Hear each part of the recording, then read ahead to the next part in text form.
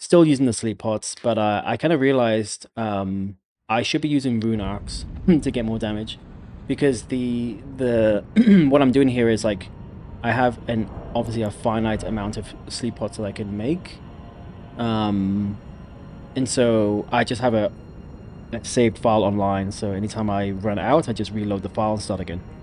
So because of that, I can also just use rune arcs, because I have obviously you have a finite amount of those, but if I'm resetting the whole file, doesn't matter. So off stream, I went and collected a few more. I think I only had 3, so I went and grabbed just a few more, and I think I picked up 2 more crack pots as well.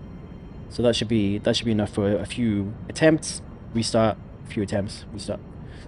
And so yeah, I think let's double check the flask here. I'm gonna get rid of the bubble tier, because if I do this right, they'll pretty much always be asleep. That's kind of the ideal scenario now. You just like get them stuck, get them always like, you know, asleep essentially. And once they spawn again, you just throw another pot, they fall asleep, and then you just keep doing more damage. So hopefully you shouldn't need the tier. So I'm gonna go for strength, like charged and strength.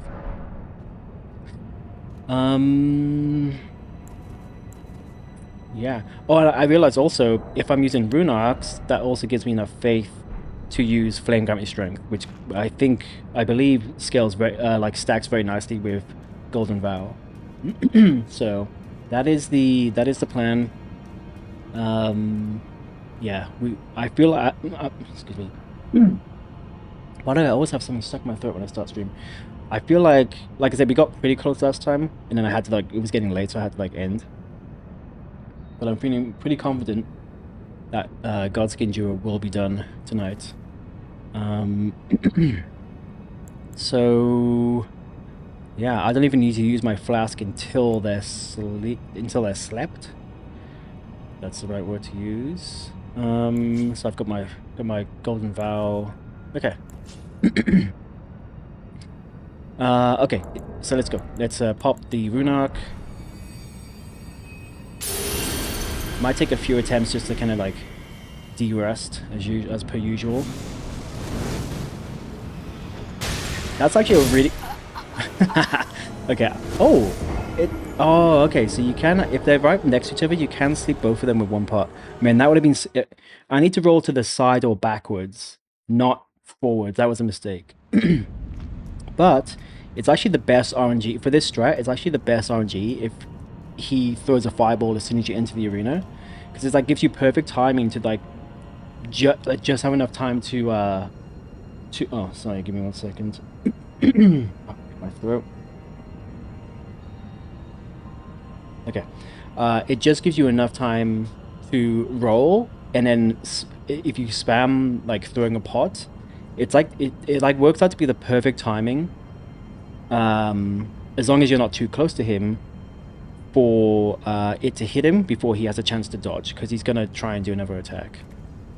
And that would have been really good, because it set them both with 1 straight away. But it's fine.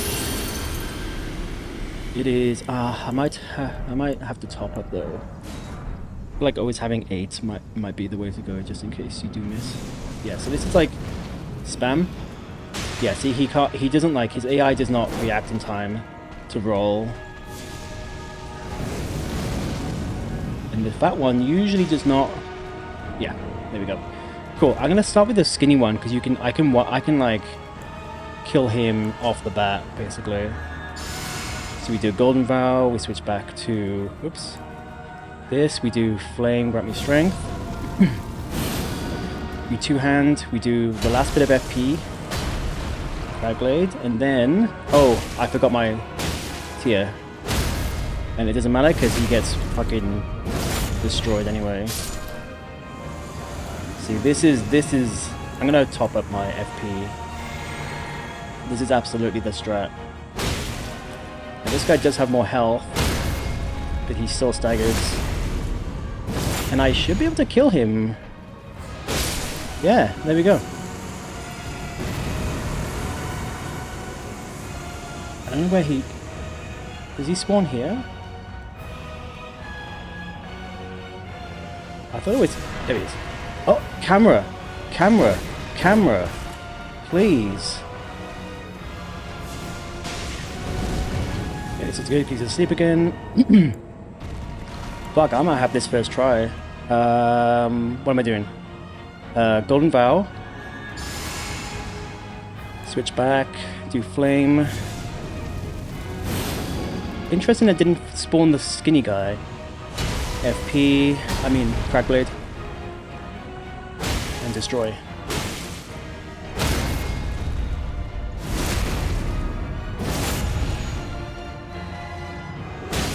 Oh! More health? Interesting. Can I get it? Can I get it? Ah, he's fucking dead. First fucking try. Holy shit. Unless I fuck up here, but it's fine. I don't even need grant me strength. Oh, actually no. Do you know what? I probably should. Let's not risk it. Oh, I forgot you don't have to kill his health bar. You just kill the main health bar. Fuck. First try. GG's. Holy shit. I feel like I don't feel... If this happened in one of the last streams, after like all the effort and all the attempts, I think I would have felt much more sigh of relief. But because it's like the first try after like taking a day, like a break, you know, it doesn't feel as significant. But fuck, 7 hours of Godskin Duo over. Holy shit. Oh. Okay, sorry, not first try, it was second try because I actually got insta killed the first time. Wow. I need a moment just to process that. Yeah, fuck me. I don't care that I used, like I said, like using pots is technically against the fist weapons only, but I don't care. There was no way. I would have maybe been able to eventually do it with maybe Hoarfrost. That got me close a few times. I also kind of realized afterwards, I've been having dreams about this fucking boss, but I kind of realized afterwards, another good strat, it would take a long time, but you actually don't technically have to fight the tall one. The tall one's the bad one. Phase 1 and Phase 2, he's the worst of the two. The fat one in Phase 2 can be a bit challenging, but it's a pretty okay cycle of going between Phase 1 and Phase 2 of the fat guy, and then just kind of repeating that. So I actually probably if I wasn't going to use the sleep pot strat, what I should have done is just focus on the fat guy. So go through Phase 1, which is actually keep your spacing, and it's actually not bad, especially with something like Hoarfrost on. But even without, I was getting okay at like rolling in, doing like a charge or two, and rolling out most of the time. I would need my bubble tier, of course, but yeah. And then so you get to Phase 2, and it's a bit scary, but there's an easy strat to like avoid the rolling as long as you have a good position and you can run to a pillar. And then slowly, like slowly, carefully kill him in Phase 2. And then once he's dead, don't kill the skinny guy. Just wait for the skinny guy. Just like back off, and wait for the skinny guy to just spawn in the fat guy again, and then just rinse and repeat. And I don't know why it didn't occur to me before, but it would have taken a lot longer, sure. I still would have like died a lot during those attempts, but that could have been an okay strat if I hadn't wanted to just have this be done with and use the sleep pots. Yeah, I 7 hours in, I wanted this boss to be done, and I also, like, side note, I'm thinking of maybe doing some other runs in the future. Like I'm already thinking of like maybe anything I would do is going to be easier than this. This is definitely the hardest challenge I will be doing for a long time. But I've made the decision that if I was to do another challenge run, I'm always going to allow, regardless of the run, I'm always going to allow myself to use sleep pots for Godskin, because otherwise it just sucks the fun out of the whole thing. Like, in all honesty. Fuck. Alright, well, that's a good start to the stream.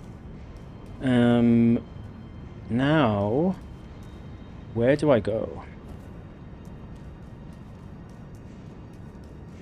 Oh, you know what? Before I forget, I need to I need to like resync. I need to turn on the sync. And it will always be saved at the console level, but that could be bad. So let's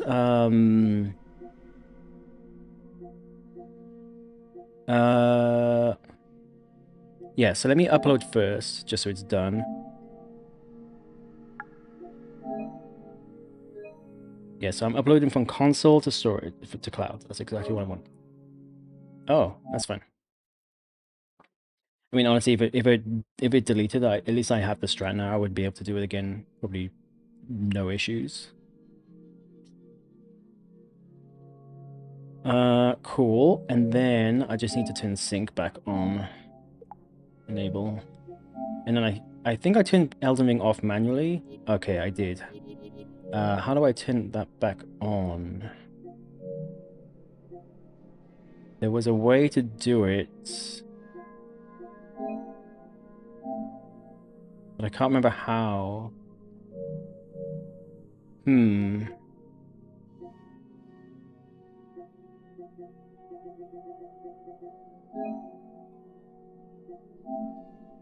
But I want to give me even the option. Auto sync disabled. Hmm. I guess I'll have to. Oh, maybe it's in here.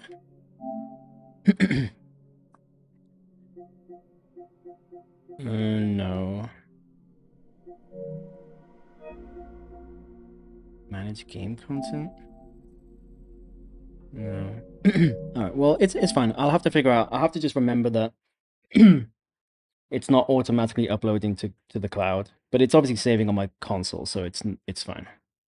But I can't. Yeah, I can't remember how I turned it off in the first place. Let's have a look.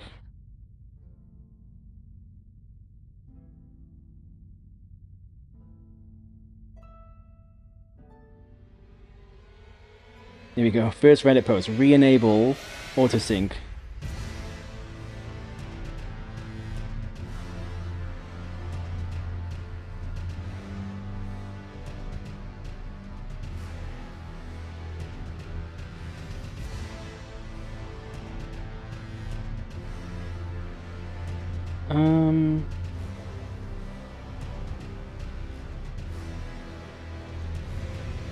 Let me just try this, because I'd rather set it up, well, like, just so it's done.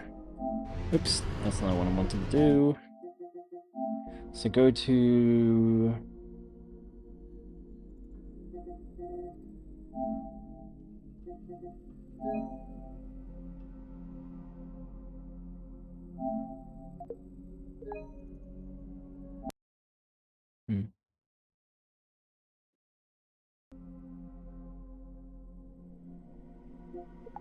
Oh.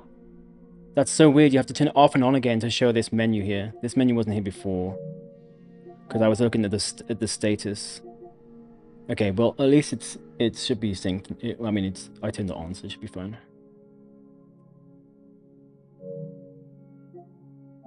It's definitely... Yeah, see? Oh, maybe it takes a second to load this menu. Maybe that's what it was. But it is on. It is on. I don't know why it's saying it's viewing... Oh, it's synced. There we go. Okay, perfect. We're back to normal. Let's go. Yeah, not the best UI, but it's fine. Alright, so let's actually change the title back. That was... I mean, I knew, in my head, like I said, I got close last time, and I was like, okay, this is gonna work. But I did not expect it to be that quick. But there we go. All right, now we can actually play the game. I mean, next is Malekith, and that's gonna take a while, but yeah, hopefully it's fine.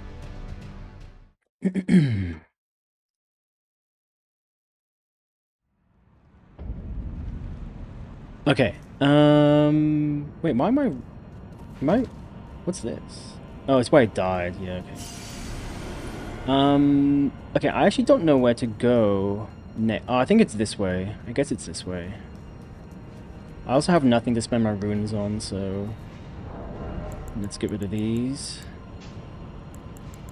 hopefully never need to use this ever again. I'll keep this on. Sometimes I just use... to be fair, I'm going to keep this on because actually there could be other bosses where you want to use this.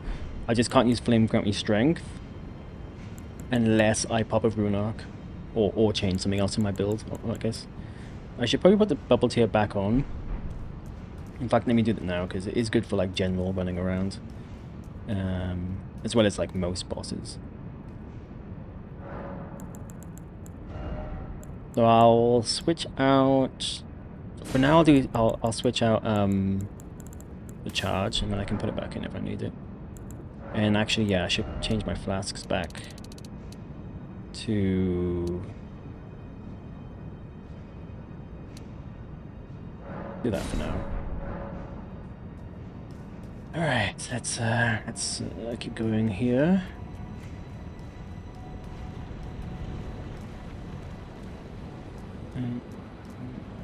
Oh yeah, okay.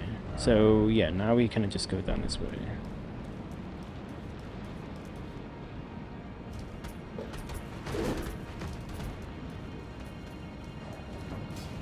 I do have 170k runes, but I have nothing to spend them on, so... Oh my god. I guess it doesn't really matter if I lose them. I don't remember where to go. Is it around here?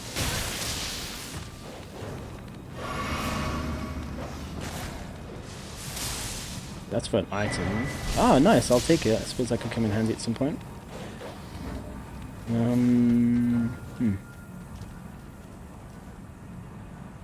Oh, is that what? No, okay. I guess I go this way. Hopefully there's a side of grace somewhere.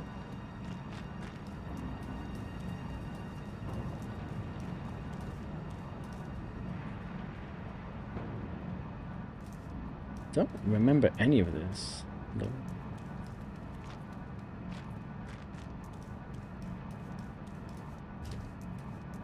I need that.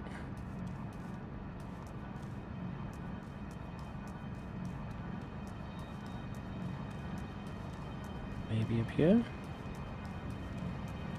Oh.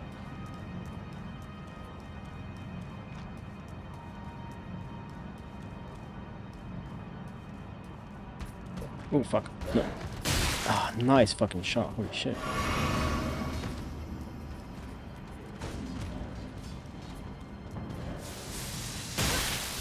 Okay, I don't think it's in there. I don't know what's in here. I'm gonna use a thing. I've got a ton of them. I've only never really needed to use them. Oh, that was two. Was that 2 or 1? I don't know. I don't think this can't be the way to go, because if you don't have any stone sword keys, then you can't get here. There is a grace though. Okay.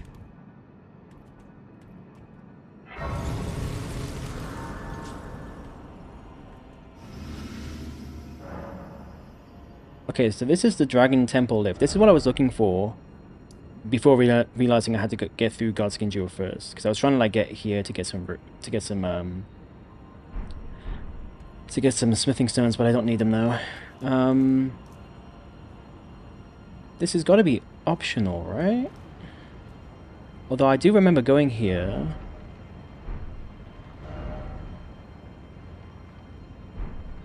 Gotta be optional. I'm gonna go back the other way.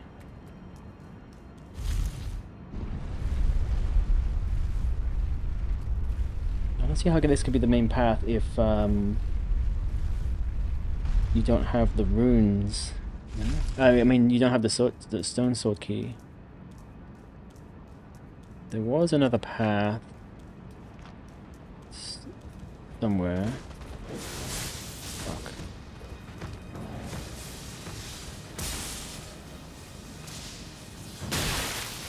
Maybe you do have to. I think I need to get over. I think I need to be over there. I think that's where the boss is. So. I'll do that. Not there. Nope. Oh.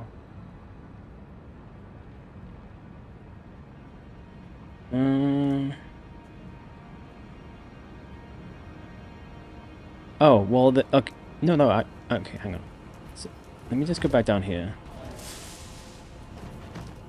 So I came from here, but I feel like there's a path this way. I'm gonna go this way. Please don't snipe me.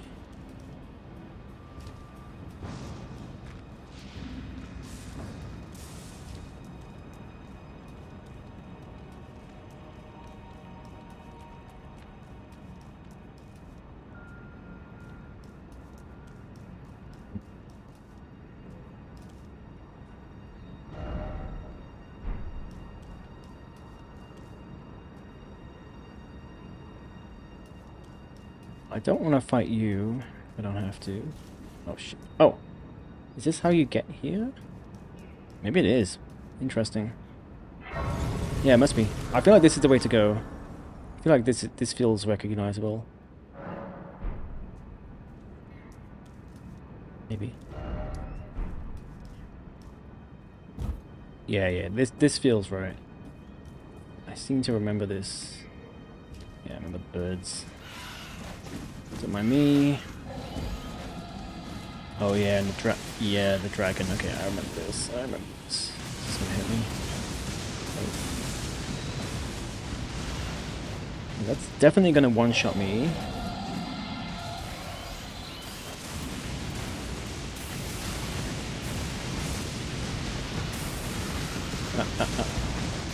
Please. You. Oh my god, they do so much damage. I'm dead. Holy shit. Right.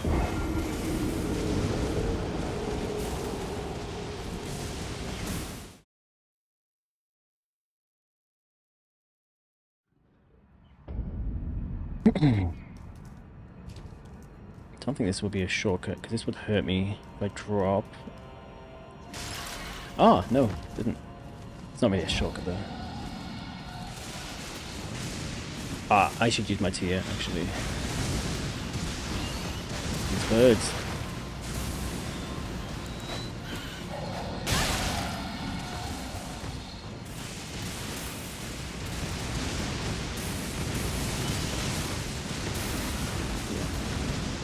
Not that I need the ruins. Oh my god. This is gonna be fun. This is going to be fun.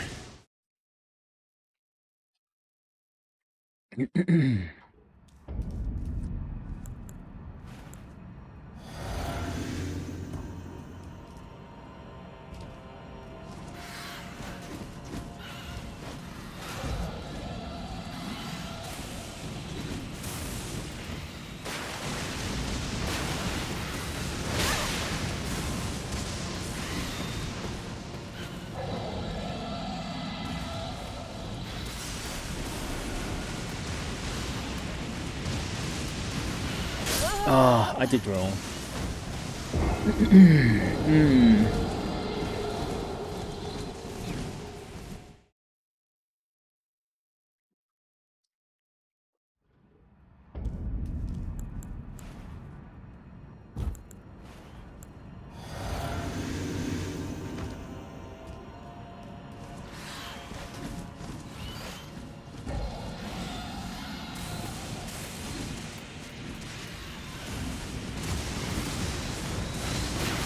Oh, oh my god.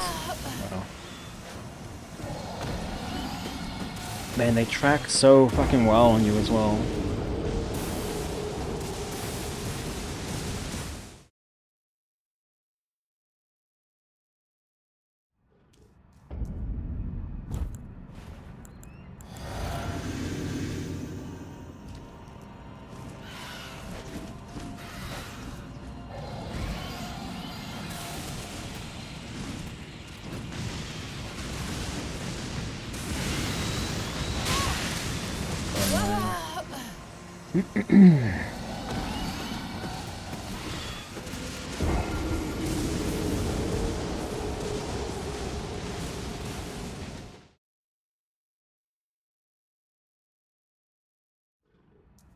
I need to learn like the no-hit fucking strategy.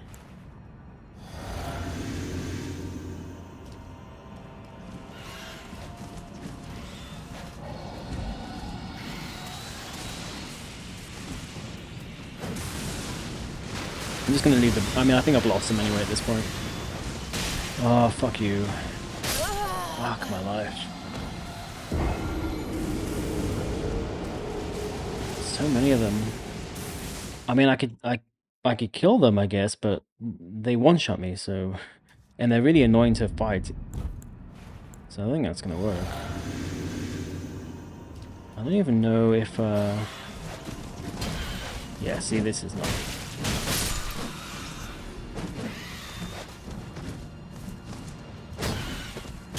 Oh, yeah, nah, I'm not fucking doing this every time.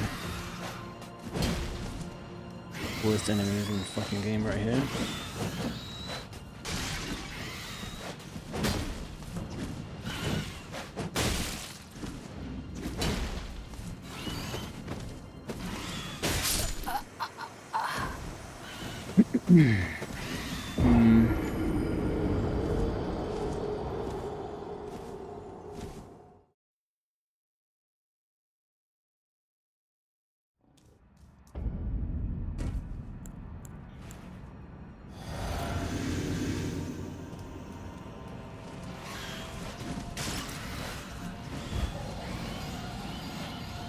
Right, do they follow me?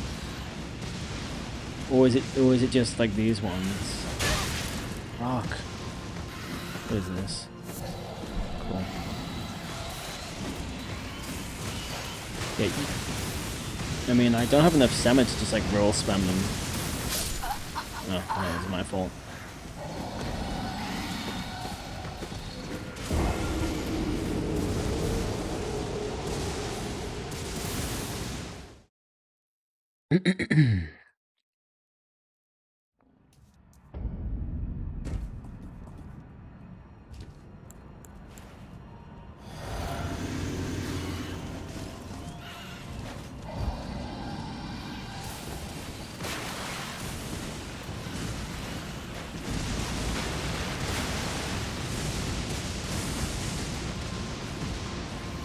Thing is, I can't even see when they like are behind me.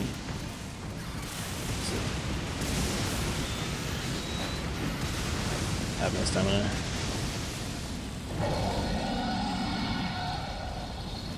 Okay, I think we're out. But now he's gonna fire at me. Okay, we're good.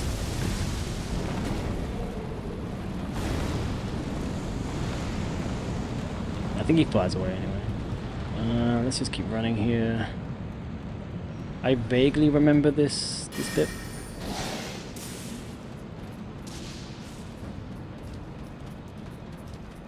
How did you know I was there?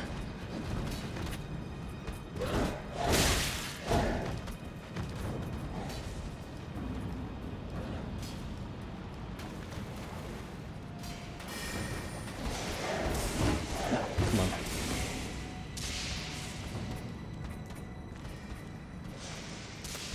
Alright. Do not come up with me. Do not come up with me. Okay.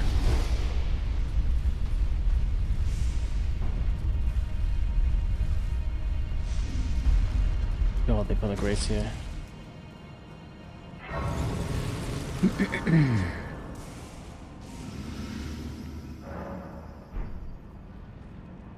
Alright.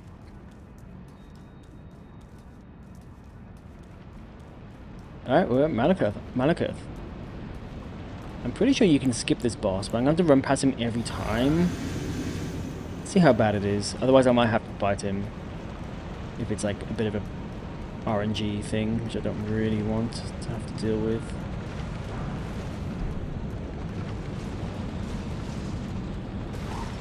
Ah, okay, it's fine. Just stay on the edge. It means I can't buff though. I'll do the fight once, but I might have to kill him. Oh. Okay. Oh, you have time here? Okay, cool. That's fine. I'll just see how this goes before I figure out the build. Yeah, it's a 1-2.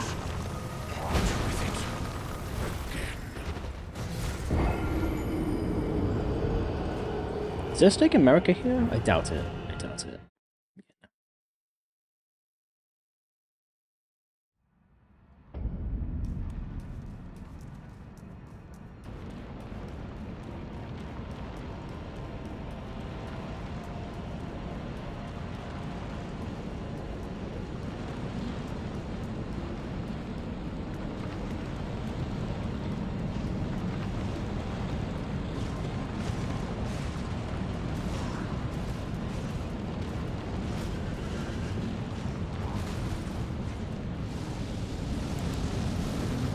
Okay, he can snipe me with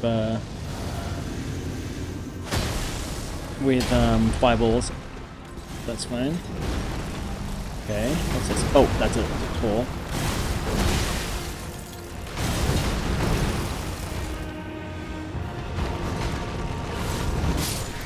Oh, okay. Like the initial hitbox didn't hit me, but then I guess the final bit of the attack is.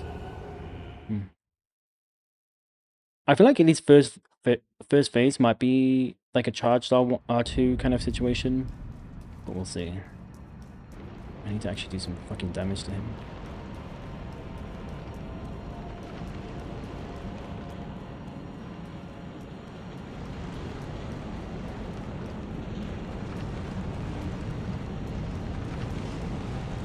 I want to see what this is.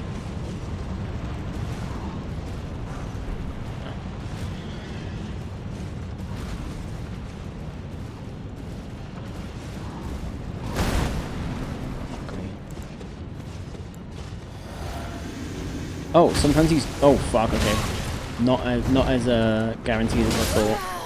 That's okay damage. That might not have been a charge R2 either. I feel like I let go a little bit quick. Let's see. And I don't have my charged talisman. I mean, I don't have my charged tier. I feel like I want to kill the. Let's see how bad killing the It can't be as bad as a Draconic Tree Sentinel. I feel like I learned that moveset pretty okay. I mean, it might be as bad as it actually, to be fair. I'm gonna try and kill him because I would like to just be able to buff before the fog gate if the boss is gonna sometimes be running at me.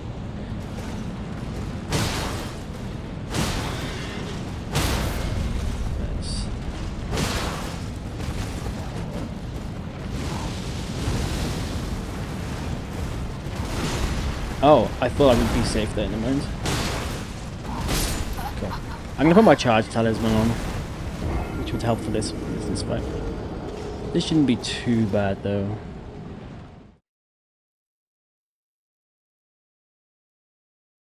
Actually, while no, I'll do it after. No, actually, I will do now. Give me 1 second. I need to update the boss list.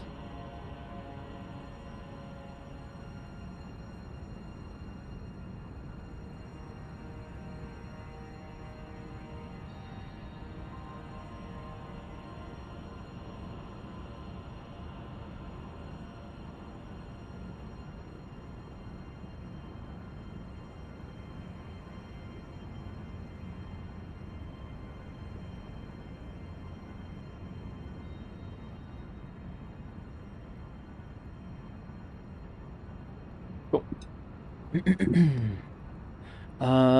Yeah, let me change my tier. I'll keep the bubble on.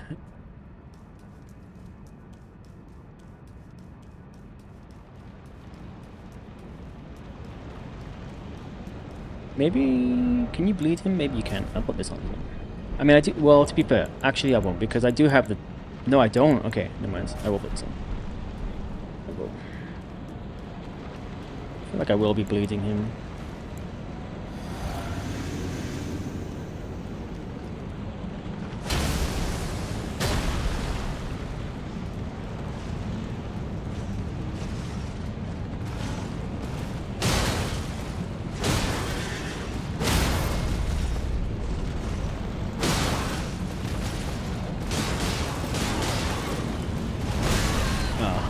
Delay on that? Nice.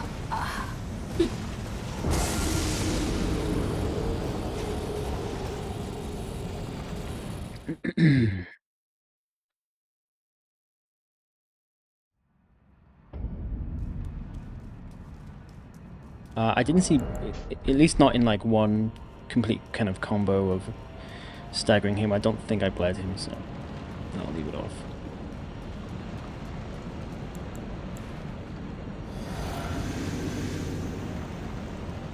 Oh, you know what? I'm dumb.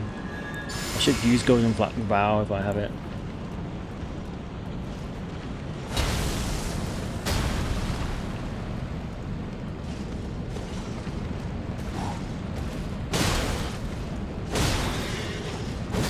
Oh, nice miss. Oh my god. What the fuck?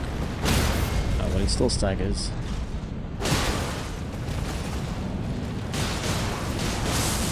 Oh, yeah, he is the draconic. I have no stamina.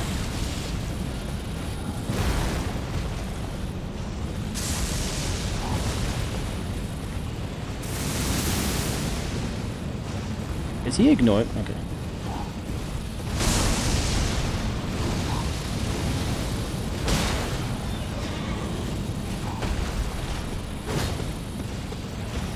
Yo, bells.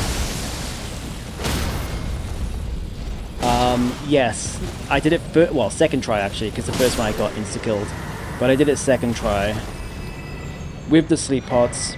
So I got really close last time, and with the strategy I was using with the sleep pots, and it's actually very simple once you kind of get into it. Like once you know what you're kind of doing and the, you know, the kind of the situation. And then I kind of realized because I was like saving my file online and then re-downloading it every time I run out of sleep pods, I was like, well, I may as well also use rune arcs, because if I run out I can just download the file again, and that gives me more strength and generally more everything, which means I could also use flame grant me strength, which I haven't been using for a while because I don't have the faith without like a talisman, you know, using a talisman.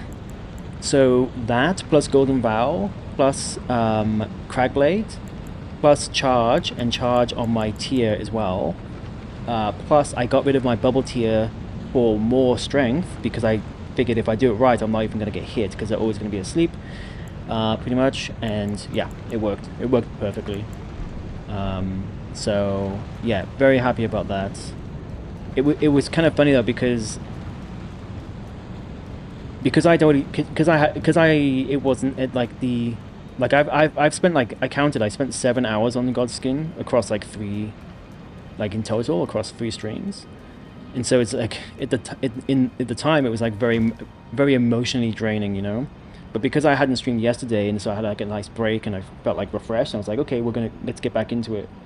Because I got a second try, I don't think I felt the relief that I was expecting, because I didn't, you know, the memories, the pain was like in the distant past, if that makes sense. So I kind of killed him. I was like, oh, cool, it's done. There was no like relief, if that makes sense. But I mean, obviously, I am relieved. But it would have been nice if I got it last time, like after all the pain I was going through. But either way, it's done. And I was saying earlier, I already have a few more challenge runs that I'm kind of thinking about doing in my head after this.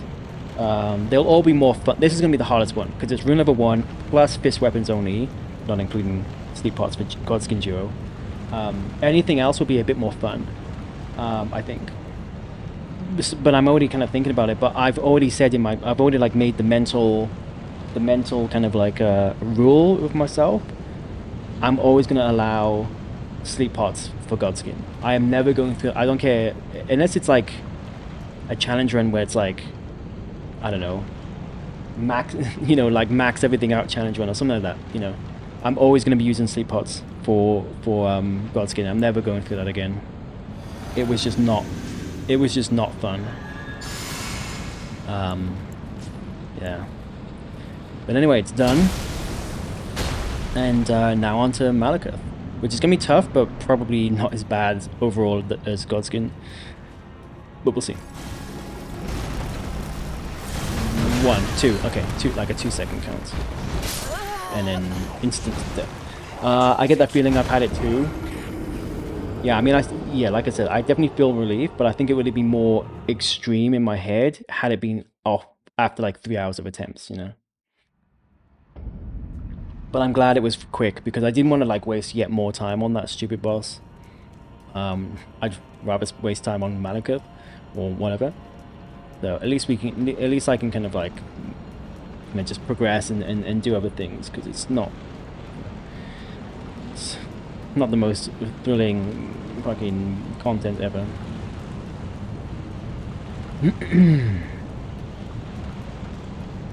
But anyway, happy Friday. Yeah, this run back is like, it's not bad. Like, that's why I killed him. I was like, that he's gonna be annoying. Sometimes he does like snipe you and it might get me, and then it means I can kind of, like, sometimes you have time after the fog gates to like buff, but sometimes he'll run right at you, which I found out just a few tries ago. So I was like, nah, I'll get rid of him, so it's like, at least I don't have to think about it. Yeah. It's a bit of a run back. I mean, it's compared to like Demon Souls or something, it's nothing. It'd be nice if there was just like a Stake America here or something. Okay, but it's fine. It's fine. Cool. I'm gonna do Golden Vow again. May as well. I think Golden Vow only lasts... Oh, fuck off with the messages. I think Golden Vow only lasts 45 seconds, if I am remembering correctly.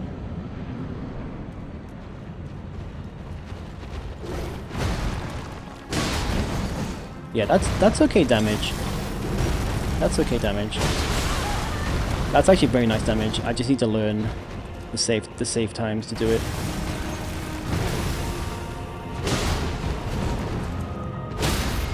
And you can stagger, nice. I'm stuck. Okay, you can get stuck in his big head. Good to know.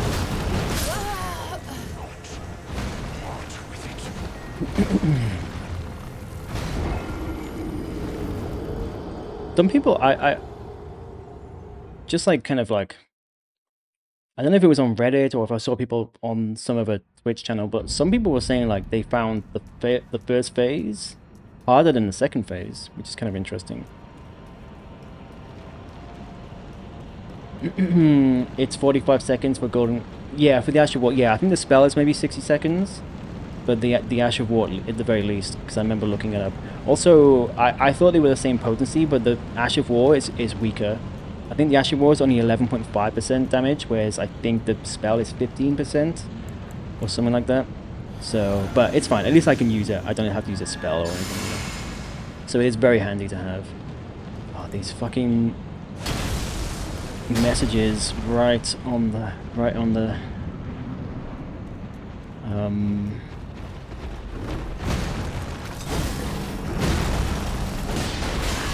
Am I not two-handing? Oh, I forgot to two-hand, whoops. Oh, okay, bigger AoE than I realized.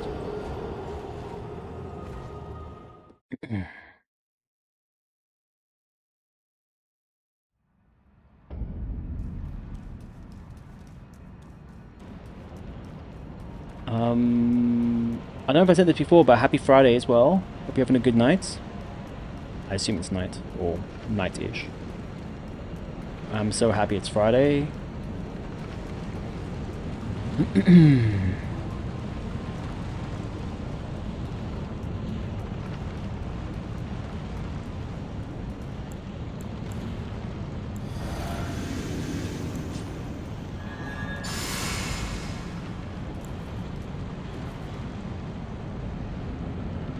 You're also quite happy it's Friday, yeah.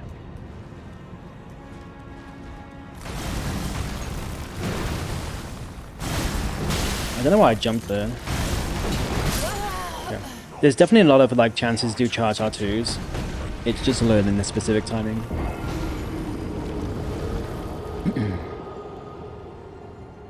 Seems to be a fairly, like, it seems to have fairly like nice passive moments between the combos, at least in phase 1. Oops.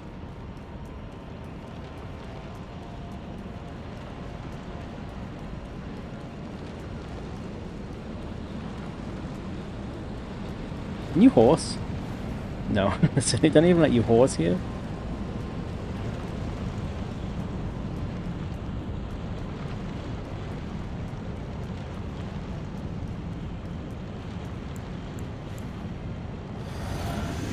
No horsing around allowed.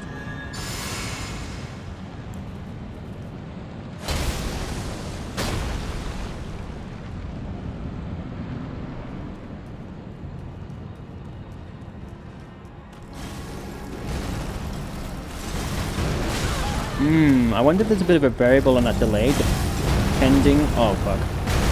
Oh, you can knife him in. Nice. Maybe don't do 2 charged R2s. Yeah, exactly. Except the tree sentinels.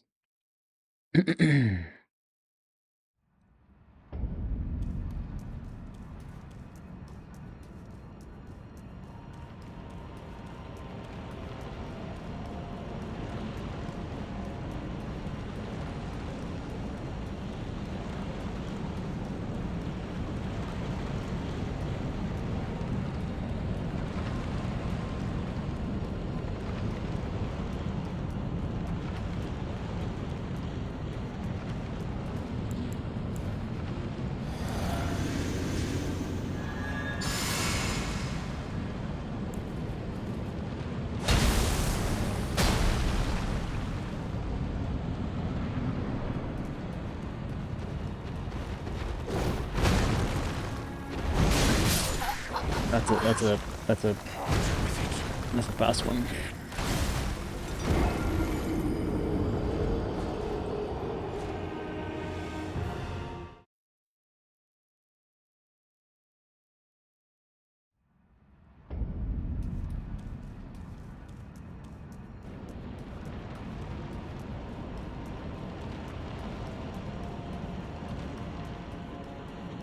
Yeah, this run back's a little bit unnecessary.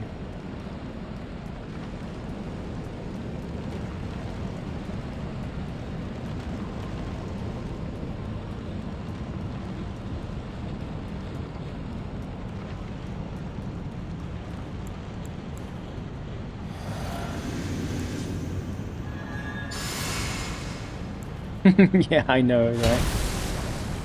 It's just the perfect lamp. It's not too long where they're really like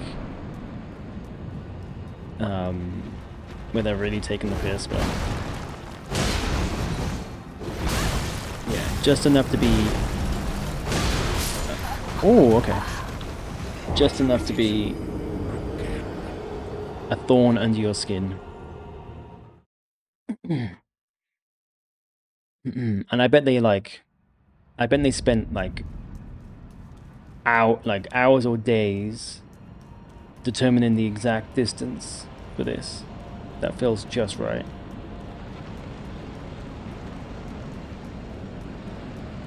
Yo, Mary, welcome in. Good to see you. Hi, bye. You just lurking?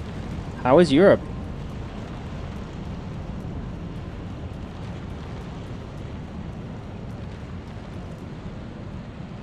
You're stuck here? Ah, okay. Oops, didn't mean to do that.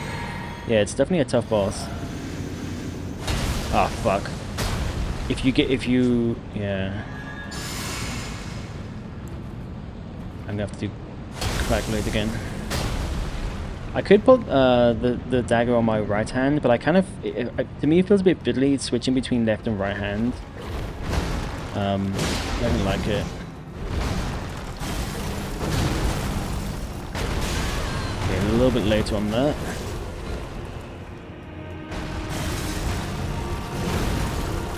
Nice save. Oh, I missed. Interesting. Spain is pretty nice. Yeah, I've been to Spain a few times when I was younger. It's very nice. I don't remember if this is right, but I think you may be able to jump the white slash attack. Yeah, you probably can. That makes sense. And that would give me much more frames for like, you know, in perfect timing. I better go away before my tutor catches me online. What do you mean?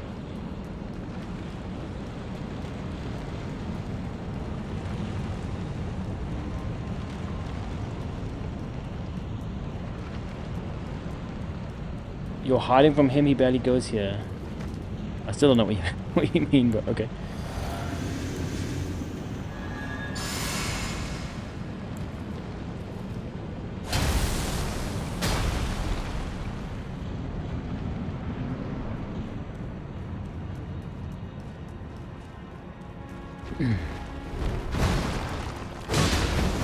That's, oh, okay. You can roll twice. I also need to remember to heal when I get the first hit, just so I get my damage back. I'm dead. Oh, I see.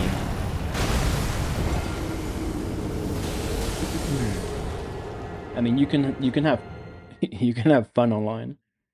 Touching grass is for scrubs. Yeah. Says it's for your own good.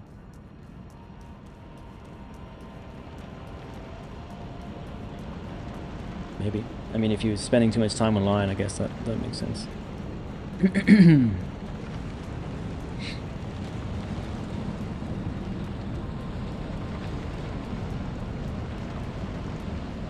He's right.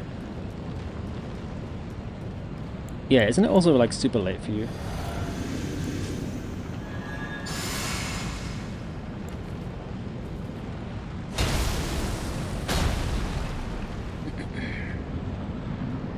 I probably don't even need to like buff until I learn the fight a bit more. Though I know that I do like decent damage on a charged R2. 888 is like very nice. Okay, don't panic roll, don't like spam roll that because it'll catch you as you get up. Yeah, I'm not gonna buff for a while. I just need to like get in, like start to like learn the fight. It's almost 5 AM, holy shit. And in March you get all your offline time. Yeah, because you're going to LA, right? Have fun and good luck. Thank you, Mary. Hope you have a good night / morning. Yeah, and enjoy the rest of your trip.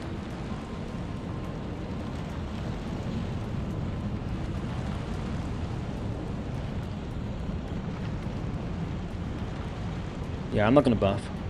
Just need to learn the fight. But I do need my tier to give me some survivability.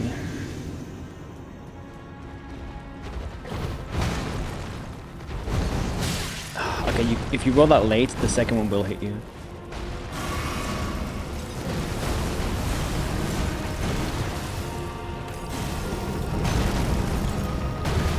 Yeah, you can jump that. Jumping's nicer because, like I said, you can just be a little bit less perfect with the timing and still get it. Yo, Chloe, welcome in. Ooh, new username color. I like the green. Why are you green? It's scary.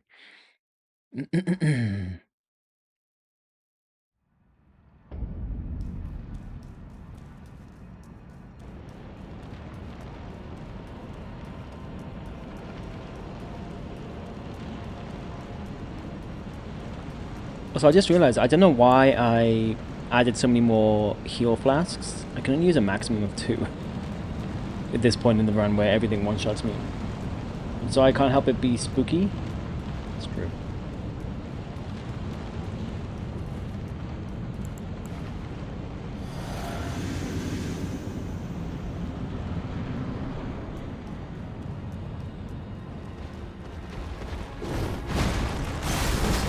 Okay, that's a bad combo. I wonder if and that is that's a debate.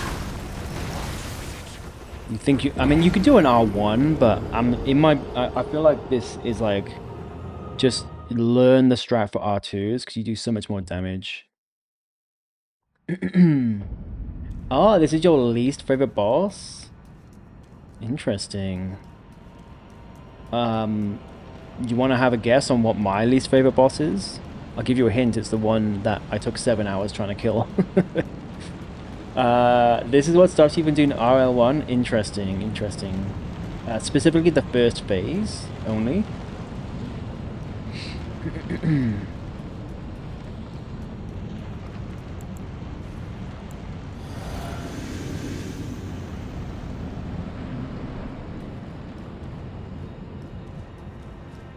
Second phase would be Squad's Duel.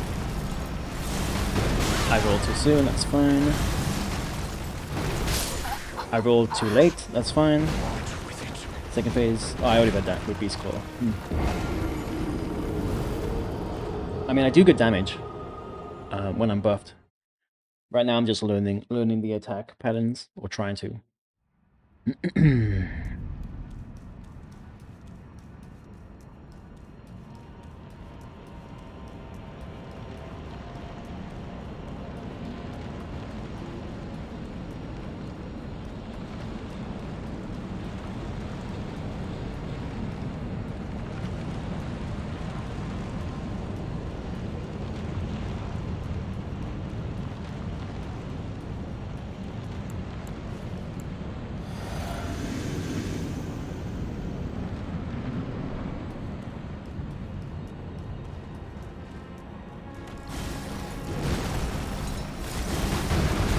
Okay, that one you won't be able to jump anyway. But that's my damage without the buffs, which is actually honestly still decent, but...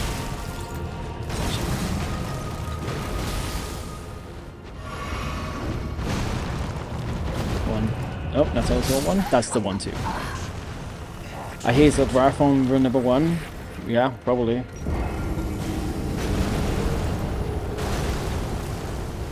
Oh, you didn't hear me? Oh, I guess no, it was Godskin Duo. the fight just before this. The Godskin Duo took me 7 hours. And it was probably one of the most painful video game experiences of my life. So, yeah, I know, right? Fuck the Godskin Duo.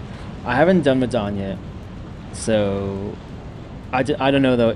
Even there's gonna be bosses that are like definitely more challenging for sure, and harder. But somehow I feel like that's always gonna be the most frustrating.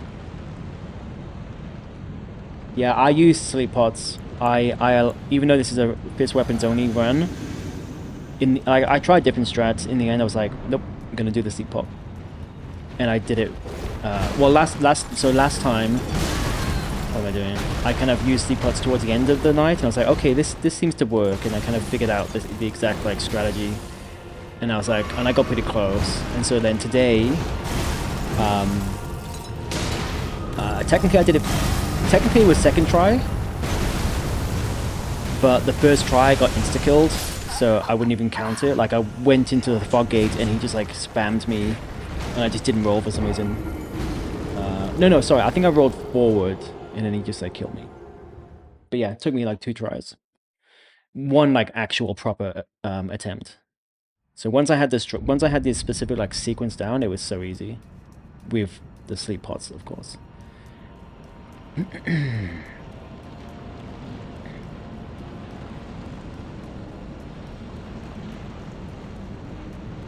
Yeah, I got to the point where I was like, either I use sleep pots and I allow an exception on my fist weapon only challenge, or I give up on a challenge. And I was like, well, I still want to do the challenge, so sleep pots it is. And it's not like I'm an actual challenge runner, so it doesn't actually matter. And I'm not gonna lose sleep on the fact that I didn't do it legitimately. I don't think anyone would. Okay, that's you can almost hear the winder, but I'm just not like, obviously don't have the muscle memory yet.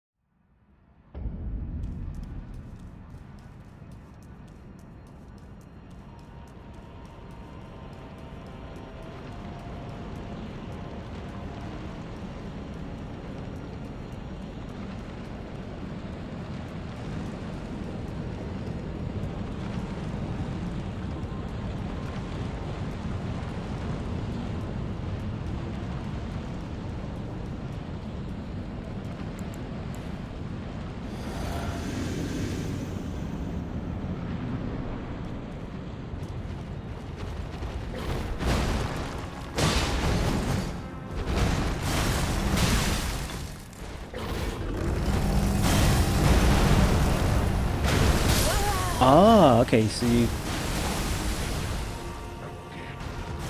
Did I die because I jumped a bit too early, or did I die because one of the spikes can actually hit you? One of like the shockwave spikes can actually hit you if you jump.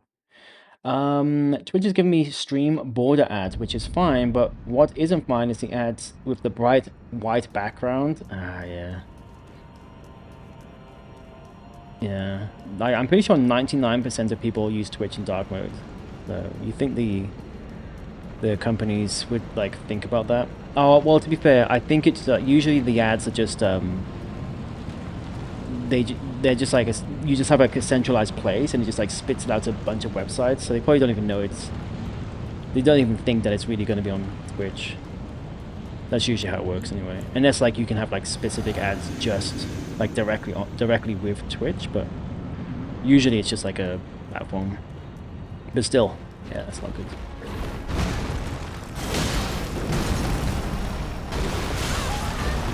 Okay, so you still have to jump at a fairly like accurate timing. Probably gives you a little bit more wiggle room than rolling, but not like super.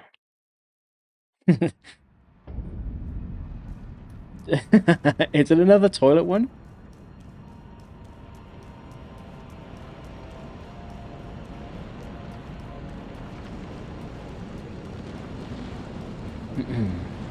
Yeah, it's quite funny. It's not funny, but before I had Twitch Turbo, which I like, if you use a lot of Twitch, it is worth it. But before I had that, I was using, obviously I use ad blockers, and the amount of effort Twitch goes to, probably some other websites too, but I only noticed it on Twitch.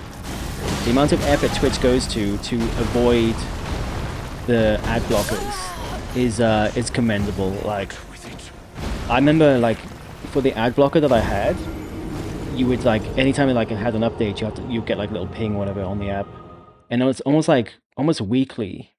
There was a new ping to say, okay, Twitch has changed something, so we've updated the code or whatever to like fix the new thing that Twitch has kind of now done. And in the end, like they like the ad blocker I was using gave up. They were like, we can't keep blocking Twitch. Like they keep doing stuff to like get past it. And so the ad blocker would just no longer be able to block Twitch ads. And at that point, that's when I was like, okay, I'm just gonna get Twitch Prime, Twitch Turbo, sorry. And I never looked back. It was a washing machine? Oh, okay. Are you in the market for a washing machine?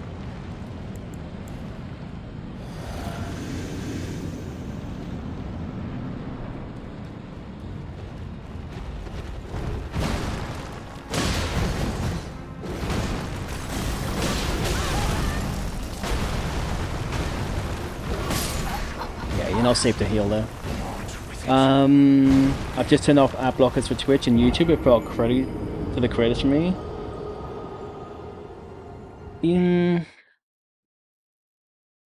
But you can't, like, ad blockers don't block the video ads, right? They can only block, like, the display ads. I don't know, like, honestly, it's like fractions of a penny. I mean, for a big streamer, it obviously would be more. And if that's their main source of income, then I guess I get it. But if you really wanted to support like a streamer, you would obviously just sub anyway, or do Twitch Turbo, because streamers do get the equivalent. I don't know if it's the equivalent, but they get like close to the equivalent of what the ad would have been. The ad that you skipped by having Twitch Turbo. But yeah, I get it.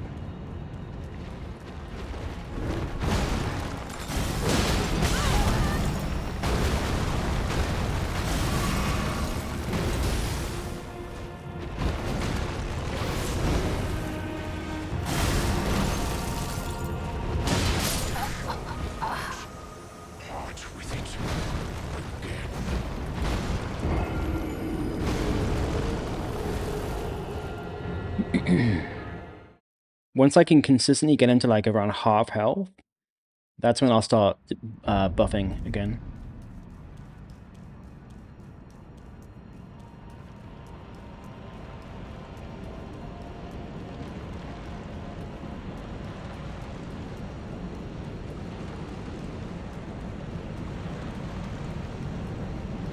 Alright, Lurk for the rest of the stream. Good luck on Big Beast Boy. Alright, Chloe, thank you so much for hanging out for a bit, and enjoy the Lurk. I don't know why my Lurk alert is not working, actually. Sorry, not alert, Lurk command. Yeah, I wonder why that's not working. Let me just check that. Okay, yeah, Kaibot is working. Maybe, yeah, I don't know why that worked. Anyway, it doesn't matter. Enjoy the Lurk, Chloe, have a good night, and I will catch you soon.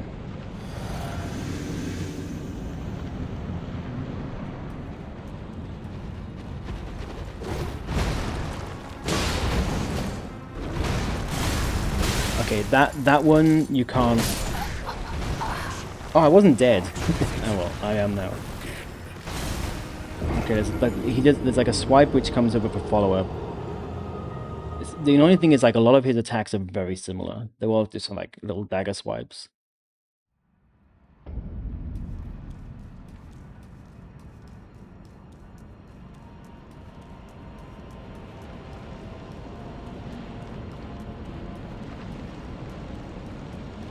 I feel like it's fairly if he does like the 2 swipe, which if you roll it at the right time, you can like roll iframe both of the attacks with a single roll. I feel like the next move is always that one, so see if that happens again. Oh, it seems like it's a high chance that he'll follow up with that 3rd attack.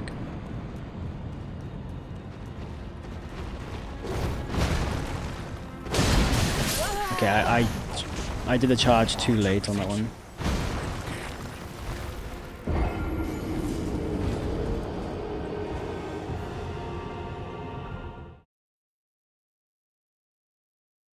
We've only got 1, 2, 3. Well, technically we've only got 4 bosses to finish the game, and then 2 bosses to enter the DLC.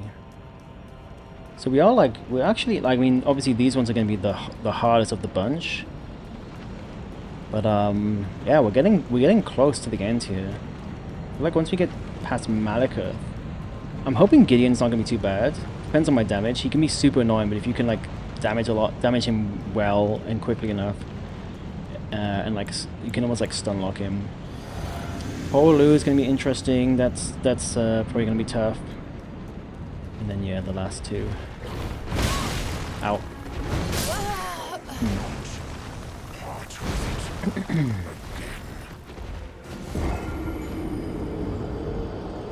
Yeah, he seems to have a pretty linear set of combos that he will like go through.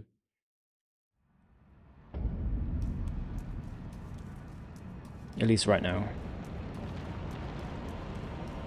I bet if you just whack him during his monologue, he'll go down quick. His mid phase, his like second phase monologue, you mean? Yeah, it's funny when you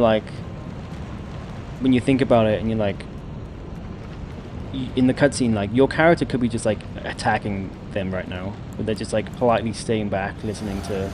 Oh, Gideon's. Oh, right. So I thought you were talking about Malekith's monologue.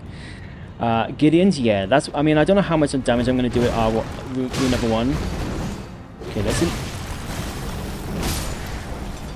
I keep thinking I get hit once and I'm dead. I forget I have the bubble tier. Yeah, Gideon. Yeah. With high enough damage, you can do that. When you can, okay, yeah. That's what I thought you were saying. It's like I thought you were being like making a joke. About cutscenes in these games. But yeah, Gideon. Yeah, maybe it depends how much damage I do to him. Up front.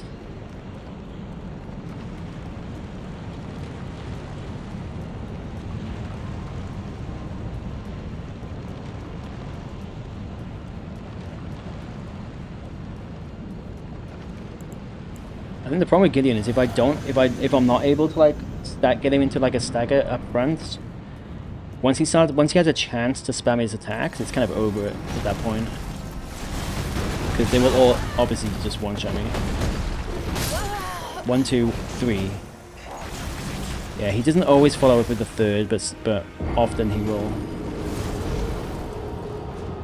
It's almost like I wonder if like spam rolling that would. I think that's what I did though, and it's not. So you've got to like roll versus roll. In my head, that makes sense.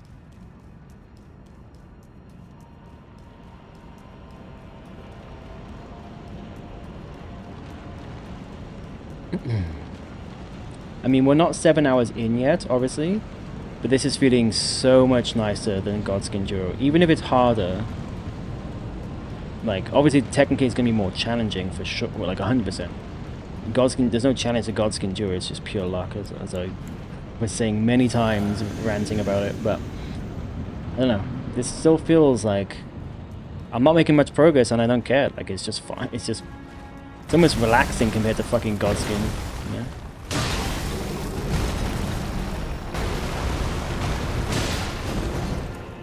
Oh, okay, I haven't seen that one yet. That was cool.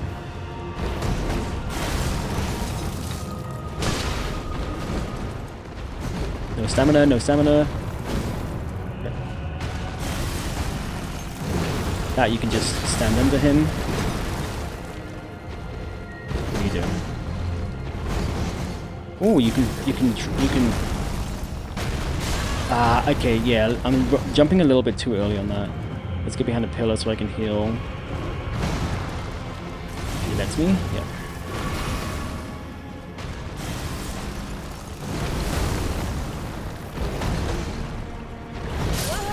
Okay, interesting. Yeah, so after the 2 dagger, there is actually quite a few variables you can do there. So you really have to roll and then see what he does next. Because if you roll that quick 2 swipe and then do an attack, 100% he will input read that and kill you. So you have to just wait. You have to wait and see what he does. I feel like that was an okay attempt. Like, I feel like some of the moves I was starting to get a bit more of a handle on. I need to learn to just jump a little bit later on the like various like claw, shockwave, whatever attacks they are, the AoE ones.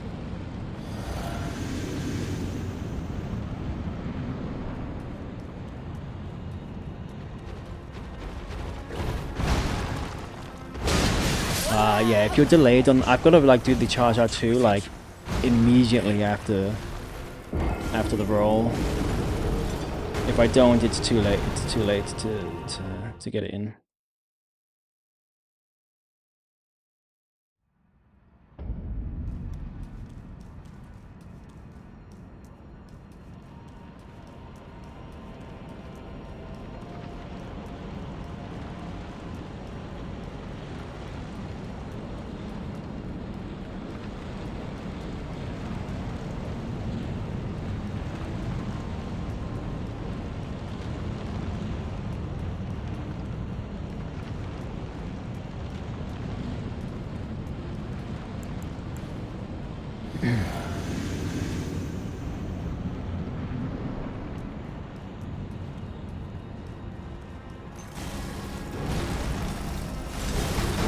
Too late.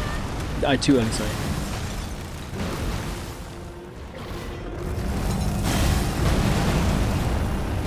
Yeah, see? Oh, okay, so the actual oh shit, the actual like spikes have to hit you. It's not like a pure AoE. I wonder if you can just like see, I wonder if it's like one of those attacks where you can kind of, I guess similar to like Morgott and stuff, where you can see it, you can see where it's about to like come up from the floor. So if you just like position yourself in the right place, you don't have to do anything. I wonder. I feel like Malekith could just pick up the Tarnish and bite the head off. Yeah, I mean most bosses, like realistically, could just like pick you up and rip you in half or something. Like in terms of like the size that they are and stuff.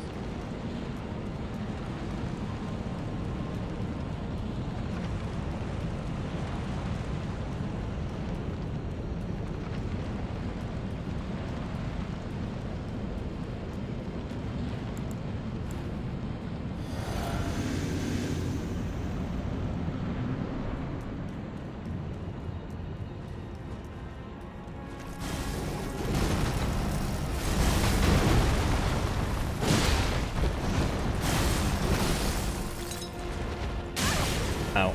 Okay, a little bit of a delay there, that's fine.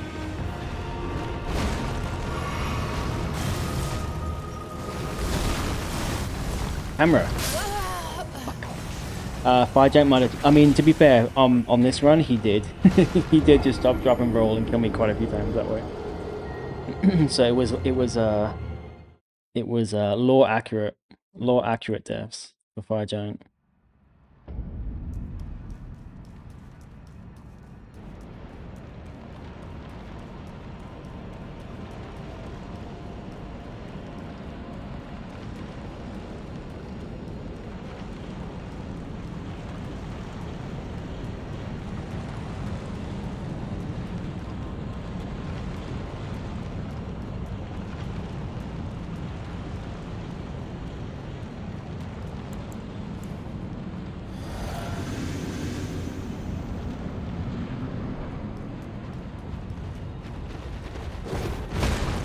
Too late.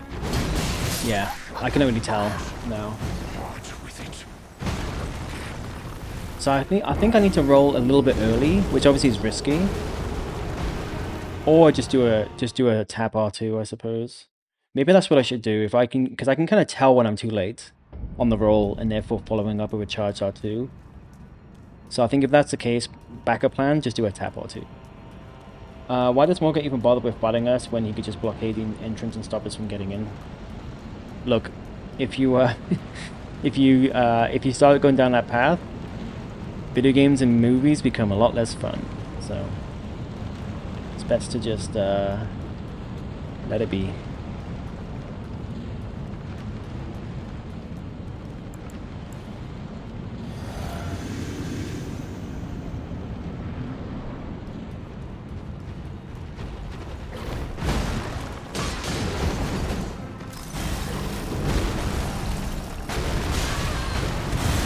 I thought I had the right... Oh my god, frames. I thought I had the right timing on the roll then.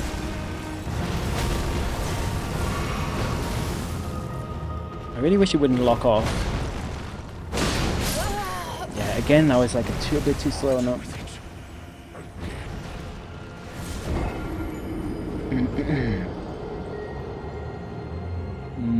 Maybe I need to not do charge R2s. But I want to.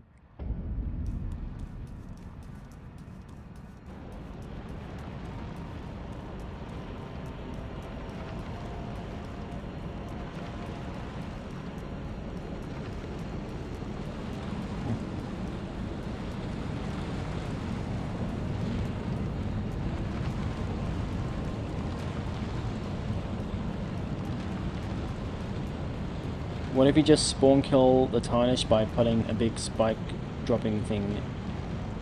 Wait, what? What if you just spawn kill the Tarnish by putting a big spike dropping thing above the graves? Oh, I see. You're kind of continuing on that train of thought, yeah.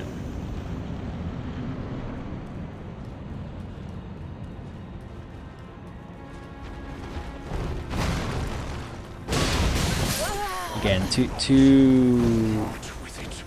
slow to follow up with the charge R2.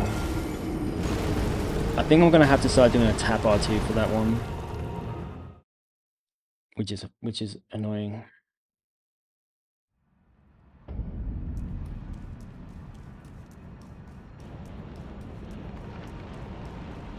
Unless I can learn, well, yeah, unless I can learn to like roll it early. Or position myself differently, maybe?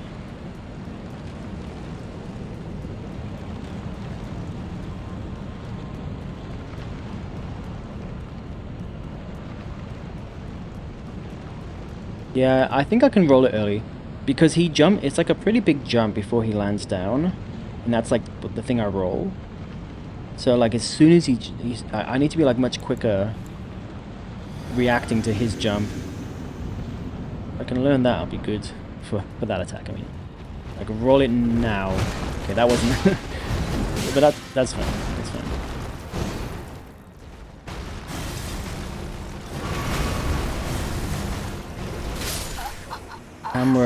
The camera gimmick death. I don't think you can. I don't think you can turn off when you press the right stick, but there's no enemy to lock onto. In some games, like if I do this and then like click, you see how it like auto like positions the camera back to the pointing to the front. In some games, you can turn that off. So clicking the stick when there's no enemies just does nothing. I don't think I'm pretty sure at the start of the game, it's at the start of this run, I looked for that.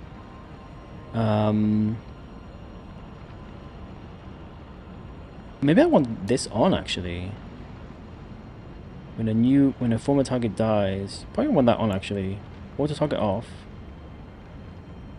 Yeah, you don't want. I don't think I want this because sometimes you want to purposely not like attack an enemy without being locked off. I don't think it's that.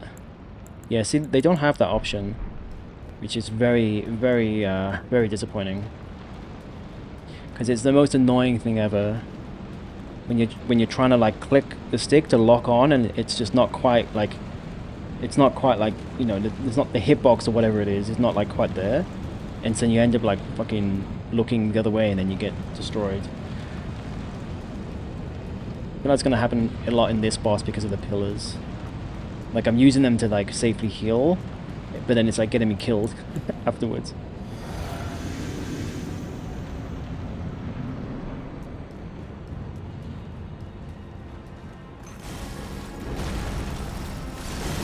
Oh, okay, wait until he starts moving a bit first.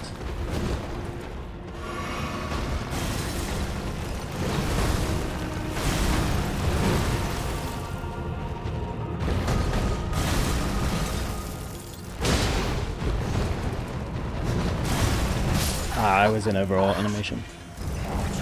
You can't spam roll. He has too many roll catches.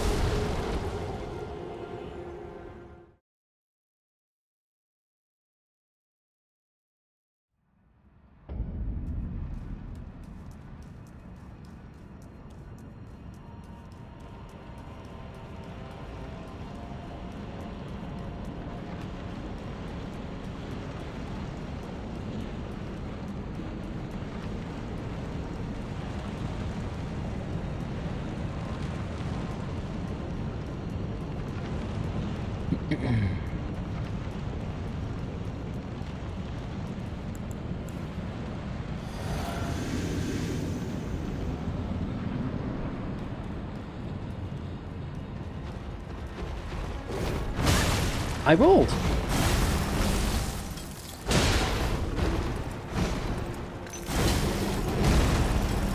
Oh, but that's the debate because you're like, oh, an easy, you know. I guess you could get like an R1 in and then roll out, but yeah, I forgot about that attack.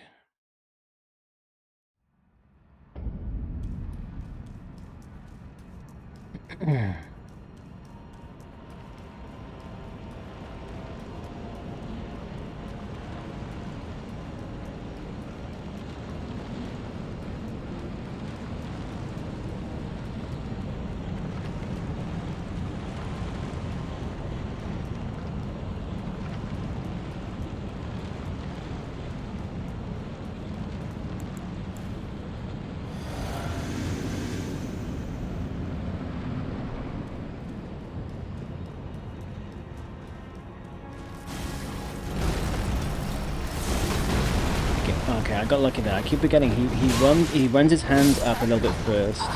I need to check something as well.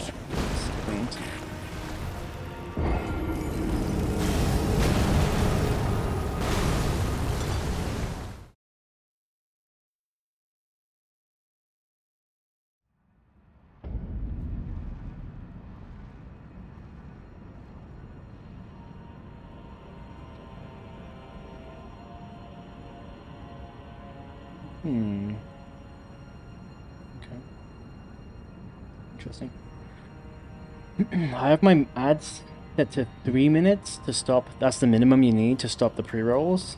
But the alert always says 2 minutes 30 seconds, which is kind of interesting. But it is set to 3 minutes, so hopefully there's no pre-roll. There shouldn't be. Maybe the alert is getting it wrong or something.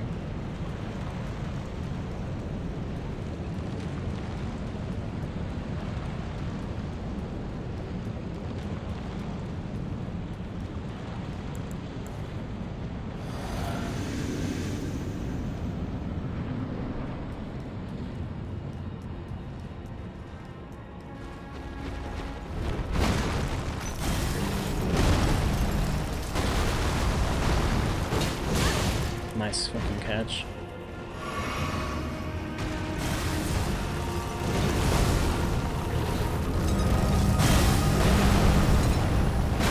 Okay, I got lucky there. Oh, I forgot about the... okay, I got very lucky there because I forgot about the falling rocks and it. I got like a label on my t-shirt. It's like itching me.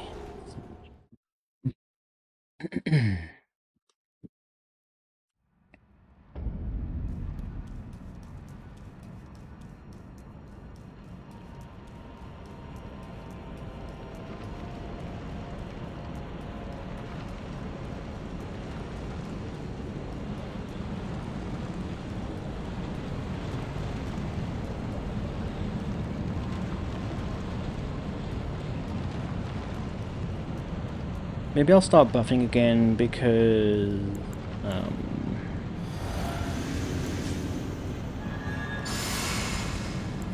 it might start to stagger him more quickly, which in turn will give me more time with the boss to a degree. Yeah, I knew that was too soon. I need to start doing a tap R2 on that one. It's 90% of the time it's too late, and he's catching me on the next attack. He always follows up with that attack, it seems.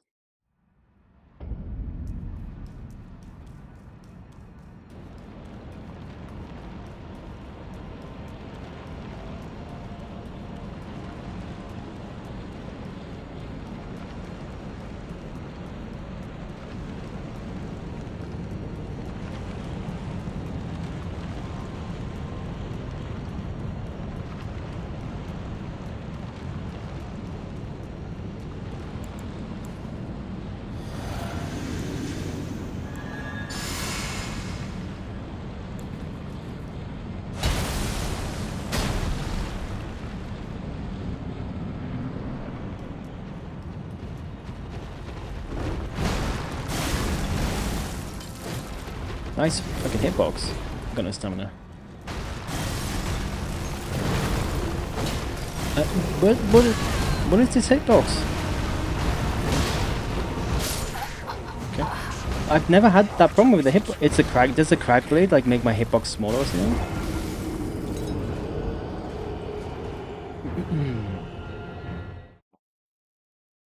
I feel like usually I can hit him no problem.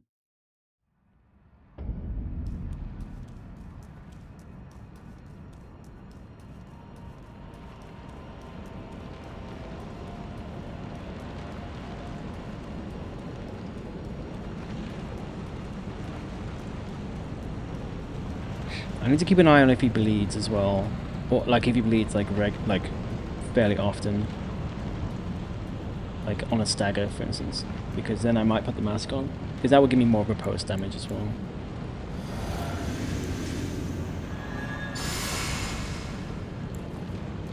Nope, nope, nope.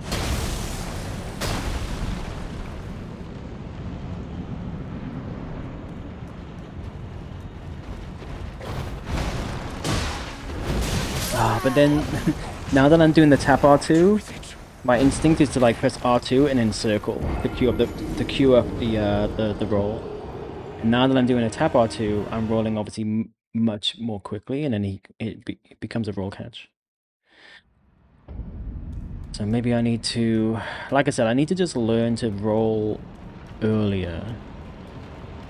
It's probably just a difference of a few frames.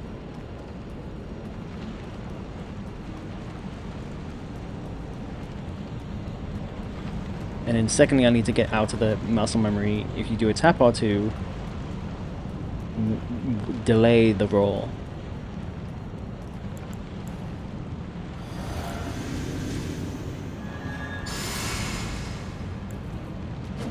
Oh, I hate it when that happens. It's like it doesn't recognize that you're pressing triangle first.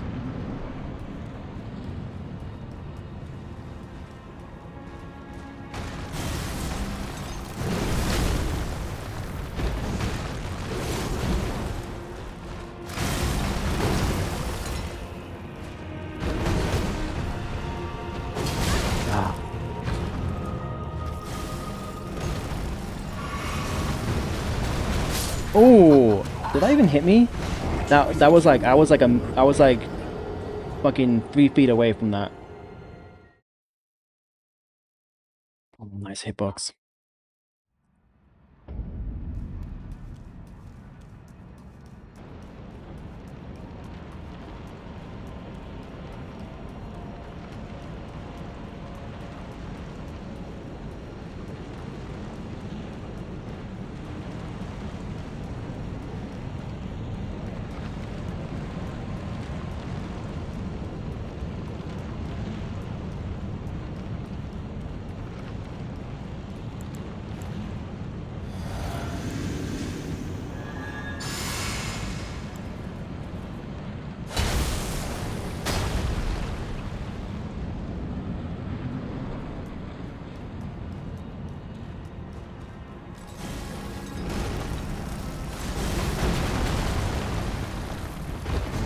Oh, what was that positioning? What is this hitbox? Yeah, okay, you can see, but then the rocks fall down. I remembered just too late. But yeah, so on the ground, you can kind of see where it's coming up. So if you just do that, you can kind of punish him, and then just learn to counter like 1 or 2. Or like, yeah, like 2 or 3 to, and then roll.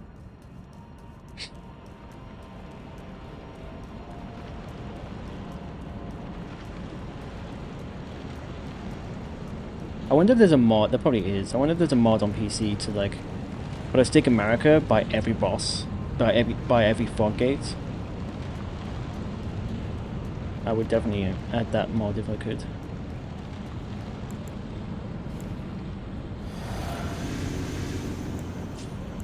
What am I doing?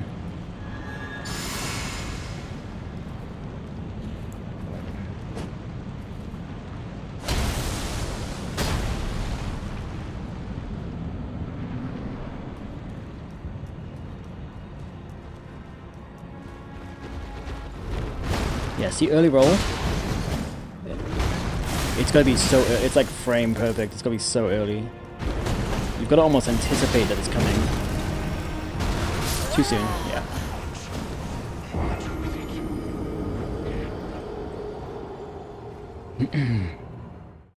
Once I actually learn this fight, it's not gonna actually take that long because the damage is very good. I'm pretty sure he staggers after 3 R2 charged R2s, as long as they're close-ish together.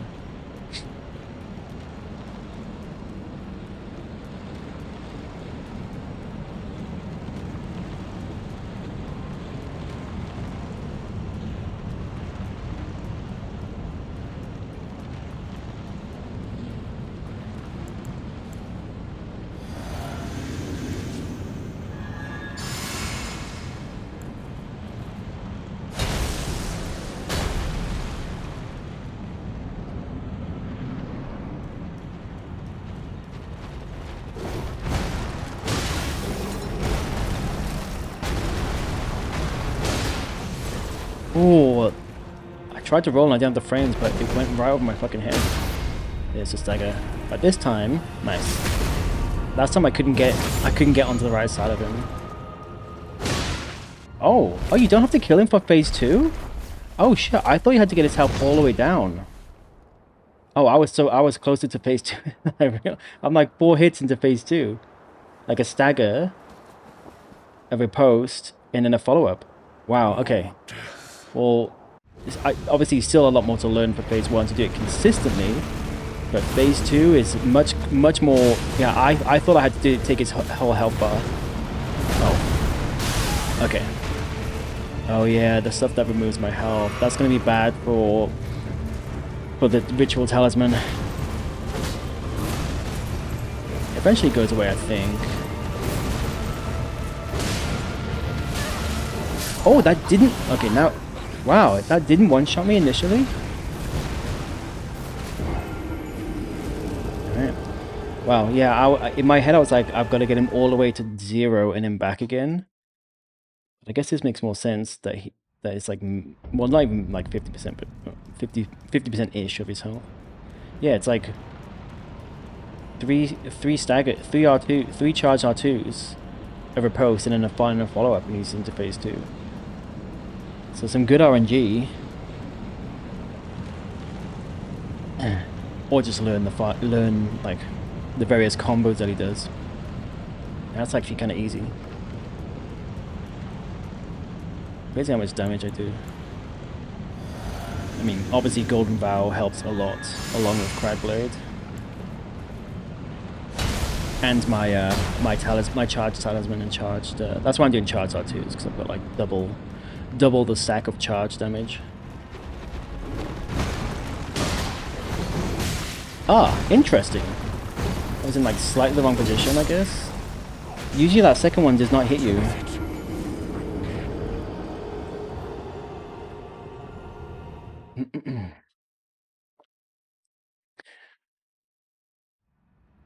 if I were to take off this, what would I replace it with? The only thing I have really is strength. I'm just worried about that phase 2, like, taking away my health. Like, the bubble going away, but then also not being able to heal back to 100%. Yo, Kiyomi, welcome in. Enjoy the lurk. Thanks for stopping by. Hope you're having a good Saturday. Happy weekend.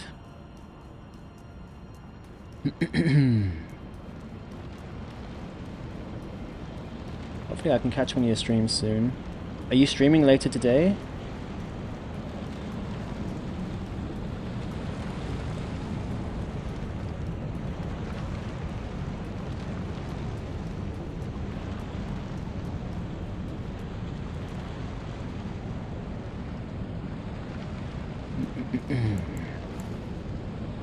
Sometimes in the corner of my eye, I'll see something move, and then I will think it's like a message, but then there's no message there. So it makes me feel like, is it like crashing or something? Okay.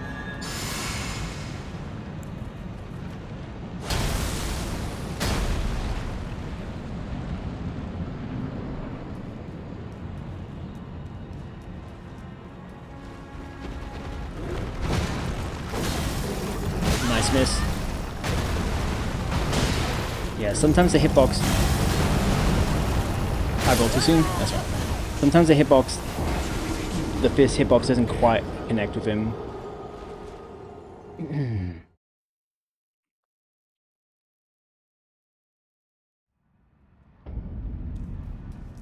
Knowing how close I am to phase 2 makes me much more makes me feel like I'm much closer than I thought for this boss. I mean, it could still take me 7 hours, you never know, but...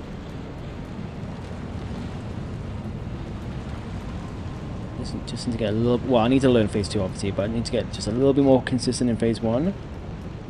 And we should be good. It's a shame you can't buy... It's a shame rune arcs aren't more readily available. I feel like it's a bit of a missed opportunity in terms of like the mechanic. I feel like people don't really use them because they're so rare. So it's like, why even have the grit runes? That was a mistake.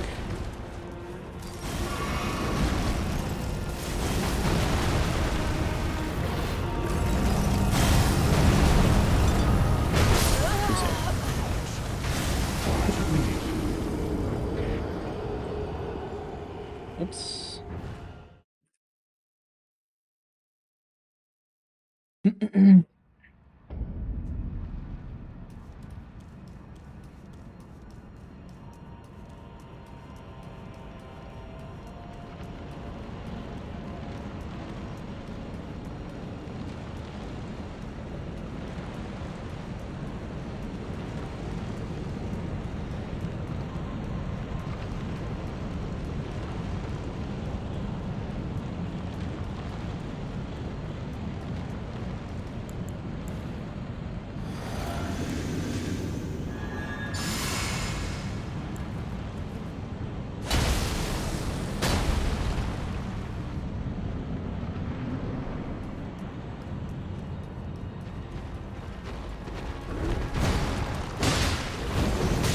Yeah, interesting.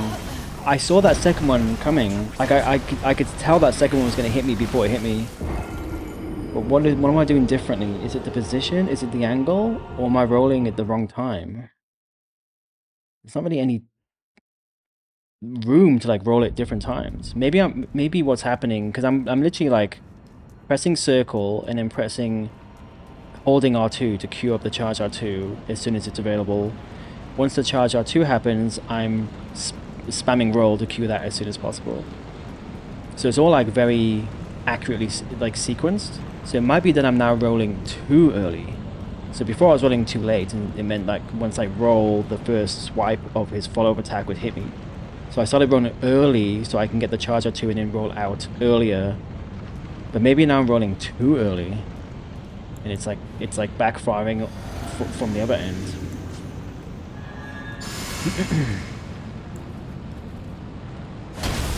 So I need to like roll at like a medium amount of time, not too early, not too late.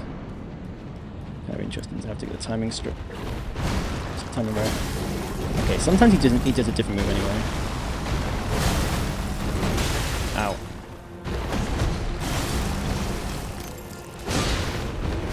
I think did he bleed then? This is the thing. I can't tell with bleed. I keep saying this. Like sometimes it's like, was that just a bleed effect, or did I proc bleed? Because blood came out of him. And when you proc bleed, blood comes out of them. Maybe it's a bit more, but it's like when you're just like glancing, when you're focused on the fight and you just see kind of in the corner of your eye, it's very hard to tell. Whereas when they're frozen, it's, you know, they go like bluish white and there's like a sparkle. It's like when they're on fire, you can kind of see they're all charred. Lightning, similar thing, you can kind of see. So I feel like bleed needs to be more obvious when it's procced, or just show me the status bar. That would be nice too.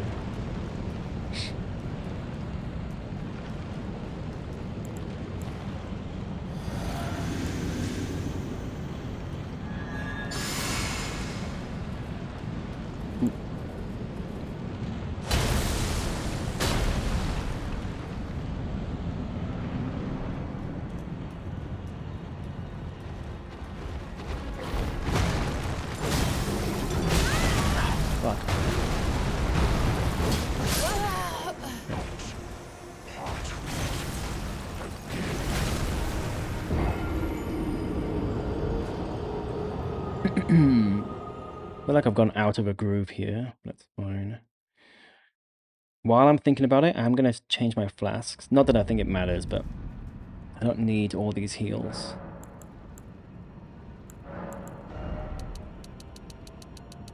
Interesting that he doesn't one-shot me. Some of his attacks in phase 2 did not one-shot. I guess it does like a lot of like elemental damage, not physical damage. So maybe I'll have like 3. Maybe 3 is okay. Just in case.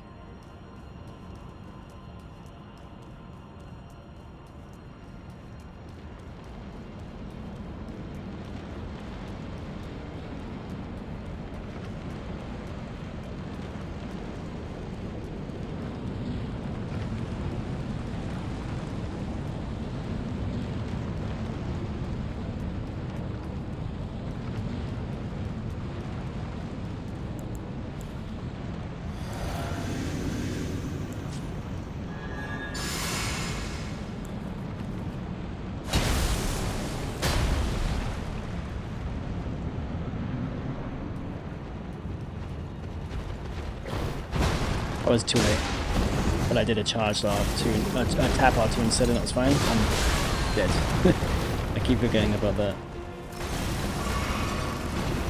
Oh, okay, that didn't kill me because I think it just like it kind of scratched it, like the edge of it hit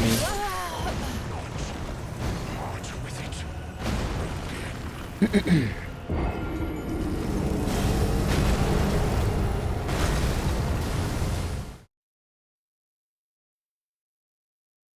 Yeah, so I still need to get more, even though I'm like only 4 hits away from phase 2. 4 hits plus riposte. Still don't. I still don't have enough knowledge to get there consistently. Obviously, I feel like with the right combo of attacks, like there's a specific combo of attacks that I'm pretty okay at like getting through now, assuming my hitbox doesn't miss, which seems like sometimes it does. But yeah.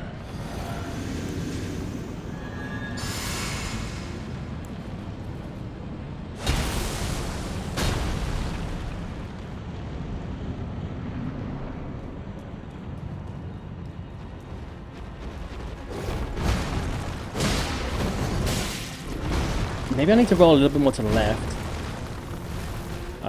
What is he doing? Oh, I thought he was doing a charge, like his claw AoE charge. He was just standing there. Interesting. Yeah, I think I need to roll. I think I'm rolling too far to the right, and so that second one is like it's hitting me. Whereas I should probably. I think originally I was running more forward, or maybe even a little bit to the left. Towards his right, so I think I need to like try and force myself to do that a bit more, because that two swipe attack used to never hit me. You roll it once and it actually iframes both hits, but I think it's obviously positional based.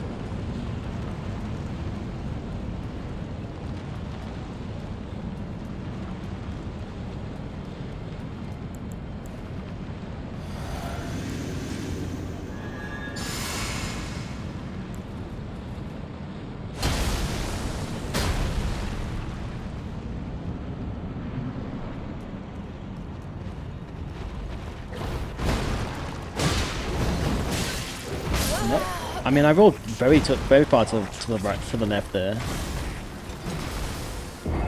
It might just be like, not RNG, but like, obviously like just very specific timing, and I just must have been getting lucky the first like 20 attempts, and now I'm not. Maybe I'll try and just roll straight towards him.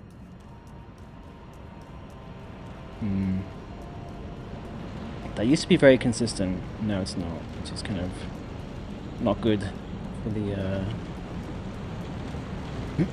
not good for the overall consistency.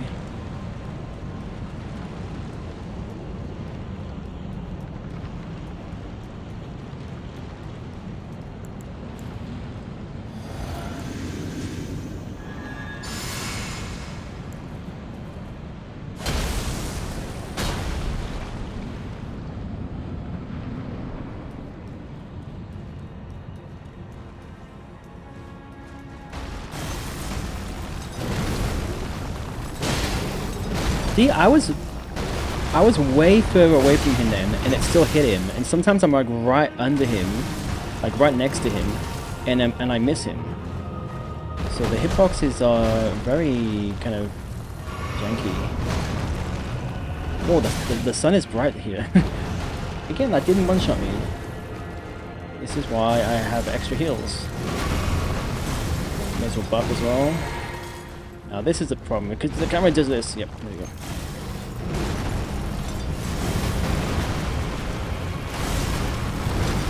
Oh, I was a little bit early there, but it's fine. Yeah, you can't charge R2 after that attack, because he will always... You have to wait to see what he does first.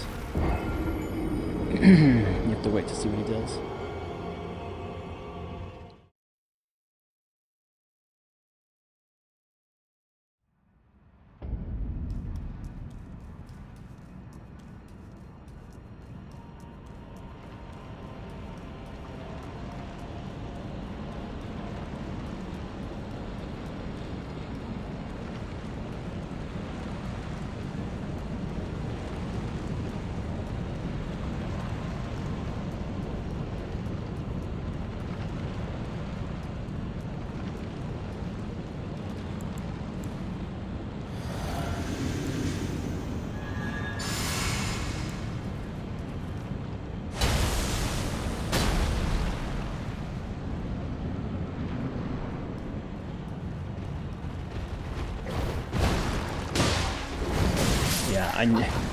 I did a tap R2, not a charge, because I rolled a bit late. And instinctively I immediately press circle. And I need to learn to like hold if I do that. Otherwise it's a roll catch.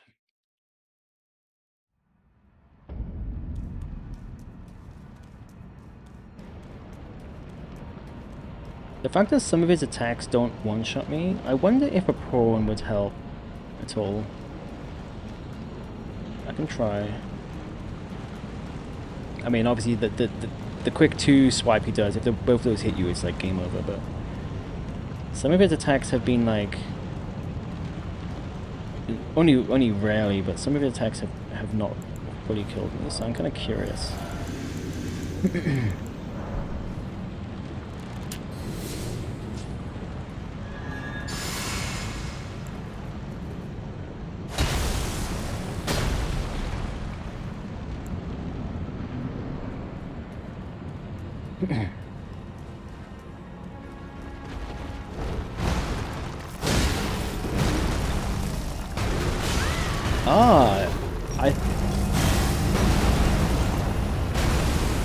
Interesting. I thought I timed that perfectly. Nope. Don't follow up that attack. I don't think the prawn's gonna help, so I don't bother. Do not follow up that attack. I need to burn that into my brain.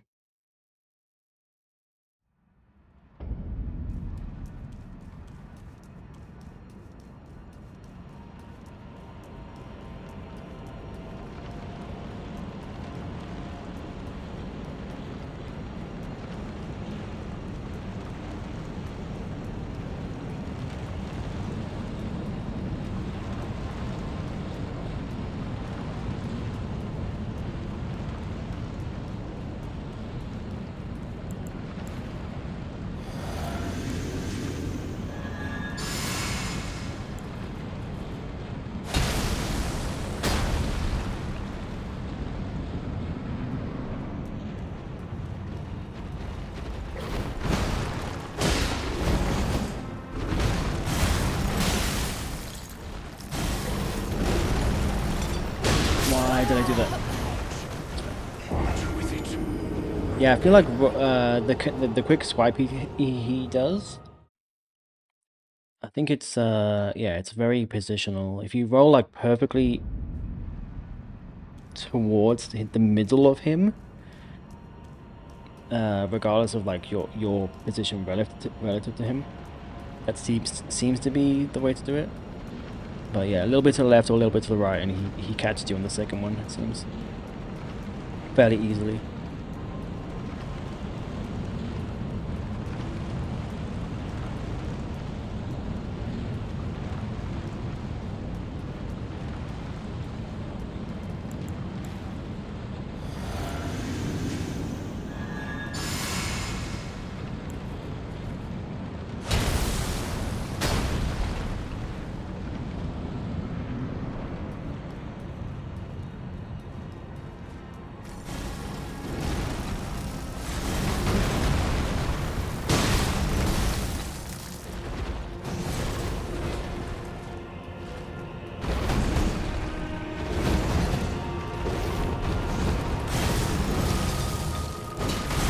Miss.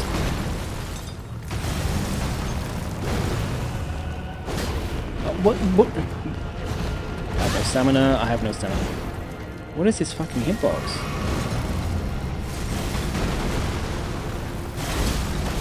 Okay.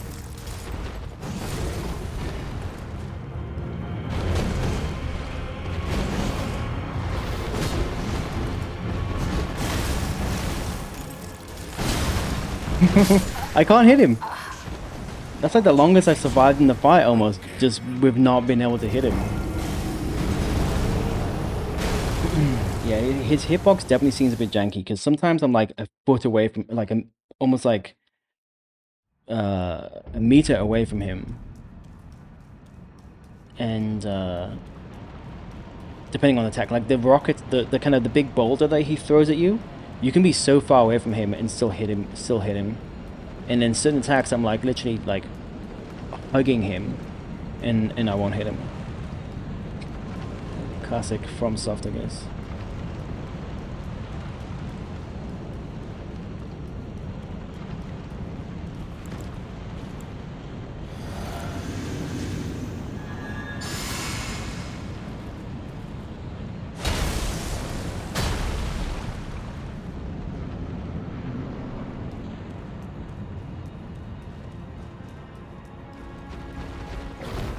I was too late. Okay, at least I learned to hold my delay my roll when I do a tap R2, not a charge.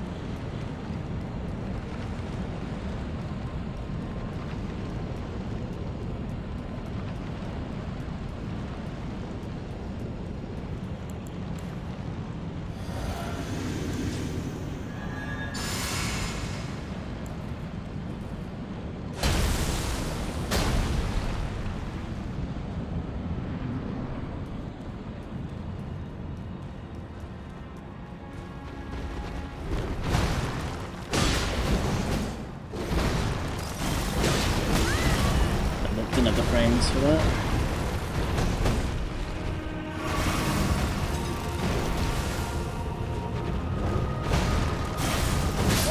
Okay, yeah.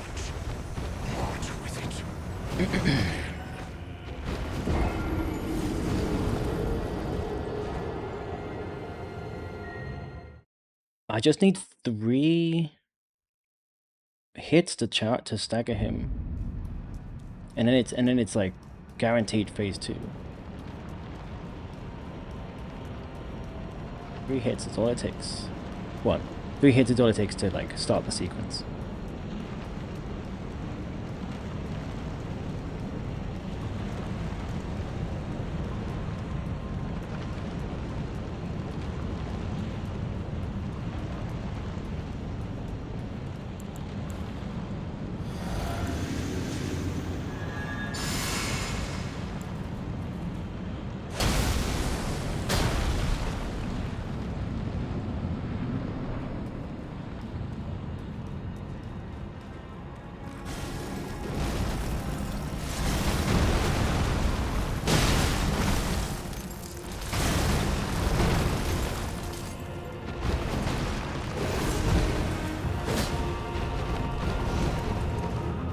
What was it, where was he aiming for then? Oh fuck, I was in this fucking roll. Fucking spamming. I was spamming roll. Yeah, rolled a little bit later. But again, didn't one shot me.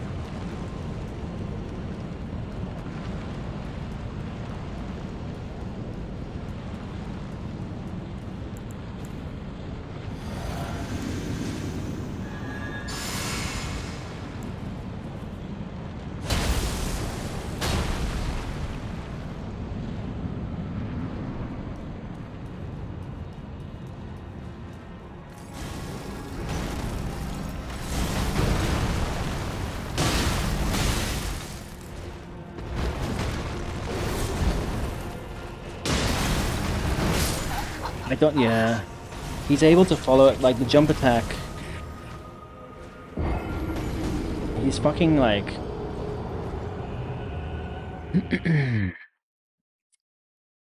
He's like following up quicker than I can get out of these animations. Maybe jump attack is not the way to go. Because I'm using jump attack when I have a little bit of distance in him to close the gap. But I guess if I'm at distance to him, it's going to take me longer to get to him and then attack him, so I should just not attack him at all.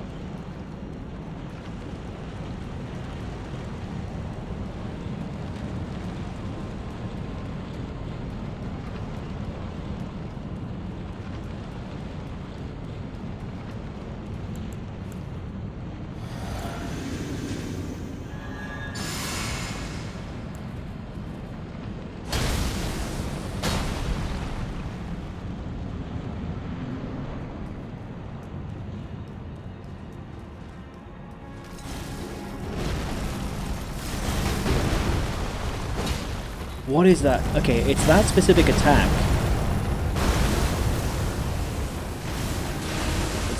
It's that specific attack when he does like the claw like upswing. Like the hitbox is like deleted for a second. No stamina.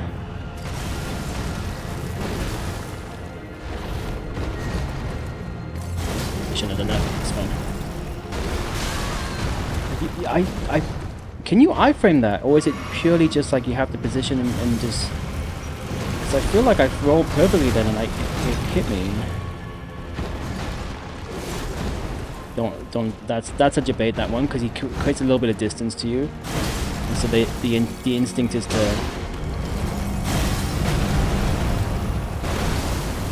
The instinct is to jump attack or something, and then he fucking... Okay, he's in a bad spot because... It's he's between the pillars there.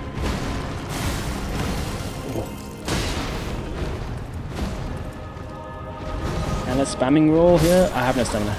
Fuck.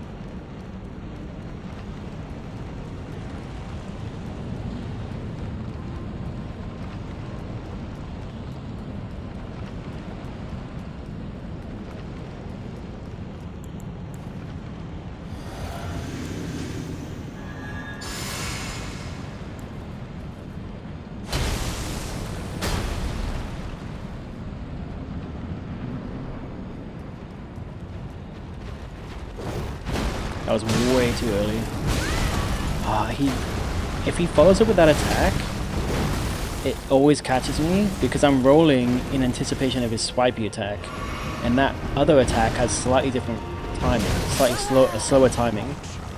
So it's an absolute debate that they train you to dodge one attack, and then he'll just like do a slightly slow attack to then catch you in the end of the roll. But you can't like, if you want to roll at him on his first attack and do a charge or two, you can't wait to see what he does next, because if he does do the quick 2 swipe, it will hit you if you haven't already like queued the roll. So you kind of have to roll the dice there and hope that he doesn't do like the charge, because it's a little bit slower.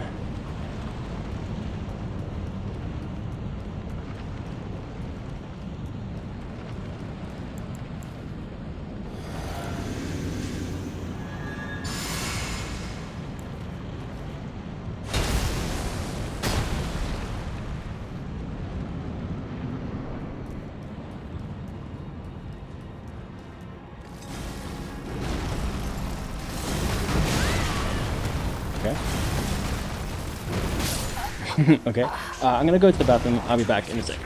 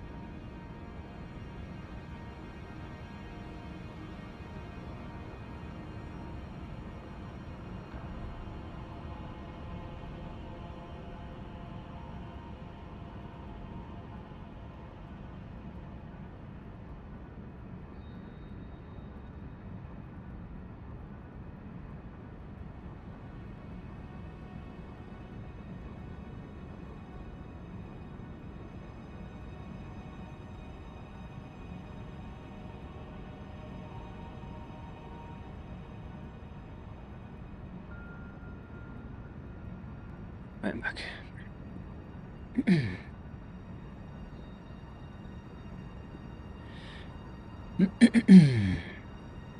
Right.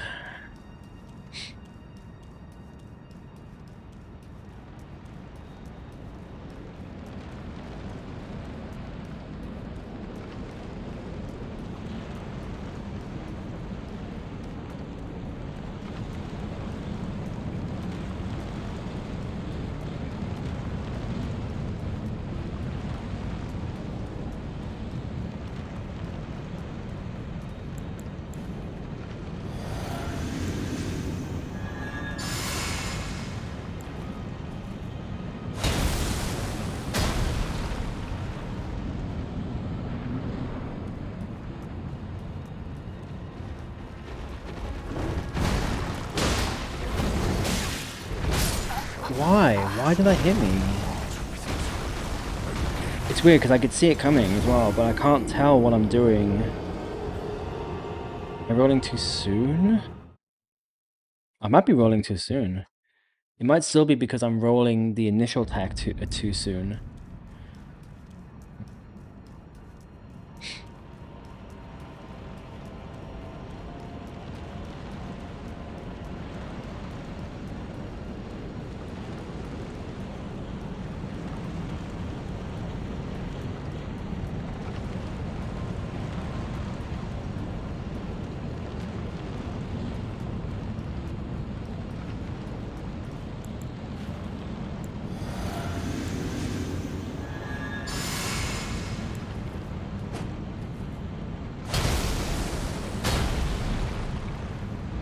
Maybe I need to stop trying to punish that initial attack, like the jump attack. It might also depend on if it's a jump. Sometimes it's a jump attack. How did I miss? There you go.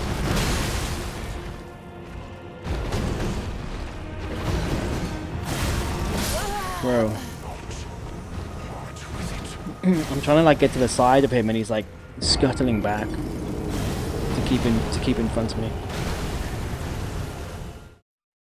Yeah, it might depend on because he does one of two. Well, he does like one of three attacks, I think, when as you run up to him. It might also depend on whether he walks up to you or runs up to you. Sometimes he runs, sometimes he walks. So these might all like be affecting the timing of things.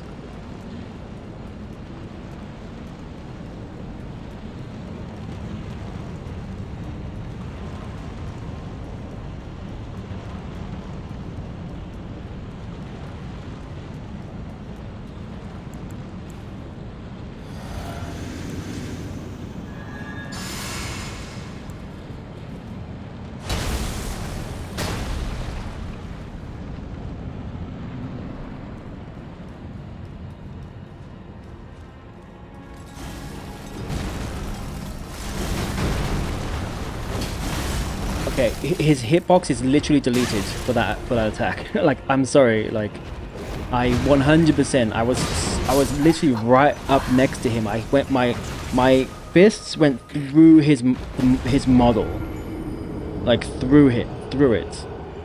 Like, what is that hitbox? And it's on that attack when he throws the rock. No, sorry, when he does sorry, not the rock. The rock's easy because his head's down. You can just hit his head. It's when he does like the claw up attack. Like I couldn't have been any closer to him that time because I rolled it very. I was running like he did it a bit late, so I like managed to get right up next to him. Usually I'm not able to do that. It's like, what do you do? Just not attack? Like, you use a sword? What am I supposed to do?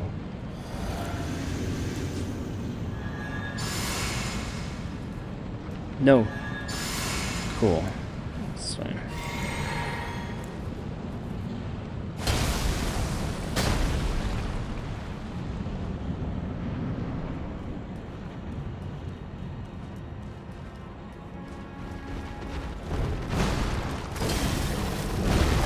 What is this? What is happening with the hitboxes?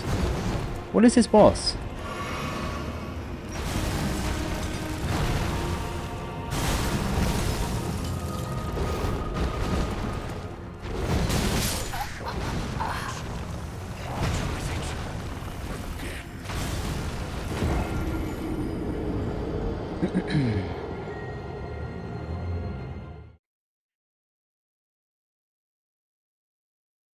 It's so strange. Attacks that I mean, the claw, like the claw upward attack has been pretty consistently bad, but I'm now like attacks that I used to be able to hit, and I'm not connecting.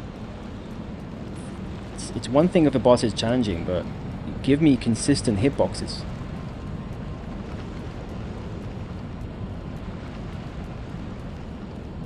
And give me good hitboxes.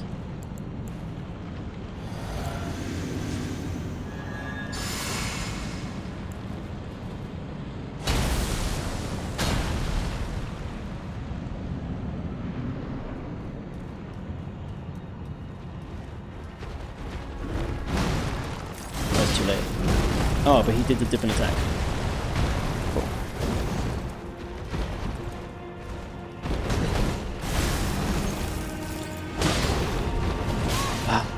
The roll catch. Oh, wait, did I...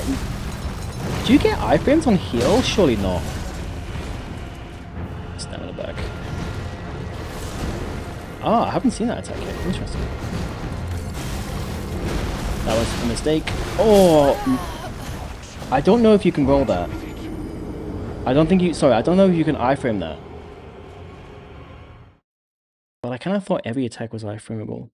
But it's like, I rolled at the perfect time, but the... It's like these lines that go out. So if you're in between the lines, they don't hit you. But obviously, if the line itself hits you, then you obviously get hit. But I swear, every time I've been in mid-roll and it still hit me, which makes me think that there's no iframes for that attack. But I didn't think that was a thing in this game. I thought as long as you are rolling at the right time, you can iframe everything. But maybe that's not the case. Because it seems pretty consistent with that one attack. I can be mid-roll and it would still hit me. Why do I keep doing that? It's because I'm pressing right... It's so annoying, like some things queue up and some things don't. And changing your weapon does not queue. But rolling and attacking does queue.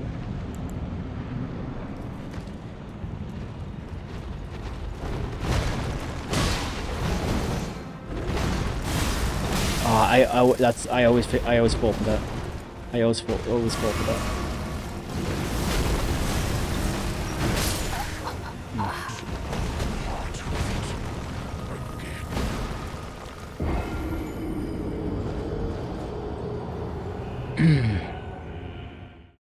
After the first time hitting phase 2, I feel like I've just kind of... It's just gone downhill from there.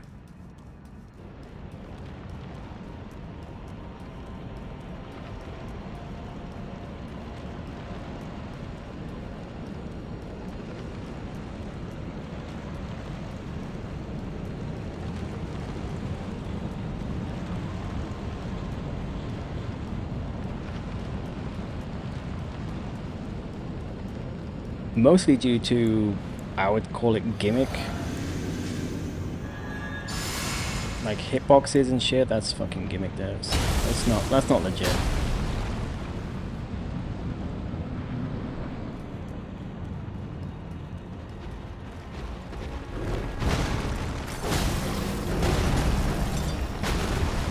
Okay, you can iframe it. I think I iframed it, so it must just be like, I don't know, like a tiny hitbox, a tiny like window or something.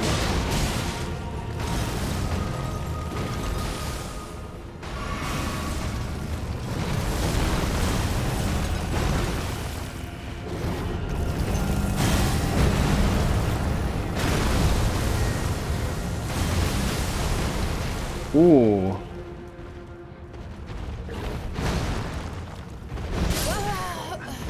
I knew that attack was coming. I rolled like a millisecond too soon.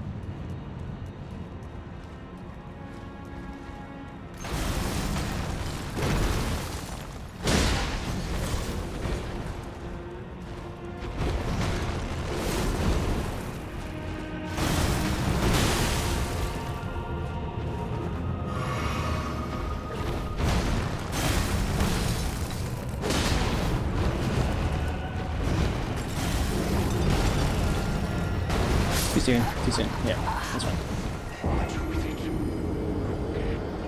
If you were like, it seems like the lines that come out. I mean, I guess I haven't seen it enough, but I would imagine those lines are like always going to be coming from. They're not like random. Like the position of them as they come out of him is consistent. So you could just stand like a little bit to the left of, like one behind, a little bit to the left of him. And if you knew the spot, you probably could just stand there and then punish him. You'd have to like really learn the position very perfectly. Yeah, like what? I feel like the foot, like one comes from like directly out of his back, and then it's like kind of like staggered from there. So maybe I'll try. Maybe I'll try and stand like a little bit to the left. I mean, most of the time, like if I roll, I'm rolling at the wrong time, or well, yeah, rolling at the wrong time. So 60-70% of the time, it's hitting me anyway. So I may as well maybe try and learn a safer way of doing it. Why does that miss? Yeah, maybe. I was maybe too far to the left then.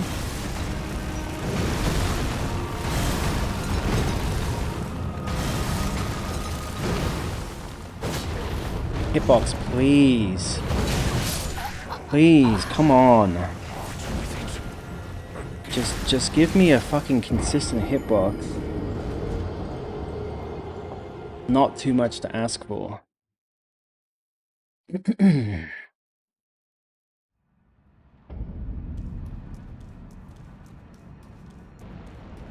it seems his legs are bad places to hit him.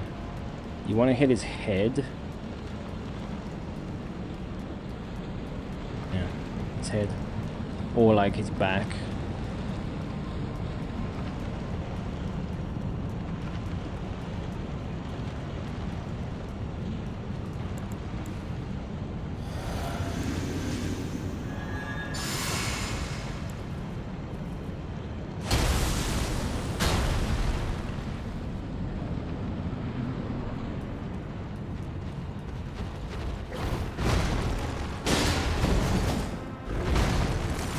I was full for that. Oh, okay.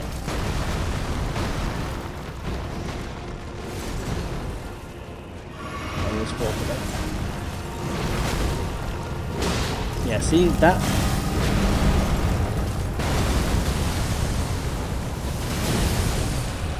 I can't see.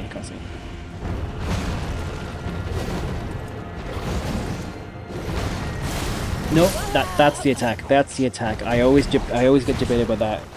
Because he will input read if you're in an attack animation, and he'll follow it with that quick kind of like dagger throw or rock throw, whatever it is.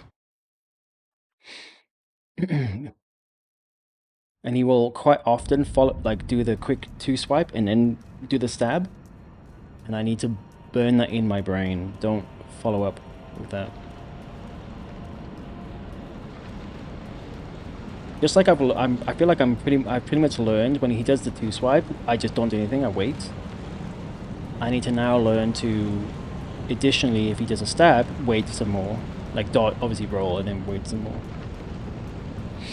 Because it's such an easy kill for him.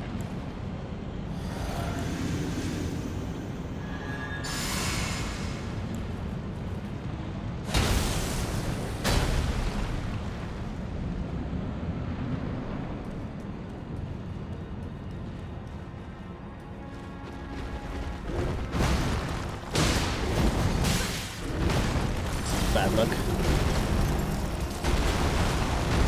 Okay, you can iframe it. It's just, you can iframe it. It's just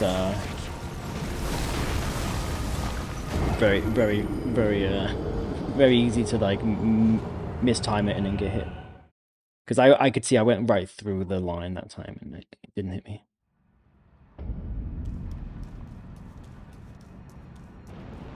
I wonder if different attacks can intercept the iframes in at different times. I wonder if that's like a mechanic. So let's say like your like when you roll, light roll, you've got like, I don't know, let's just say 11 frames, right? Like from here to here kind of thing.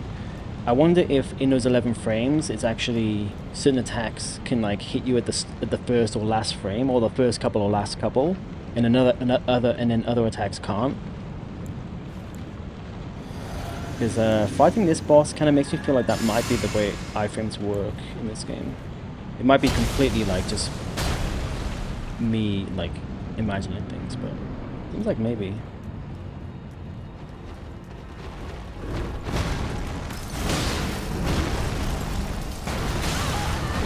Nah, I mean that was definitely me. That was too early for sure.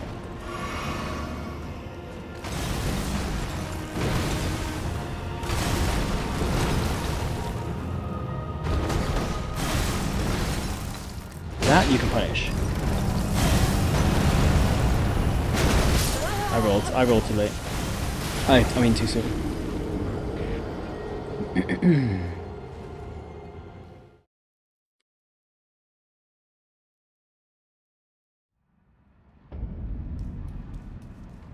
Yeah, when he follows up the 2 stab, or even the 1 stab, I think.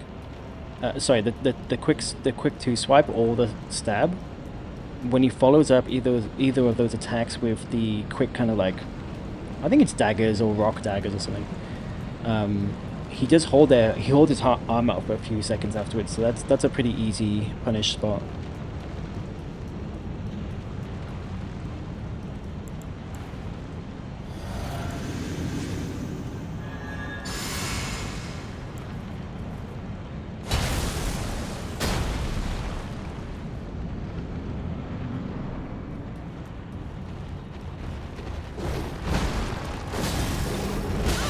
Yeah, it's just like, obviously it's timing, but I feel like it's equivalent, it may as well just be RNG. Like sometimes I'll hit him, and sometimes I won't. Oh my god, see that, again, that didn't one-shot me.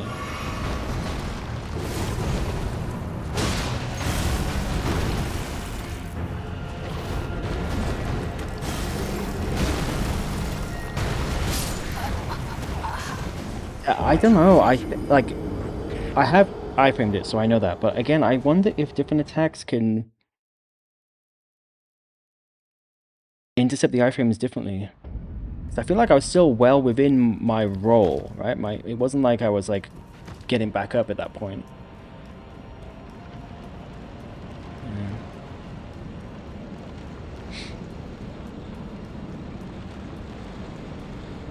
I just have to like get very good at the timing. I mean, generally speaking, if I just force myself to like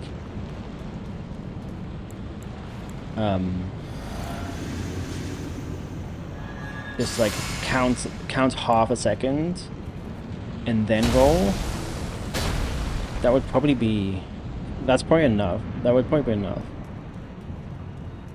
Because I'm rolling everything, sorry, I'm rolling most things like very early. I mean, sorry, most of these, yeah, again, most of those attacks I'm rolling way too early.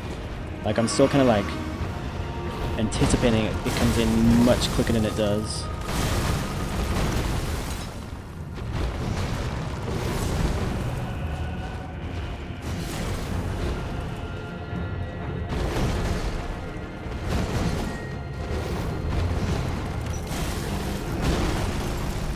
Now, what the fuck? Ugh, yeah, see, I've got to be, even I mean, that felt like it was perfect.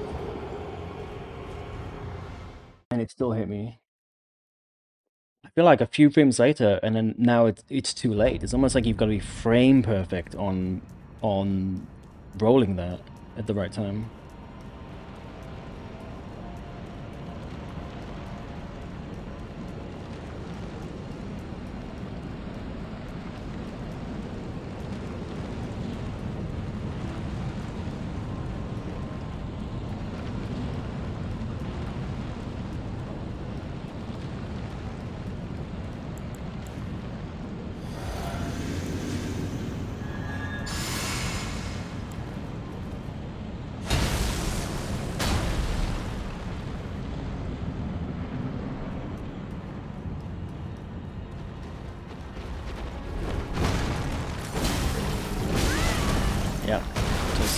Classic, classic, classic.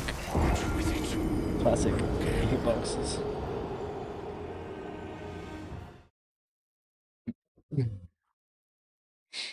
I need to be like much more in front of him. The problem is I'm rolling at a bit of an angle, and it's like the attacker's going like past his head, like almost like skipping his shoulder. I mean, it should hit him. It 100% should hit him. But given the hitboxes, I feel like I need to be right in front of him to like really connect with his head. And I'm like, because I'm rolling towards him and he's coming towards me, like obviously we end with me being like to the side of him a bit. So I don't think there's much, honestly, I don't think there's much I can do about that. No, that's the wrong thing to do. I think it's just like RNG. If you're in the right spot, you're in the right spot. If you're in the wrong spot, you're in the wrong spot. Like I can try staying right ahead of him. Nah, see, it still positions me because I kind of like connect with his character as I'm with his like his model as I'm rolling, and so it forces me, you know, rather than clipping through, you kind of like glide, right? So it's like it's forcing me to the side of him. It's forcing me into that position. The only way I could do it is if I didn't get if I was further away from him, but he's coming towards me, so I don't think that's really possible. So again, I think it's just RNG. You have to obviously roll it. It's going to put you to the side of him. I don't have time to like position myself a little bit and then do the charge shot too, because he will 100% of the time like follow up with that swipe if he can.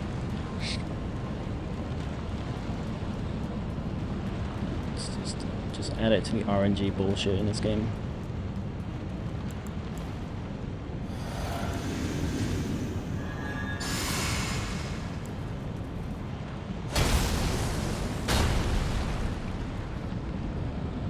Maybe I'll try going to his left, like my right. No, it's a different attack anyway.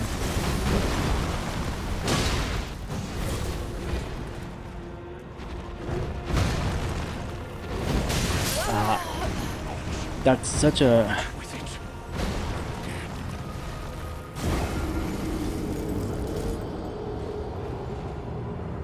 That's a bullshit move.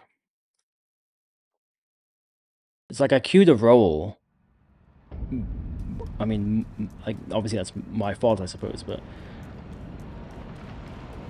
he then like just input reads that to get the free kill because he can just roll catch me.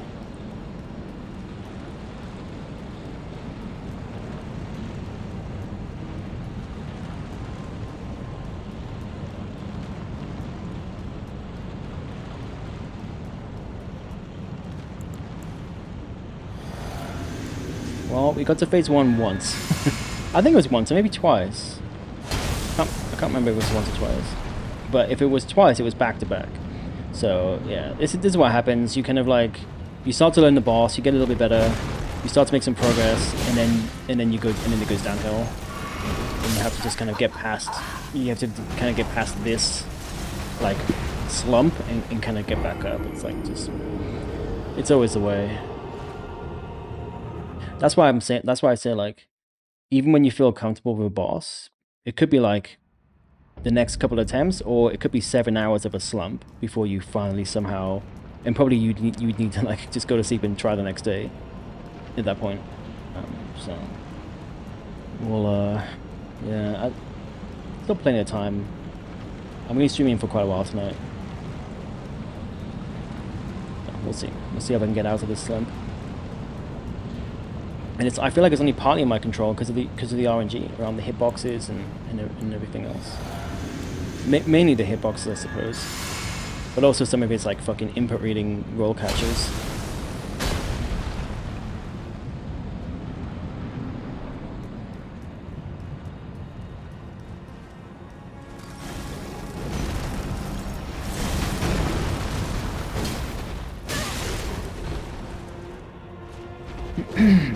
What, I mean, I'm sorry, what... Is it hard to make a hitbox? I don't know. Like, is it hard? Is it a difficult thing to build a model, a 3D model, and then build a hitbox around it? Is that a difficult thing to do? Is that a challenging thing to do? Because it seems like From Software have their fucking engine developers have a real problem with it. Like, I just don't understand why I didn't hit him. I feel like what's happening maybe is because, like, again, like if I'm rolling into him, I don't go through him, right? Because it's collision. So I'm kind of sliding. It's like pushing me around him. And that might be positioning me, even though I'm locked on, and when you're locked on, you're supposed to be looking ahead of them. Sometimes that can change, right? If you're rolling and shit. So I feel like maybe I'm like, it's positioning, because I'm like queuing up an R2 as well. It's positioning me away from him. Or I'm doing like an extreme example, but I almost feel like he's here and I should be facing this way. Like even if that's the side of him, like where my monitor is right now, that's the side of him. And I should roll and end up facing him because I'm locked on. But it's pushing me toward like this way. Like slightly, but I'm doing exaggerated. But I feel like that's maybe what's happening. So when I do the hits, it still should hit. The hitbox should be there. But because of that, it's like, that's why it's missing maybe. But again, nothing I can do. If I'm rolling into him, I have to roll. If I'm rolling into him and it's pushing me, it's like sliding me out the way, I don't have time to position myself. When I'm that close, he will follow up with that swipe attack. But I think that might be what's happening. It's like pushing me away from him. Like it's almost like affecting the aim, even though there's lock on. I mean, maybe locking off would actually fix it. But I'm not good at locking off on these games. See, okay, that's fine. If I stick to his left, if I stick to my left, the same thing happens, but there's a better, because of where he is at the end of the attack, there's a better chance I will hit his head.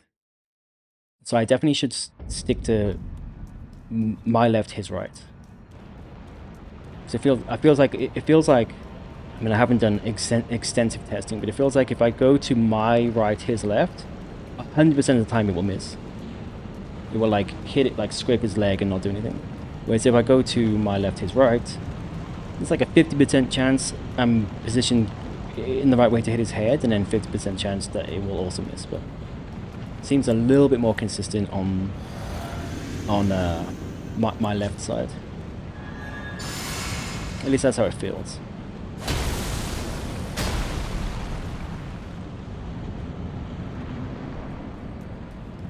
Yeah, I'm gonna say to his left, to his right. No, this one's fine actually. You can just like, yeah, I'm just not concentrating now, but usually that one's fine. This one's very fine. This one's free. Okay, never mind. This is what I'm saying. Like sometimes you get into these attempts where you just can't hit him. You like physically cannot hit him. The hitbox won't allow it.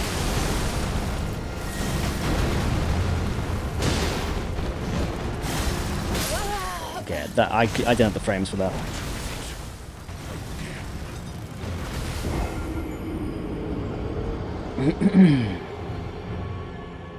Yeah, I just need to get out of this slump.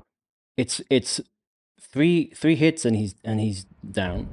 Because then he staggers, and then I do the repost, and then as he's recovering, I do one more charge R2, and he goes into phase 2. It's that simple. I just need to like get back into being consistent enough to be able to do that, so I can actually start to learn phase 2.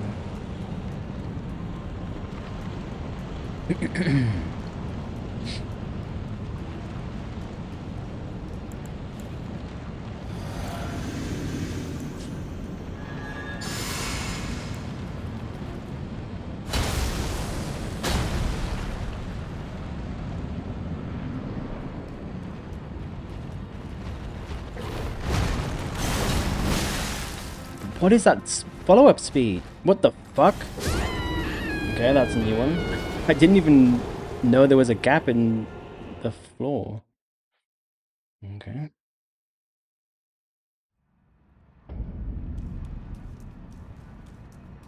I'm surprised that hasn't happened before.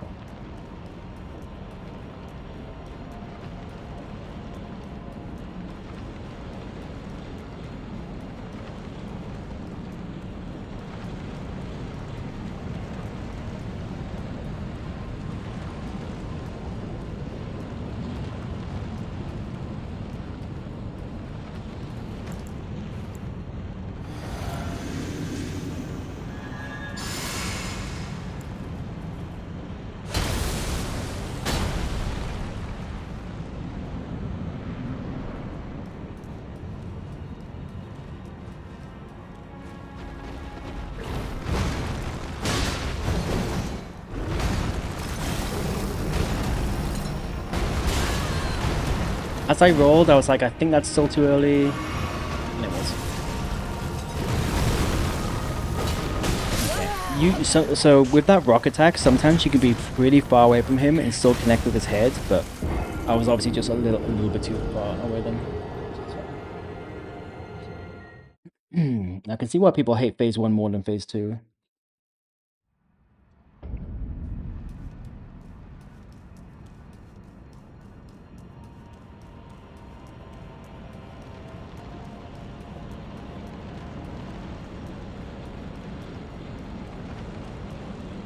So it's getting really hot in here, which is not helping.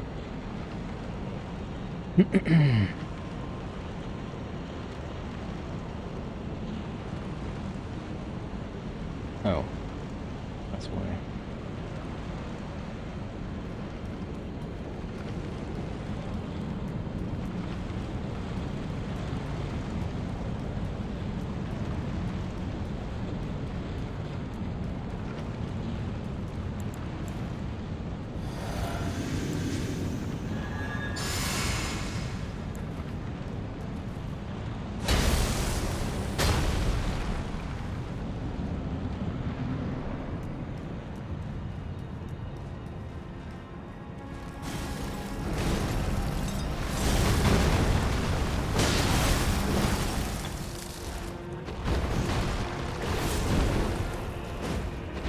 Wish I could punish that, but I mean, yeah,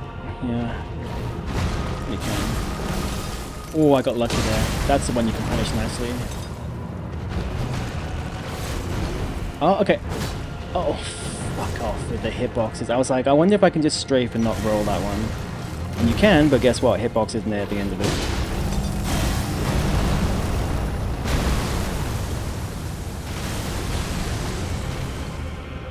Classic.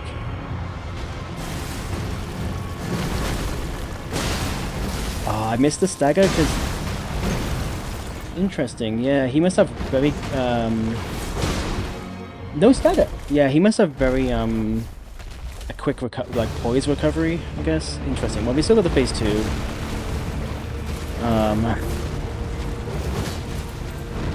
Please don't hit me with that shit. Q. 2. Is that gonna explode? Yes. I can't fully heal. At least not right now. Okay. I could see it was slow. I kind of just instinctively pressed roll. It's fine. Phase 2 seems kind of... Well, phase 2 definitely seems easier. If I had like the same amount of practice with phase 2 as I had phase 1, I think phase 2 would be done by now. Well, no, maybe not now, but like much quicker than phase 1. But yeah, interesting that he didn't stagger then. He must have very quick poise recovery, which is... complicates things a little bit, but it's fine. At least we got to see phase 2 again.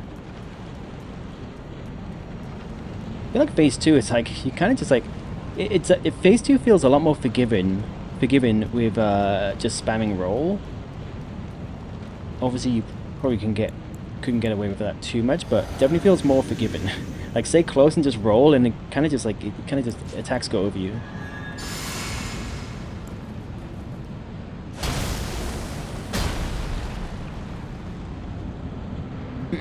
The hitboxes in phase 1 are shocking.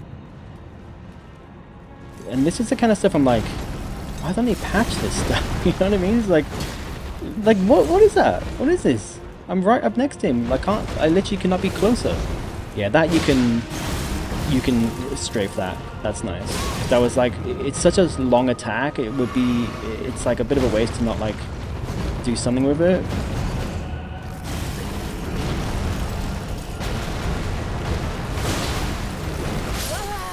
You fucking... Oh. Frick.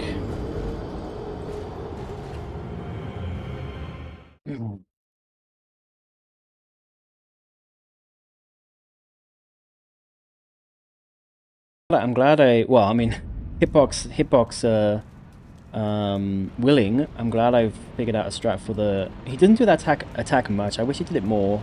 Like he just like it's like a big kind of wind up. He's like arched over. It's a very Feels like it's a very free attack to punish. Again, hitbox willing. But I think I've only seen him do it like 3 or 4 times. It's definitely not as common as the other attacks he does. Which is a bit of a shame, especially now that I've kind of learned it.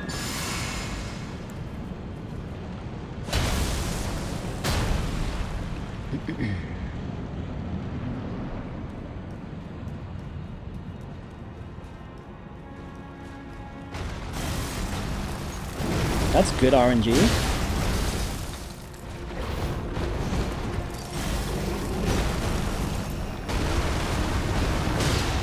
He will always do that, but I think you just about have the frames. Swipe 2? Yeah. I rolled a little... I knew it was coming, but I rolled a little bit too soon.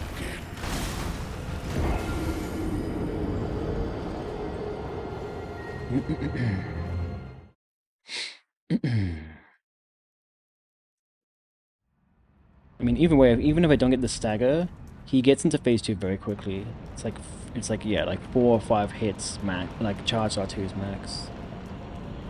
But if you can do him quickly, then he will stagger after 3.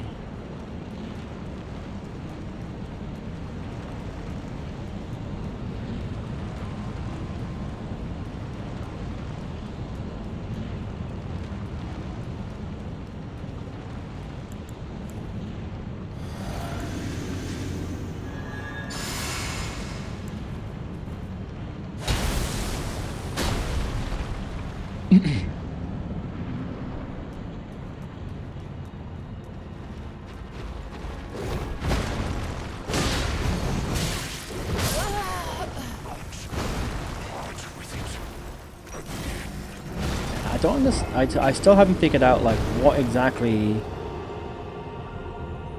transcribes for me to get hit by that 2 swipe. It just must be something to do with position plus timing when I do the first roll.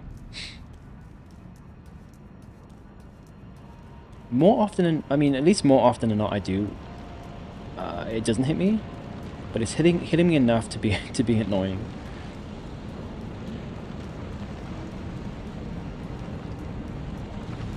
Like, I don't feel like I'm doing the wrong thing, you know what I mean? Like, it doesn't feel fair.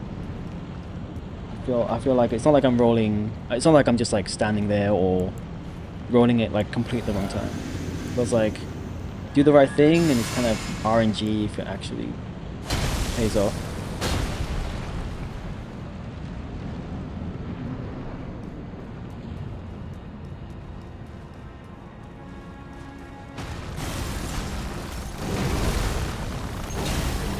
Hitbox play. I shouldn't have done that. It's fine. Usually the rock throwing attack is like free. Okay, I shouldn't have done that because it just opens you up for attack. This is what I'm saying. Like, it's not even that certain attacks consistently will have like a specific hitbox. Like that rock throwing one, you can be miles away and still connect with his head. And then sometimes you can be right up next to him and you just won't hit him. Like the same attack. The same attack that I'm doing and the same attack that he's doing.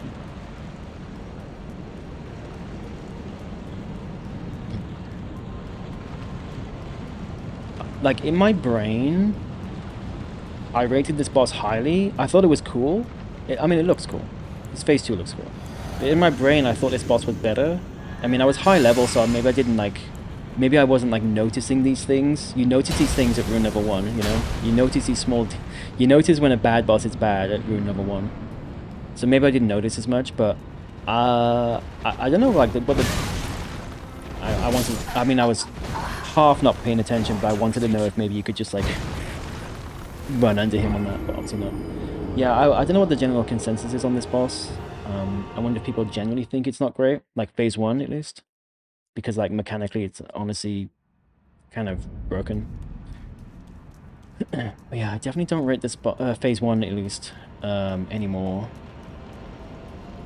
It's not as bad as Godskin Duo. It's not great. My favorite boss so far has probably been... Like I do like fighting Margit and Godfrey. Sorry, Margit and actually Golden Godfrey was fun. I did enjoy that boss. Horaloo is well. I mean, the first phase is probably going to be similar for Horaloo, but yeah, Horaloo himself is not going to be fun. I don't think. Yeah, I do like fighting more Margit because I guess because they're kind of easy. Maybe that's like relatively easy. Maybe that's why I like them. But I think Golden Godfrey is probably my favorite in terms of just like there was just a nice rhythm to that fight. It was maybe a little bit too easy because I think I did it 5 or 6 tries. So maybe the lack of stress with that boss is like clouding my judgment. But I feel like it was a fun boss to fight. Just was like wasn't too complicated. He was very strong, but like had very telegraphed move sets, like easy enough to learn, but still can be punishing. Still some surprises. Yeah, it felt nice to fight. Similar to Margit in Godric was what I meant to say. Although I remember my first playthrough, Margit like destroyed me. Obviously, it was like, you know, I think Margit destroyed everyone first try, right? First time in Elden Ring. So the first boss you see, first main boss you see, or at least generally speaking, it would be for most people. But once you learn it, I think it is quite a fun fight.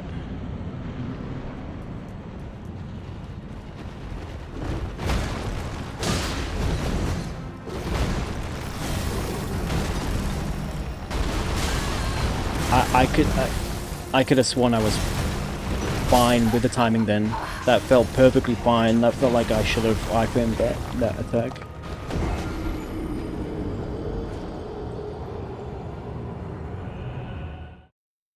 Yeah, I'm actually curious. I'm gonna Google this.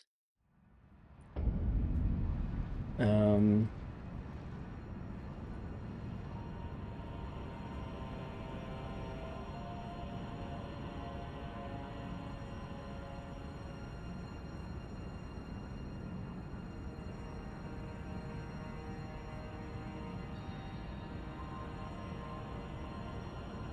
yes, different attacks can affect. I mean, this is an AI overview, so I don't know how true it is, but Google says yes, in Elden Ring, different attacks can affect your iframes differently, depending on the type of attack and, of course, your character's movement.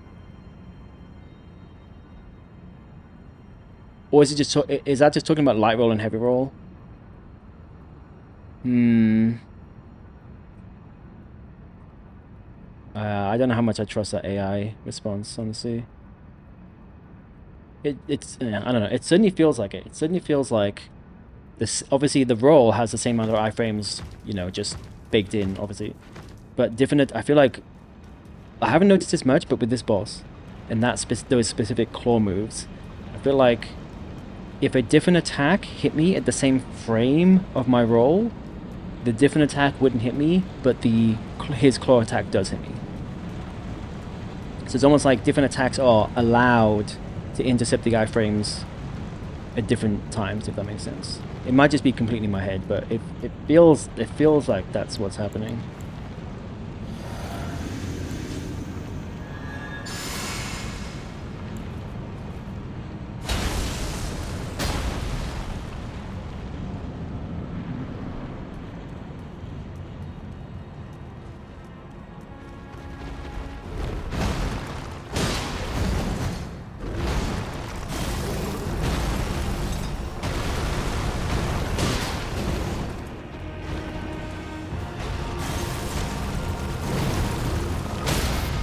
Nice. Now we got the fucking stagger. So if you get a stagger, it's guaranteed second phase. Yeah. Now if only I could get that kind of RNG every fight, every phase 2. Oh, missed. Okay, it's fine. And then roll at the right time. Okay. Alright. That was a particularly bad second phase attempt. I'm out of water. I'm gonna go grab some water. I'll be back in a sec.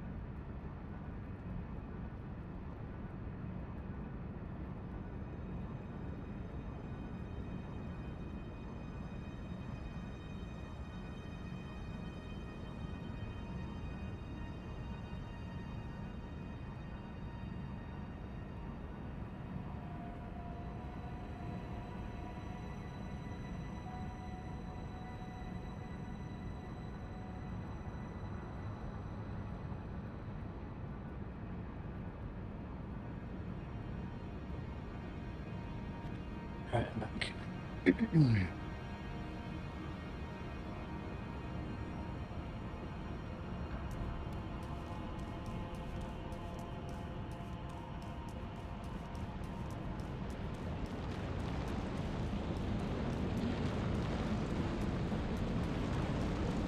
It's a shame that you don't have a bit of time as you get into second phase to like rebuff and stuff.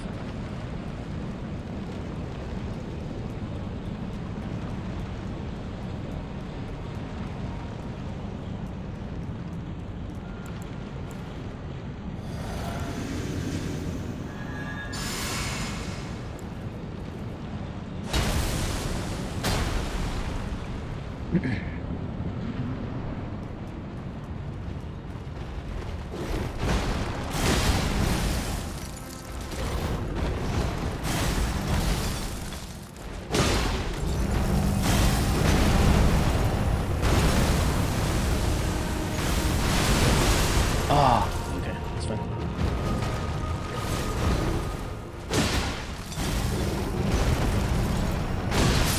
I was hoping for a stagger. I got greedy. I was hoping for a stagger.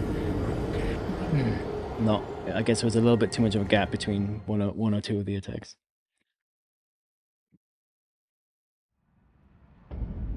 Also, I think for that move where he does like the AoE and then the rocks fall down, I think I should just like run out for that. Because he can, like, the problem is when the rocks fall down, even if you know how, even if you time the roll well, which I did, it kind of obscures your view, and then he can follow up into any attack, which he did. So I think regardless, it's not safe, even if you can time it, because of how quickly he can, like, react and do something else. So I think I'll just, like, hold back, let my stamina regen, you know. Just play it safe for that one.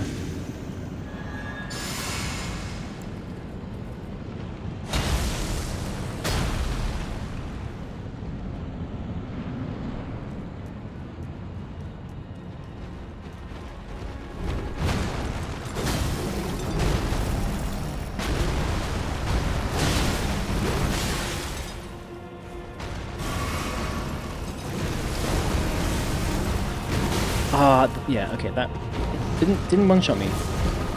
Interesting. Probably not the best place to heal, actually.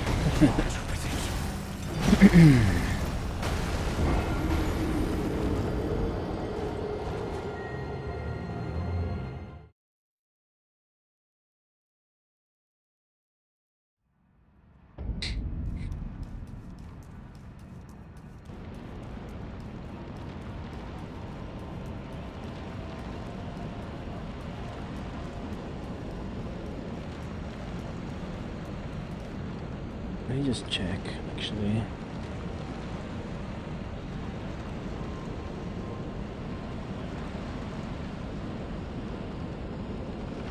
What's this guy's name?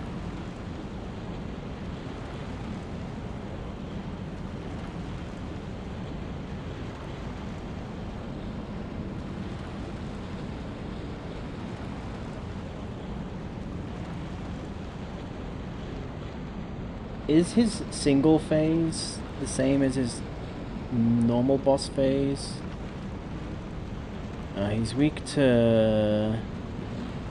he's actually strong against bleed and frostbite. Interesting. That's why he's not bleeding.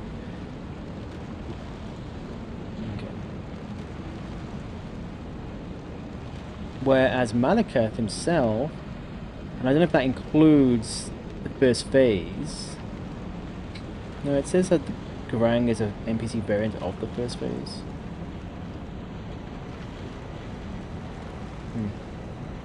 Well.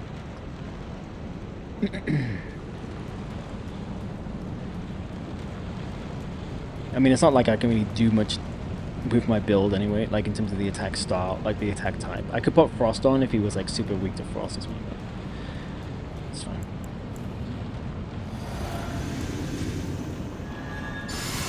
I mean, I do a lot of damage. my damage is not really the problem. It's just this fucking first phase is a little bit... I mean, granted, I have not learned it like fully, obviously, but it's it doesn't feel like the fairest fight. To be honest with you.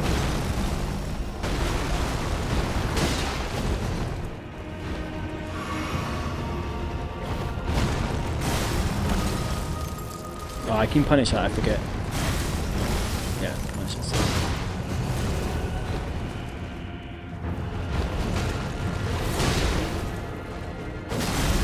Oh, hitbox. I could have got the stagger. Okay, so that, I mean, at least try that attack. You can do two charged R2s back to back. I mean, probably half the time he'll like quickly follow up with a swipe and just fucking kill me, but it seems to be that there's plenty of time for two charged R2s there. Because I did one and then waited and then did another. It just happened to miss because hitbox is just hitbox is more of a suggestion in this fight, I think. More of a concept.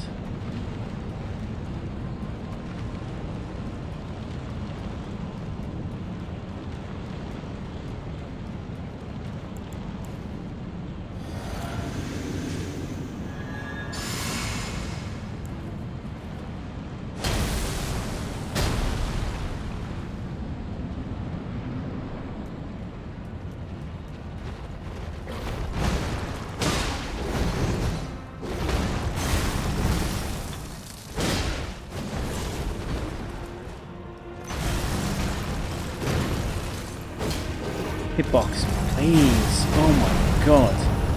That was... Oh, I got lucky. It was way too early, but... Oh, that was the... That was the rock one. Why did I not recognize that?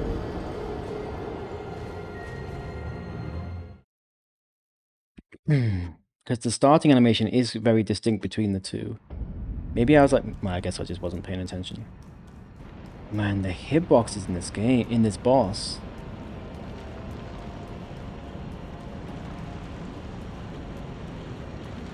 And for a fist weapon, this boss is a nightmare. Like I could not be closer to him. I can't close the distance any more than what I'm doing.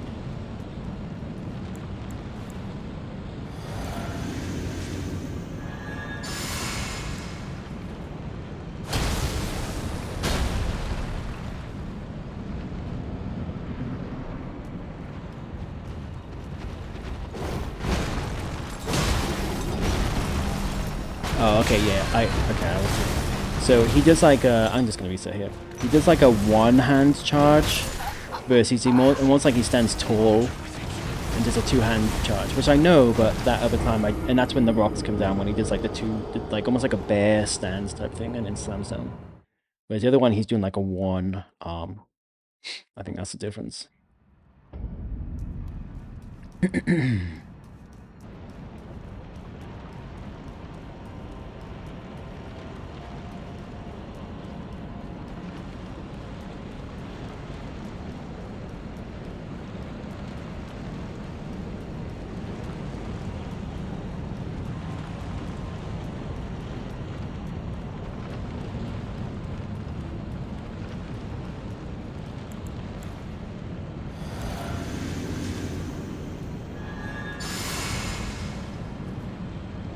Nope.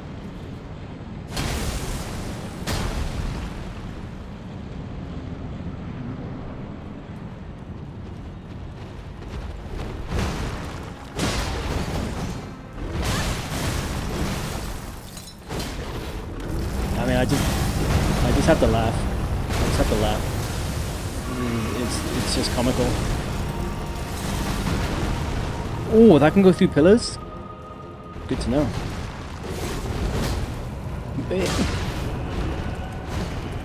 It's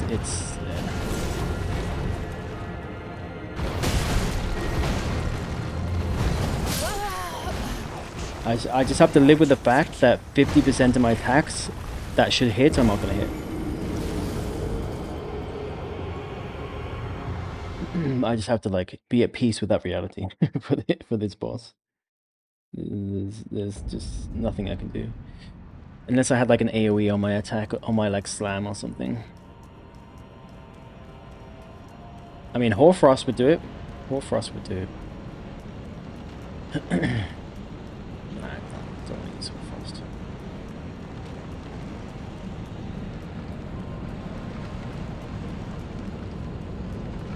This is still 100 times better than Godskin Duo.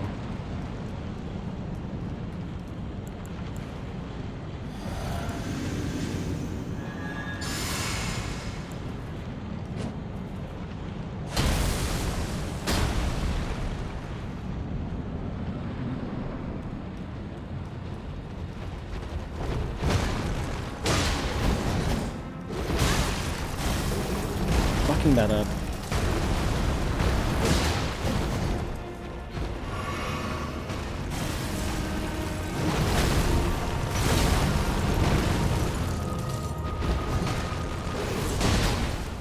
I'm not gonna do 2. It seems like you can, but I'm not gonna risk it. Bro, what is this hitbox? Don't fall off the edge. He had like a little delay before he did the swipe. The amount of times he should be like staggered by now because of the missed hits that should be hitting him. It's almost like 50% of my hits that should connect or not. It's almost that bad. Maybe 20, maybe 25, you know what I mean? But like 1 in 4 hits that should hit him don't hit him.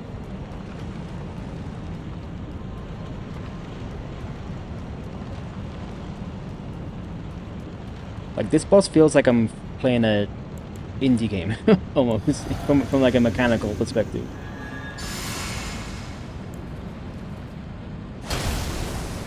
And again, these are the things you don't notice at rune level, unless you're at rune level. Well, I mean, this is specifically it's more like fist weapon problem, more so than my rune level. But it's more frustrating because like he can obviously just one shot me. There we go. Oh, thank God.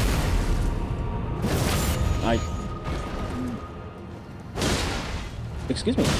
Okay. Interesting. Okay, let him do his thing first. Yeah, he always does this. Yeah.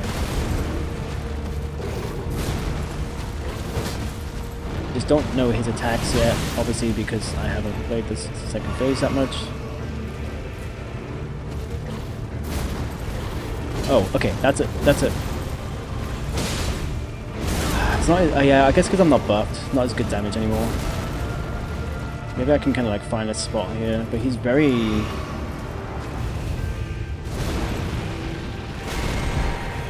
Okay.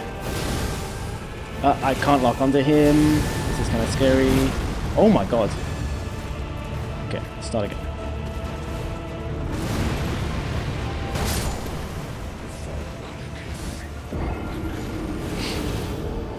I feel like I rolled like frame too late.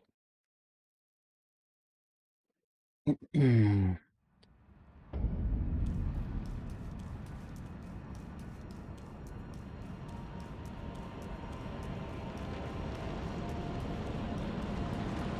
not being buffed in phase 2 is going to be interesting. I don't know if I'm really going to have that much space to refill my FP. I guess I could refill it here. If I can get into phase 2 quickly, that's obviously better. But no guarantee that's going to happen. Yeah, I guess I can refill my FP here, and then at least it's kind of done. So I might be able to get at least Cragblade off at some point in phase 2.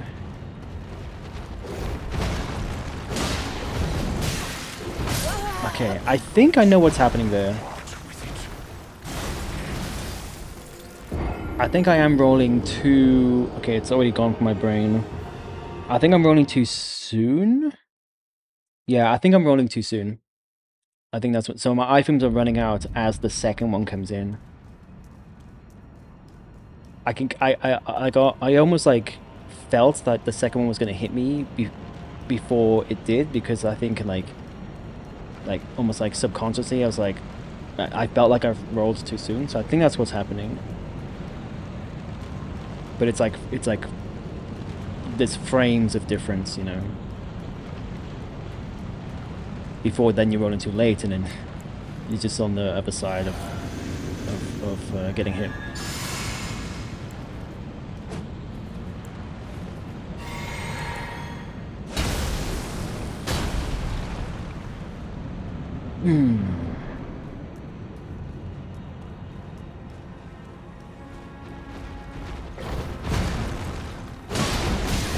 I knew that was too. What am I doing? Yeah, I rolled too late, so I didn't have time for the charge that too. Then it's fine.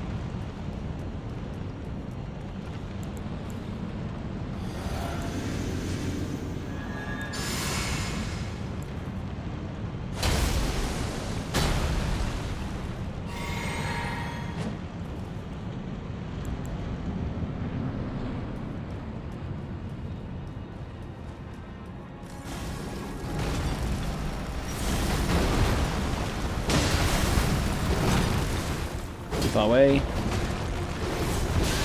Ah, I was okay.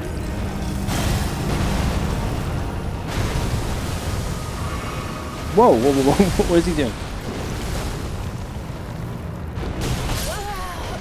Why is that hitting me?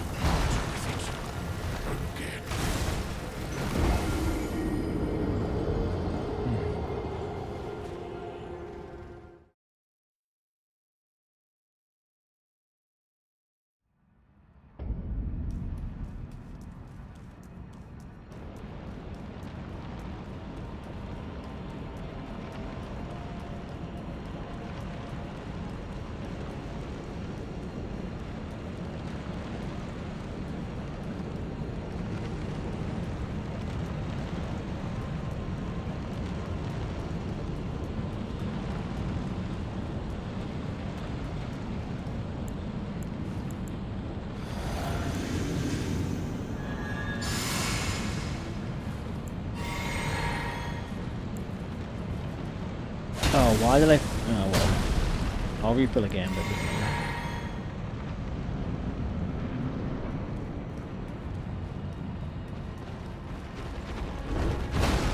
Too late. Oh, but he did that attack instead. Nice.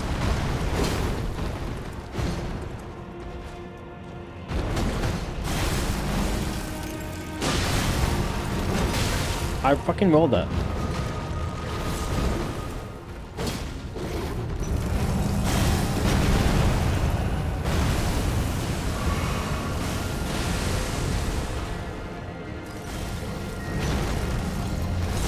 I rolled too. My brain got scrambled. I didn't know. Like I forgot what he was doing there. I forgot what attack that was, at the timing.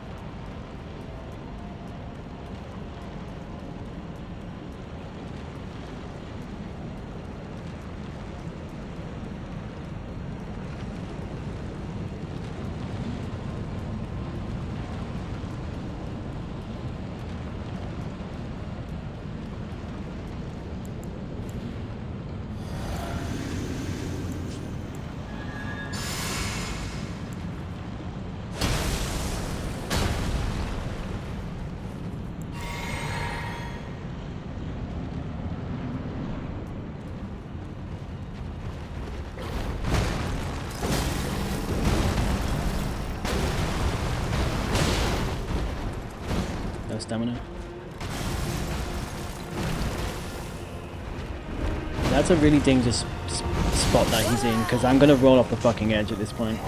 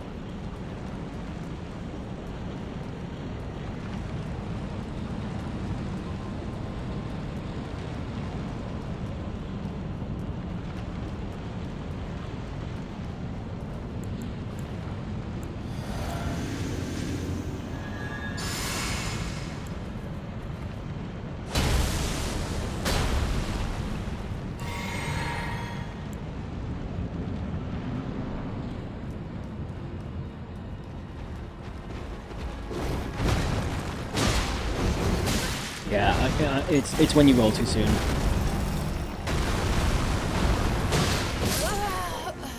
I guess I was in the charge R2 too late to get the frames for the next dodge.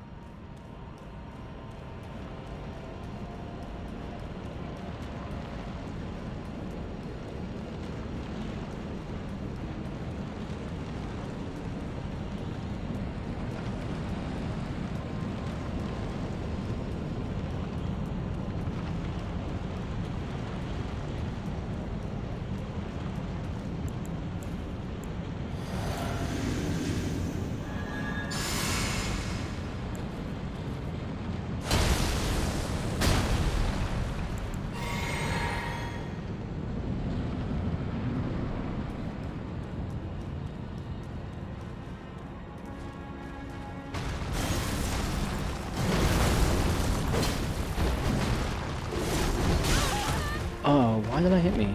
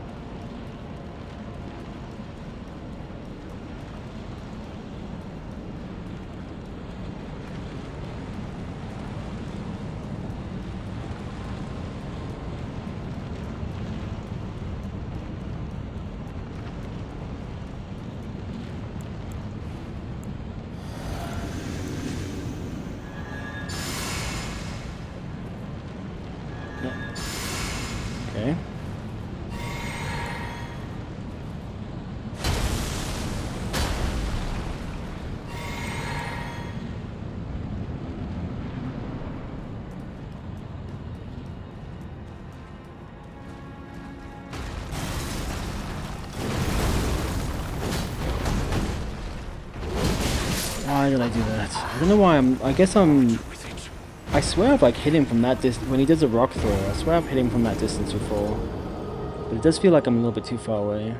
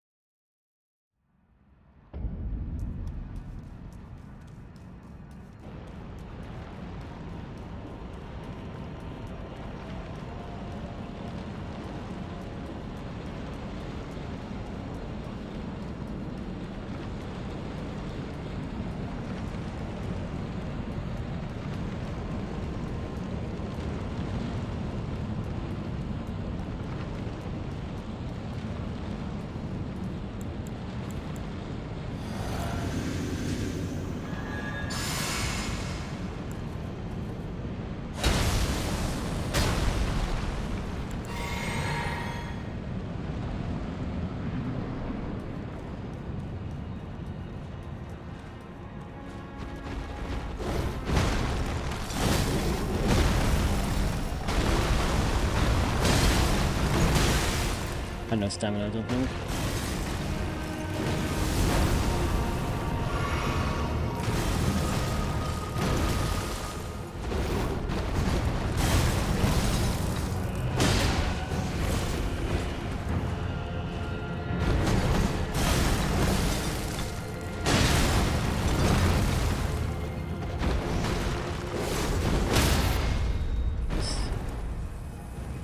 It'd be nice if I could get another charge R2, but the hitbox is too inconsistent as usual, and then it kind of risks me kind of like not getting the post. Okay, you can't follow up. Okay, he's got to do like a full combo first, I guess. I mean, it might be different things he does, but yeah, I don't know the second phase, so I don't know like the safe windows to attack him. Not yet.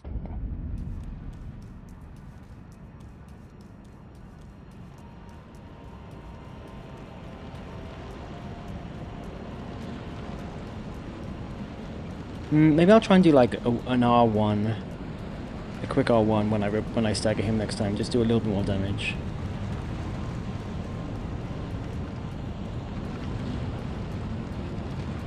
See if I can get that consistently.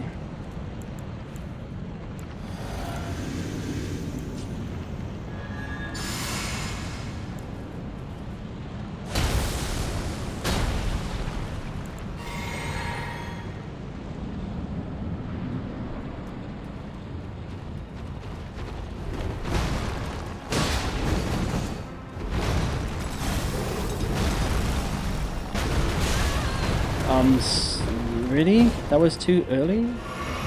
Okay.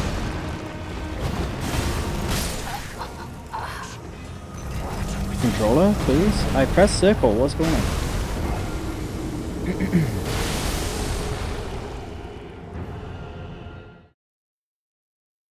Might have been input latency, I don't know.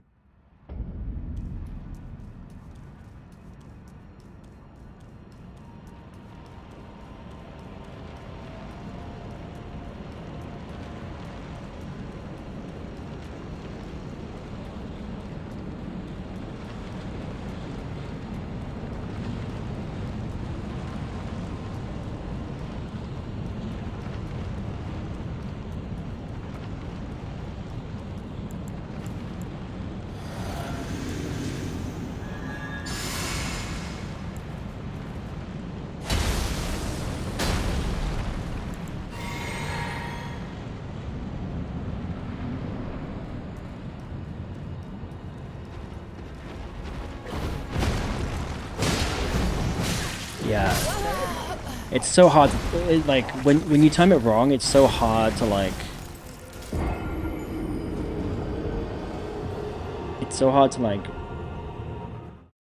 am I trying to say? Like there's just a few frames of difference, and it's the difference between life and death basically. Like as soon as I rolled, I kind of felt like it was a bit too soon.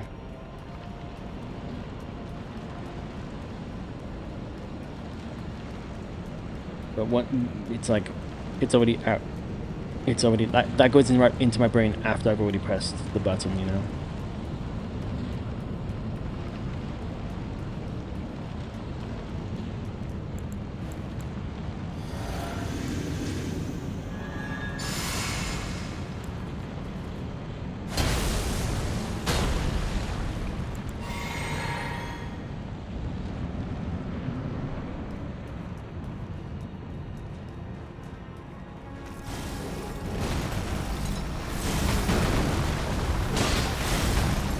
I rolled. Oh, I got so lucky.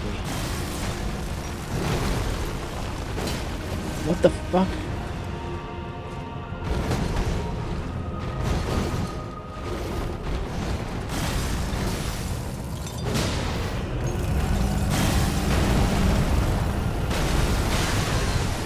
That was just bad luck.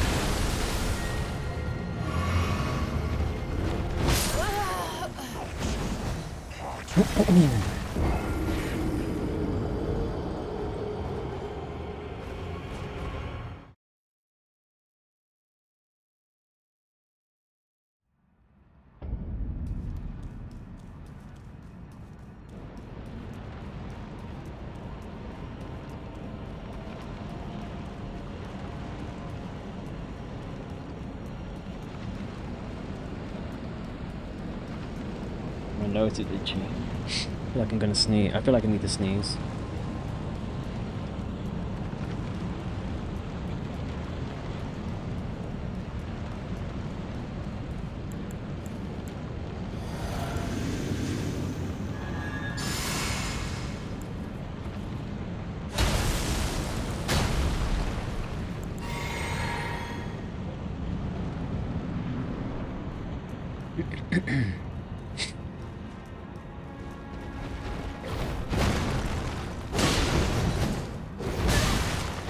I can roll that.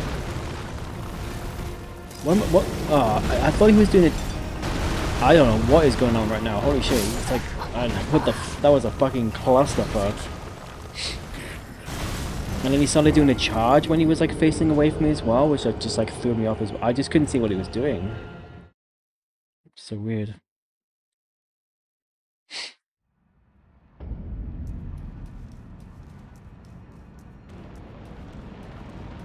I wonder, like, once I get into a good groove, like past like the first combo of attacks, I feel like generally, like it's still like a bit of a shit show sometimes, but I feel like it's generally okay.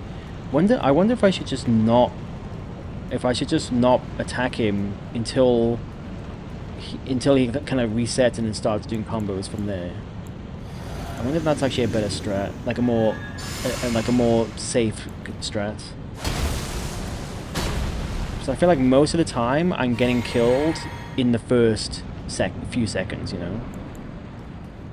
Let me try, see how it feels. So still like roll, but then just wait and see. I don't have the muscle memory. I rolled because like my finger has to press something, you know what I mean? So that's just as bad. I'd have to like, from what little muscle memory I now have, I'd have to like erase that in my brain, which I don't think is a good idea. I almost like use the timing of the charge R2 to like that gives me the time window to like know when to roll. Without that, it's kind of in the dark. So maybe not. Maybe not.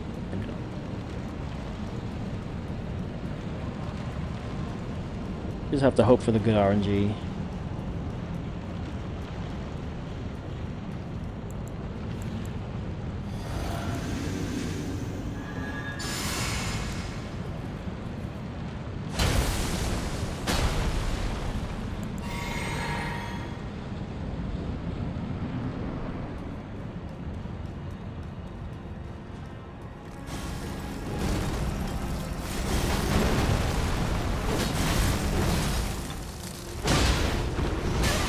I fucking rolled that.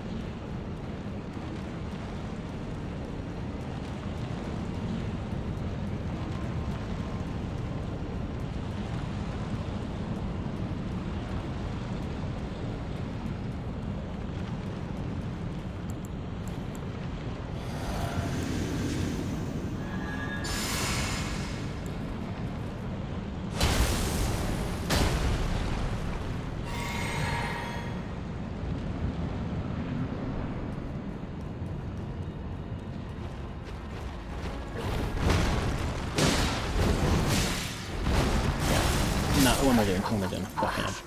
Yeah, I definitely rolled that too early that time.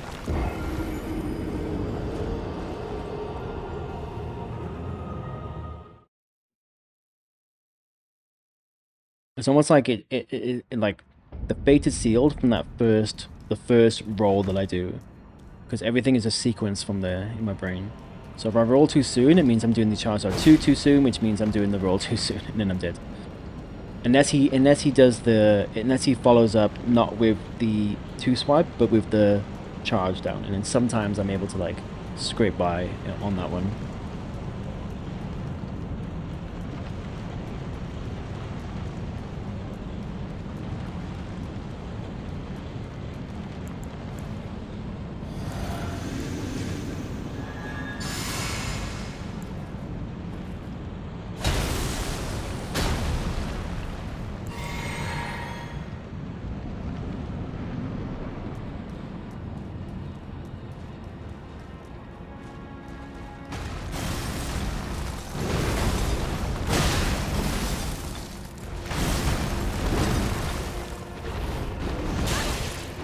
Why does that keep catching me? Like, I fucking roll. I don't know why that little stab, like, keeps catching me. And then once that happens, it throws the whole thing off, and then he falls with like the 2 swipe, and then it's over. But I don't know, I'm fucking pressing roll at the right time. Or at least it feels like that it should be fine.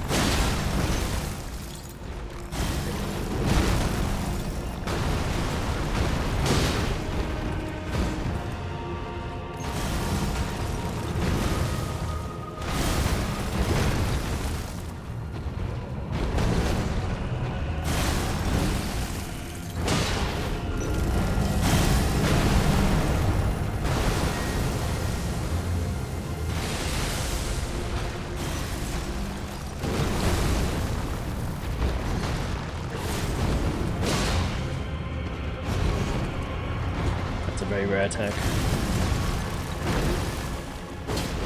Nice miss. Yeah, I felt it. I felt that it was too slow. Too soon. The little delay. It's a fucking variable.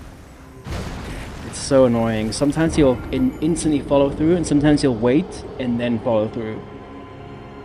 Such a fucking debate. It's almost like you've got to learn. Like, he kind of almost does like a little shuffle or something. And it's almost like you've got to learn that. And just like, have like, instant reflexes. For when he actually, when you can see he's actually about to do the attack. Whereas my brain is like instant, you dodge the one and then you immediately dodge the other one. Like, you dodge the jab and then you press roll again to anticipate dodging the 2 swipe.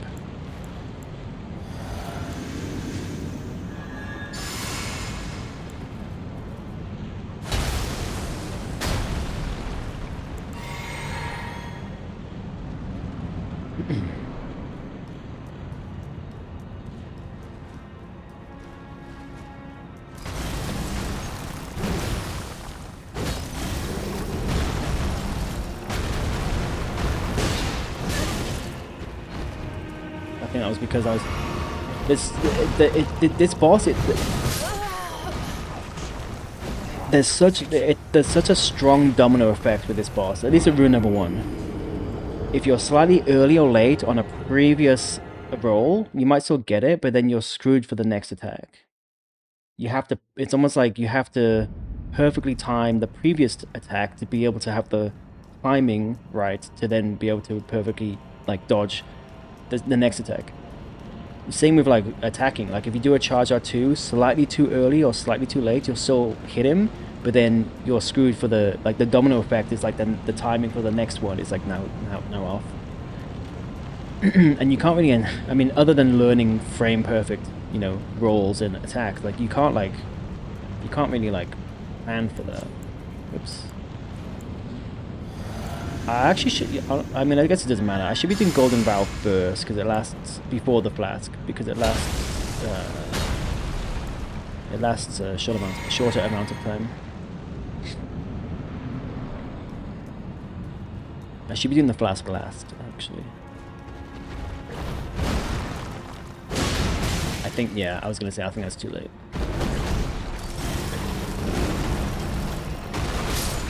And I felt like that was a bit too early. I wonder if there's I wonder if there's a variable in that. Probably not. It seems fairly consistent.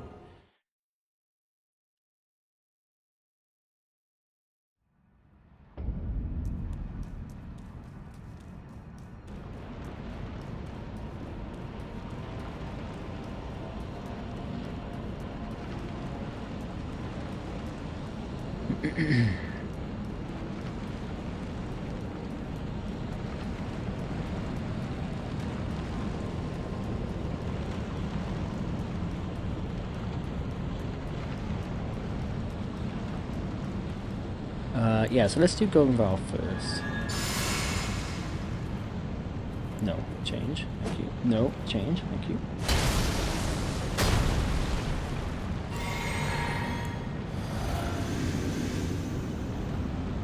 I guess then actually no, that's not a good idea because that's actually dumb because the flask lasts longer, so I should do it first because it lasts longer. So now I have less Golden Vow and Crack Blade in the boss.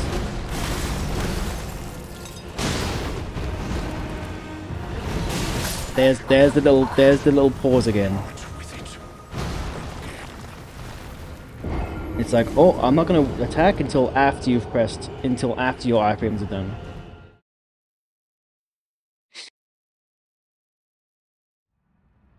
And the moment that I start like learning to like wait for that, the moment he'll start going back to doing the instant follow-up.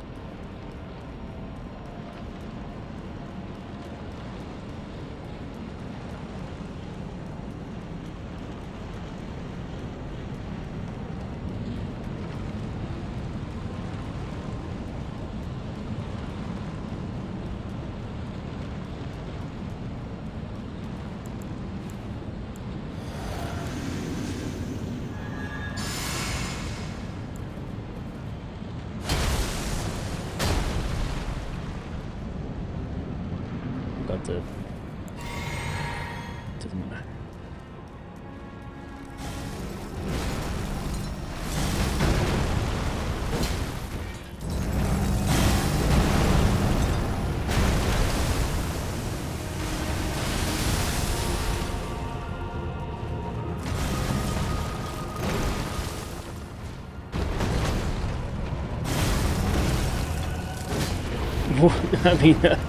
I mean, okay. Just, yeah, cool. Brilliant. Just, don't... Just have infinite iframes. It's great. I didn't hit him once that fight. I should have hit him probably like 3 times. Like, I feel like the hitbox is getting me killed 90% of the time. And then like 9%, and then 10% of the time it's because I've mistimed the roll or something.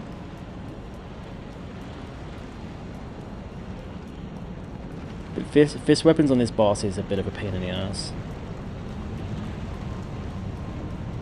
No, it's a massive pain in the ass. It's actually just fucking...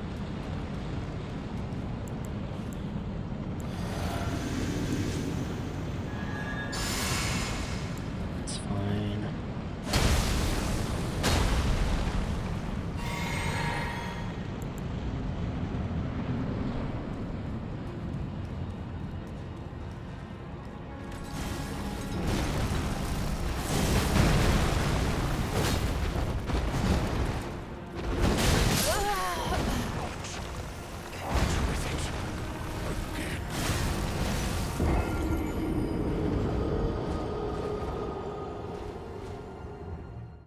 I mean, what am I supposed to do about this? Is his hitbox getting smaller with time? Do I need to like reset the game or something? Unbelievable. The same exact situation, the same exact attack that I do, the same exact attack that he does, near enough the same timing, same position. 90 times out of 100 it's fine, and now suddenly it's like consistently not hitting. Like my attacks are not hitting.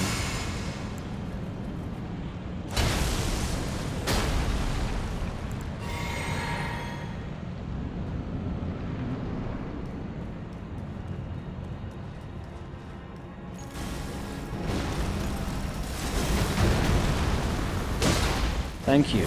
Fuck me. Is that so hard? Ah, fuck.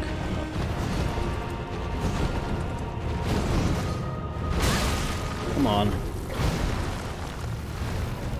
What? See, sometimes it looks like he's doing his like claw charge, and he's actually just standing there. But because I'm behind him, it's like sometimes you can't see very well. I need more stamina.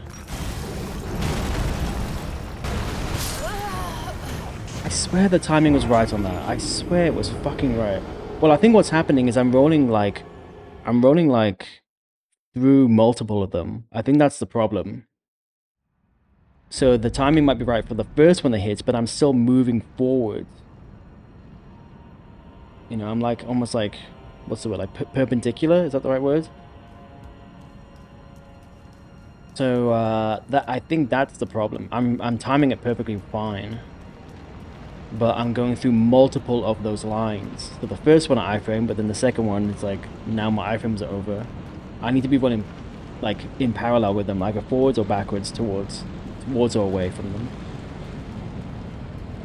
Well, ideally towards. If you go away, it might still like catch you at the end, possibly.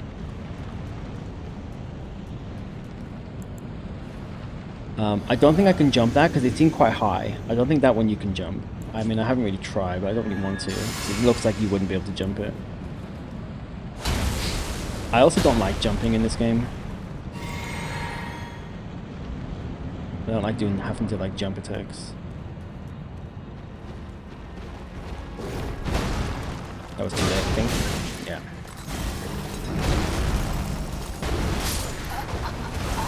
Yeah, that was too early. I felt that one.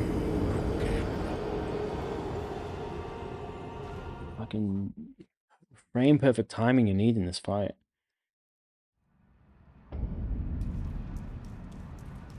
And yet when it goes well, it's like, it's very, very easy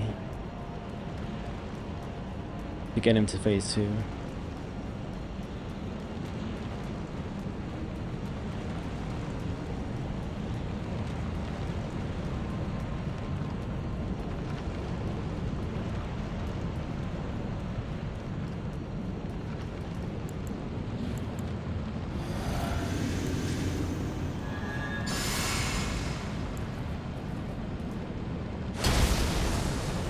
I'm not even gonna bother buffing because I ain't getting to phase 2 again anytime soon. It's just a waste of time at this point.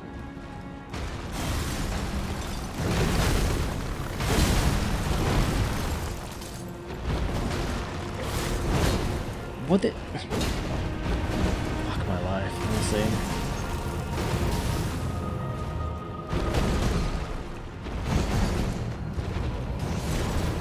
Like, it's one thing if a boss is challenging, but this is just gimmick. I'm pretty sure that was the right timing as well.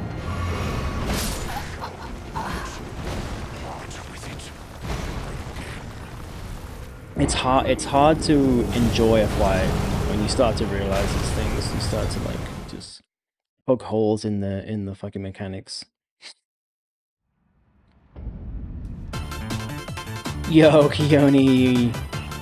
Thank you for the raid. Welcome in, raiders. Hope you're doing well. How was your stream? Are you still playing? Oh, okay. You were playing some different. The Stanley Parable. Oh, okay, cool. How was that?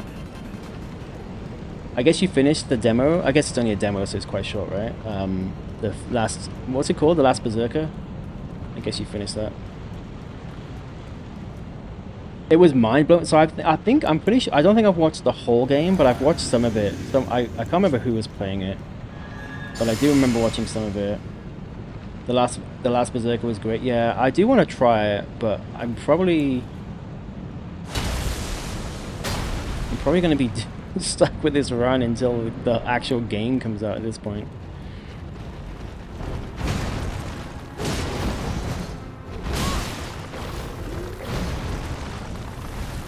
Oh, see, I think.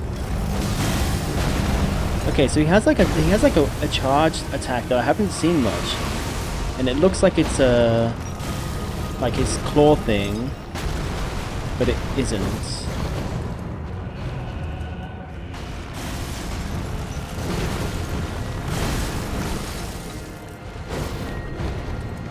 The problem I'm having with this boss is the hitboxes. The hitboxes are absolute ass. I can't hit this boss right now with my fist weapon. Oh, you pre-ordered it? Nice. Yeah, I definitely will get it when it comes out. I don't know if I'm gonna have a chance to play the demo before it comes out, but that's fine. I think it comes out in March, so it's not too far. But welcome in, Zay. Good to see you. Hope you're doing well. Highly recommend it. Yeah, I remember. So when there was like a technical, sorry, there was like a network test type of demo, and I didn't realize you could like anyone could sign up. It wasn't like locked to like certain people or whatever, but you had to sign up, and I signed up too late. So I signed up and like on the Friday night, not realizing that it was in or whatever day it was, but like in my head it's Friday night. And it was only like a couple of hours remaining, and I was like, oh, I don't want to like do half of it or like rush or anything. So I missed out on the first demo, but I watched some people play it. Not too much because I don't want like ruin too much of it for myself, but some of it, and it looks very cool. It looks very cool. It looks like another good quality non-From Software Souls-like. Yeah, I'm looking forward to jumping in. Yeah, look at the hitbox. Look at the hitbox there. Like, I can't hit this guy.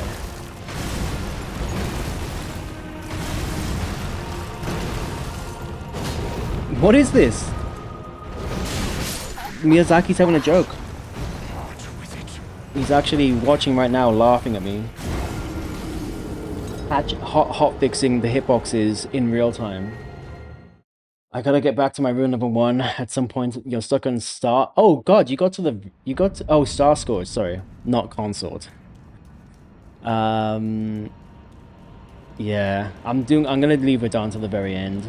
Once the base game is done, and then I kind of want to unlock the DLC. I don't know if I'm gonna do this run for DLC, but I want to at least like try.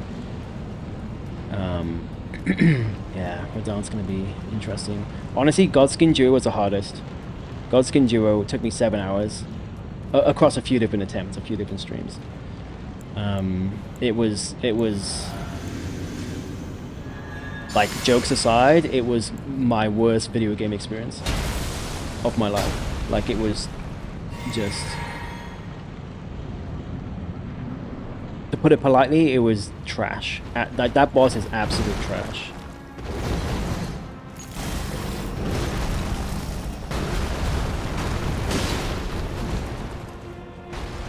And yeah, it was not it was not fun. I was not having fun at all. Ow, a bit too late there. Oh, Godskin Duo. So the boss just before this one. It took me 7 hours in total across like 2 or 3 streams. And then like in between I was doing other stuff, but in total it was 7 hours. Whereas Fire Giant took me like an hour and a half. Morgott took me 3 hours, I think. This one, I feel like it's not even Malekith. Like, I've got to second phase a few times. I feel like if I had a bit of an opportunity to learn it, it wouldn't be that bad. It's first phase, the hitboxes in this first phase, and some of the inconsistencies is what's kind of like what I'm struggling with right now. But I feel like this is like, we're like 4 hours in. It was like maybe a few minutes. Like I did Godskin Duo tonight, like first try, or technically second try, but the first try I was insta killed. So it was one legitimate try. So yeah, we're like coming up to 4 hours on this boss, so it's definitely beating Morgott. I hope it's not. I hope it's not 7 hours, but like I said, I feel like the boss itself is fine. It's just the hitbox inconsistency with the fist weapon. I just can't hit him hard. Like the same attack, the same combo. Sometimes I'll hit him. I mean that's a different example. But sometimes I'll hit him, and sometimes I won't, and it's just so frustrating. I also need to heal because I'm not getting my full health, my full damage. Am I using any meta strats? I don't know any meta. So for Godskin Duo, after 7 hours of trying different things, including Hoarfrost Stomp, which got me close, but I didn't like that I was hitting both of them because then they both kind of go into phase 2. I also tried sleeping with not pots, but with the Sword of Centrina. I first tried just doing just using the Sword of Centrina just for the Ash of War, but not hitting them, so just the mist would hit them. But the hitbox on that mist and the time window on that mist is almost nothing. It's actually terrible. So I basically then was like, okay, fuck it, I'm not gonna do fists only for this boss, and I just tried to use the sword normally, and it was just not really working. So in the end, I said, fuck it, either I end the run or I do sleep pots. So in the end, I did sleep pots, and it. I tried it on Wednesday night, like towards the end of stream, and got pretty close. I was like, okay, this is gonna do it. And then tonight I did it like first, like I say, first try, basically, first legitimate try. But yeah, I don't know any kind of meta strats for like this boss, or any boss really. I'm kind of just like brute forcing. I'm using. I mean, well, okay. Let me say this. I'm using Star Fists, which is absolutely the meta weapon. I mean, even if you weren't doing Star Fist only, you would use this weapon for at least a lot of bosses on rune level 1 because it's just so strong. So I guess that's kind of like a meta build, but other than that, I don't have any strats or anything. Yeah, fist whipping on this boss is tough because of his hitboxes not being very close. Yeah, his hitboxes are atrocious, and like I'm sure they're actually consistent. Like if you were to like look, but they feel inconsistent. Like the same attack, and I'm in the same position, and then sometimes it goes through his body. Like, you know what I mean? Like it goes through him. It should hit him, and it just doesn't. So it's very frustrating. Gonna look for a bit, but I'll be back. All right, Keone. Well, thank you again for the raid. I appreciate you. And if you end up doing something else, then hope you have a good night, and I'll see you soon.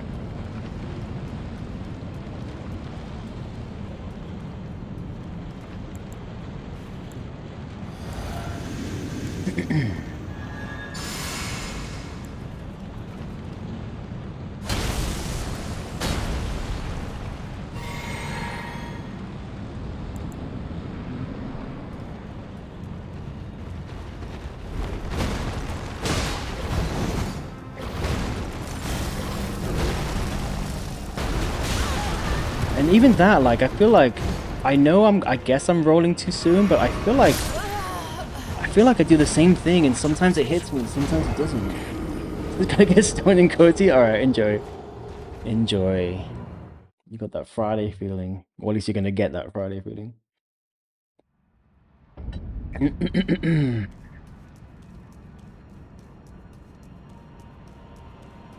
Yeah, get cozy for another 4 hours of, maybe not 4, another 3 hours of bullshit Garang. Thing is, when I do get the good RNG, my weapon's very strong. When I get the good RNG, I can hit him 3 times, stagger him, do the riposte, do one more hit, and he's in phase 2. So it's very quick to get into phase 2 when it goes well. I didn't buff. I didn't do it. Oh, fuck it. I'm not even. What's the point? Just start again.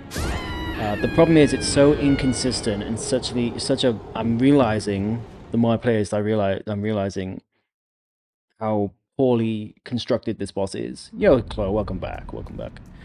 Yeah, just the poor construction, the poor design of the first phase at least. It's yeah, that's and it's causing inconsistencies, and so it's kind of like RNG. Might get a good attempt, might get a bad attempt. My least favorite boss for a reason. Yeah, I'm starting to realize why you understand why you said that. I mean, I was saying earlier, is it hard to make hitboxes in a video game? Maybe it is. Maybe it's like the most fucking hard thing ever, and it's like even to get it like half right is a fucking achievement. Like maybe, but I kind of feel like no, it shouldn't be hard to like do a. Look at that! Look at that! Did you see that? That's what I'm talking about. That's what I'm talking about. My weapon went through his leg. My weapon went through his leg. Sometimes it'll go through his head. Sometimes it'll go through his like, I guess it's like his like chest area. And then another time in seemingly, obviously it's like pixel difference, but seemingly the same position, and I'll hit him. I mean, maybe it is actually inconsistent. Maybe like it's almost like, you know how you can sometimes see like screenshots of videos and you can see the boxes around to kind of visually show you where the hitboxes are. Maybe they are like fucking janky and they're moving around the shit. Like, I don't know. Like, I'm assuming that I'm feeling like it's inconsistent because it's actually just bad, but obviously like they're in the same exact space. It's just obviously a lot of blind spots to the hitboxes, but it might actually be fucking janky, like they're fucking twinging or whatever, you know what I mean? If you were able to see them. I mean, it certainly feels like that. Performance related? Really? Interesting. Ah, you know what? If that's the case, the fix might be restarting. Because I'm pretty sure this game has a bit of a, I don't know if it's like memory leak, like technically speaking, but I just use that term as like a general term of like the more you play something, the more stuff starts to go wrong. I don't know if it's like technically a memory leak or it's just like within that family of things, but I'm just going to call it memory leak for the sake of this sentence. I know this game definitely has that problem. The more you play, and Gino found this out the hard way because he was playing for hours on bosses sometimes. Oh, you don't mean performance on my end?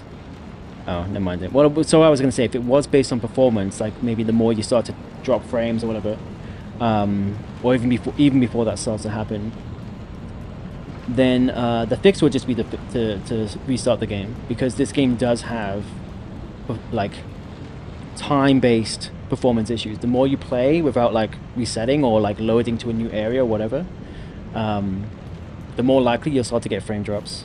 Like, I've seen it happen. But if that's not the case, then I mean, that could, I don't know, could be affecting it.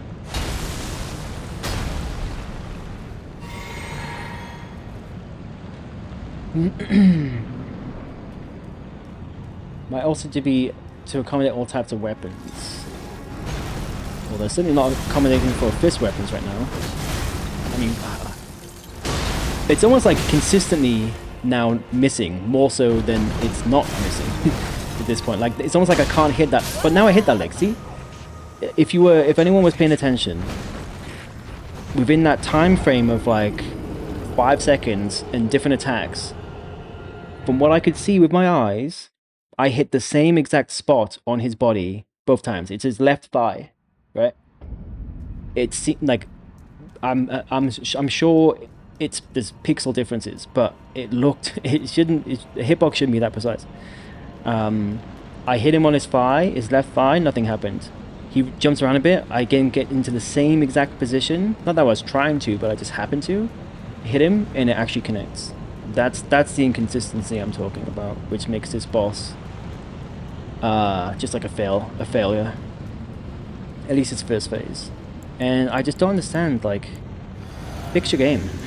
That's what I'm saying, like, our hitbox is hard to make. I'm not in video game development, I don't know. I can't imagine that it's like an unsolvable problem to just like expand, just like drag and expand that box a little bit bigger. You know what I think the bigger problem is these games aren't meant to be played rune level 1.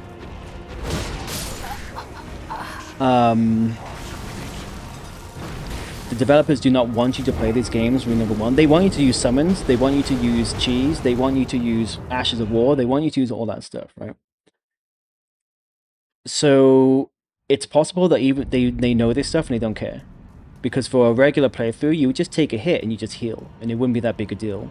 And within, you know, if you weren't playing rune level 1, so like you get hit once and you die, so you're gonna be hyper aware of when that happens. You're gonna be hyper aware of when you miss an attack because it's like life or death if I miss that attack, kind of thing. And so it might be that they know of it and they could fix it in a simple patch, and they just won't because it actually doesn't matter to the it doesn't matter to the general public of this game. And that's, I think, really what is happening here. Like, they have no reason to patch it, because I'm playing the game like in an unintended way. So the devs, it's almost like the devs purposely don't want to support this stuff, which is interesting because the reason why From Software got so famous is, at least in part, because of how popular it became to do things like challenge runs. And I don't think a challenge run should just be like, oh, it's a challenge because it's janky as fuck, you know what I mean? Like, the games are hard enough without that. Like, I don't think you need to destroy that community of challenge runs if you just made the game consistent. In fact, it would probably be better. But anyway, rant's over, for now at least. I also need to, what the okay. That was, oh no, I've got the wrong thing on my bar. It's fine. I spam healed, but it's fine. Oh, I've never rolled that from that distance. Sorry, I don't have the timing in my head.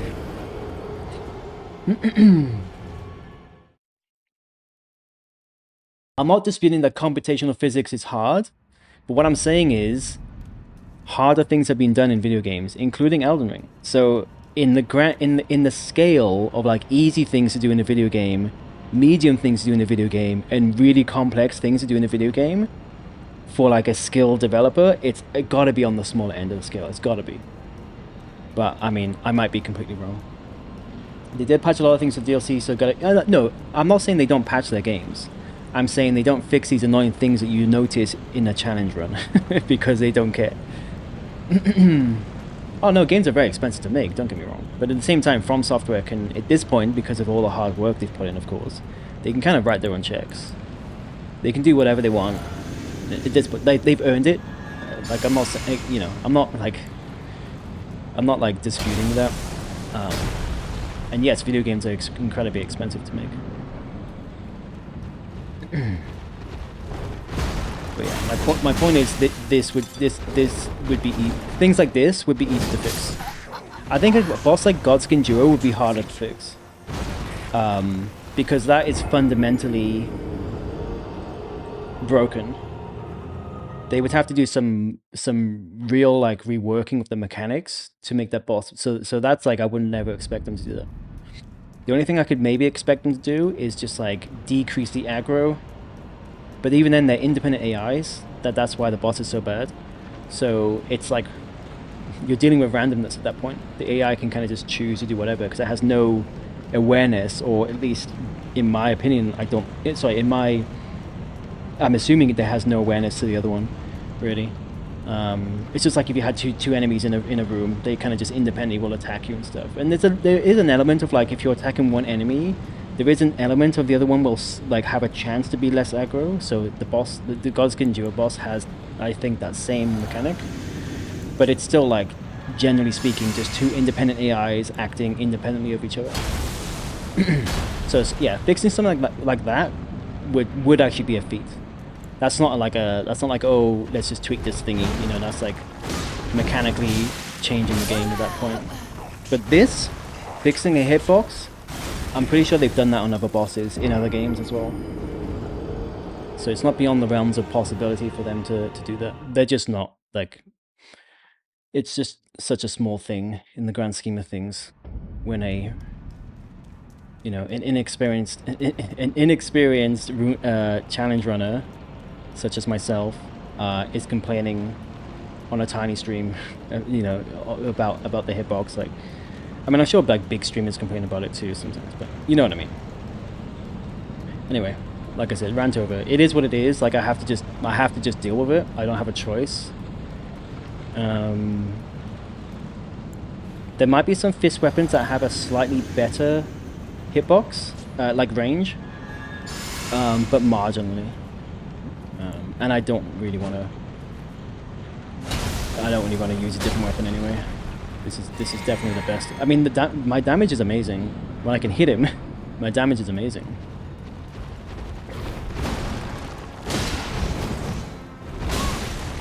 I'm always a little bit slow on that.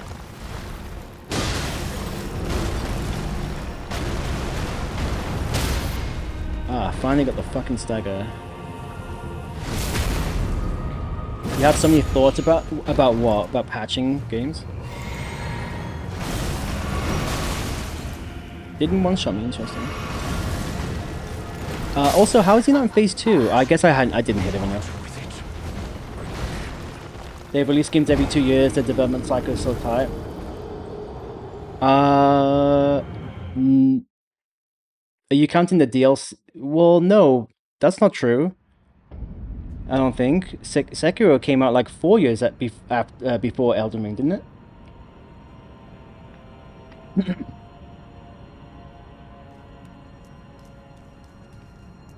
And also, I don't know the ins and outs of From Software, but usually the way you do that, like for instance, I would put money on the fact that Night Rain is not being built by their main team. It's a secondary team. So you kind of alternate that way by having like different teams, usually. Unless you're like a small indie dev, obviously. I think Bloodborne and Dark Souls 3 came out very close to each other. I think they were like a year apart or something. Kind of crazy. But even that would have 100% had to be different teams. Because both of those games took a minimum of 5 years to make, probably. So the math doesn't add up. Like they had to have different teams on those games. Unless they, I don't know, unless they built one and then like left it until the end, that wouldn't make sense.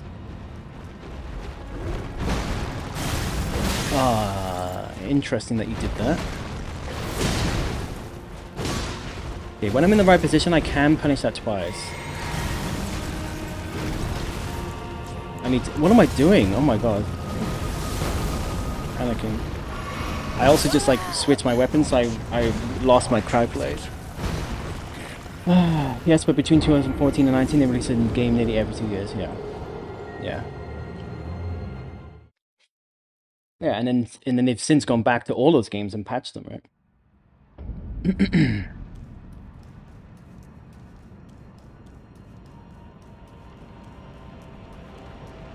I mean, yeah, they've patched this game a bunch, include a bunch of updates as the DLC came out, and then obviously they added the DLC, which was a piece like a masterpiece. I mean, this game is a masterpiece too. I mean, to be fair, like you could argue most of their games are masterpieces, but like Elden Ring and the DLC, in my opinion, are really like next level. That's my opinion.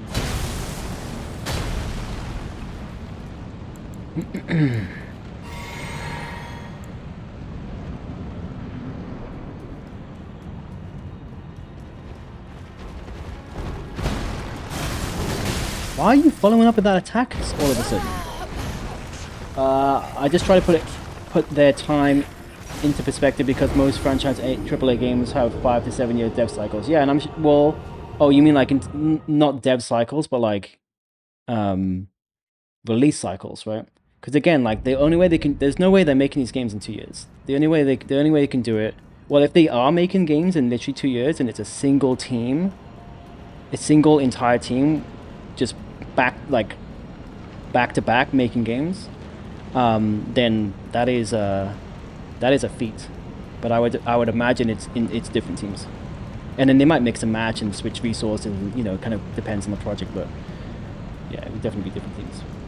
I'm hoping for the next game to improve their boss mechanics, AI. Yeah, their engine needs a bit of an update. Not the visual aspect.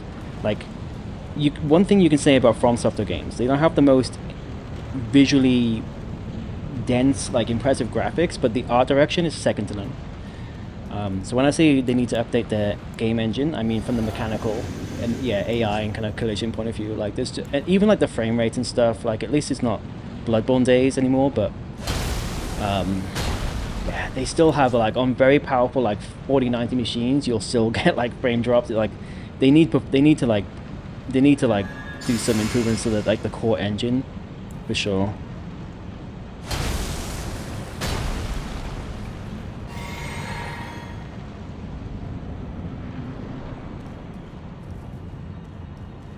I need to lock back in. I'm kind of just throwing attempts at this point. I got on a rant about the hitboxes and it kind of just like threw off my whole fucking rhythm. That's on me. Oh, I'm surprised that actually missed me. Yeah, I haven't seen that like big slam attack with no like claw follow up until very recently. Now he's doing it quite a lot. Ah, I rolled too soon. I feel like Nightwind is a low-key test for future multiplayer summon experiences. It might be a test for a few things. I think it's also like padding it, like again, it's like definitely like the B team like padding out time because the A team is working on something. But yeah, they might also use it to like start testing out some improvements to the engine. You know, maybe obviously the online stuff would be a core part of that. I think they're gonna use that game to test a bunch of functionality. Yeah, I hope so. I hope so. I mean, generally speaking, they will be making improvements each game. You know, like I mean, it's probably not true for every game in every studio, but you know, every game is an opportunity to like improve things within an engine, right? So I imagine they do. I mean, they definitely do that because every game is better, like visually and mechanically, and the way it feels. Like every game kind of generally gets better. So that's always going to be the case to a certain extent. Yes, but I think they finally have time to do R&D. Yeah, hope so. I mean, I am interested. I mean, the whole world is interested, but I wonder when we'll hear about the actual next project. You know, the next proper one. I mean.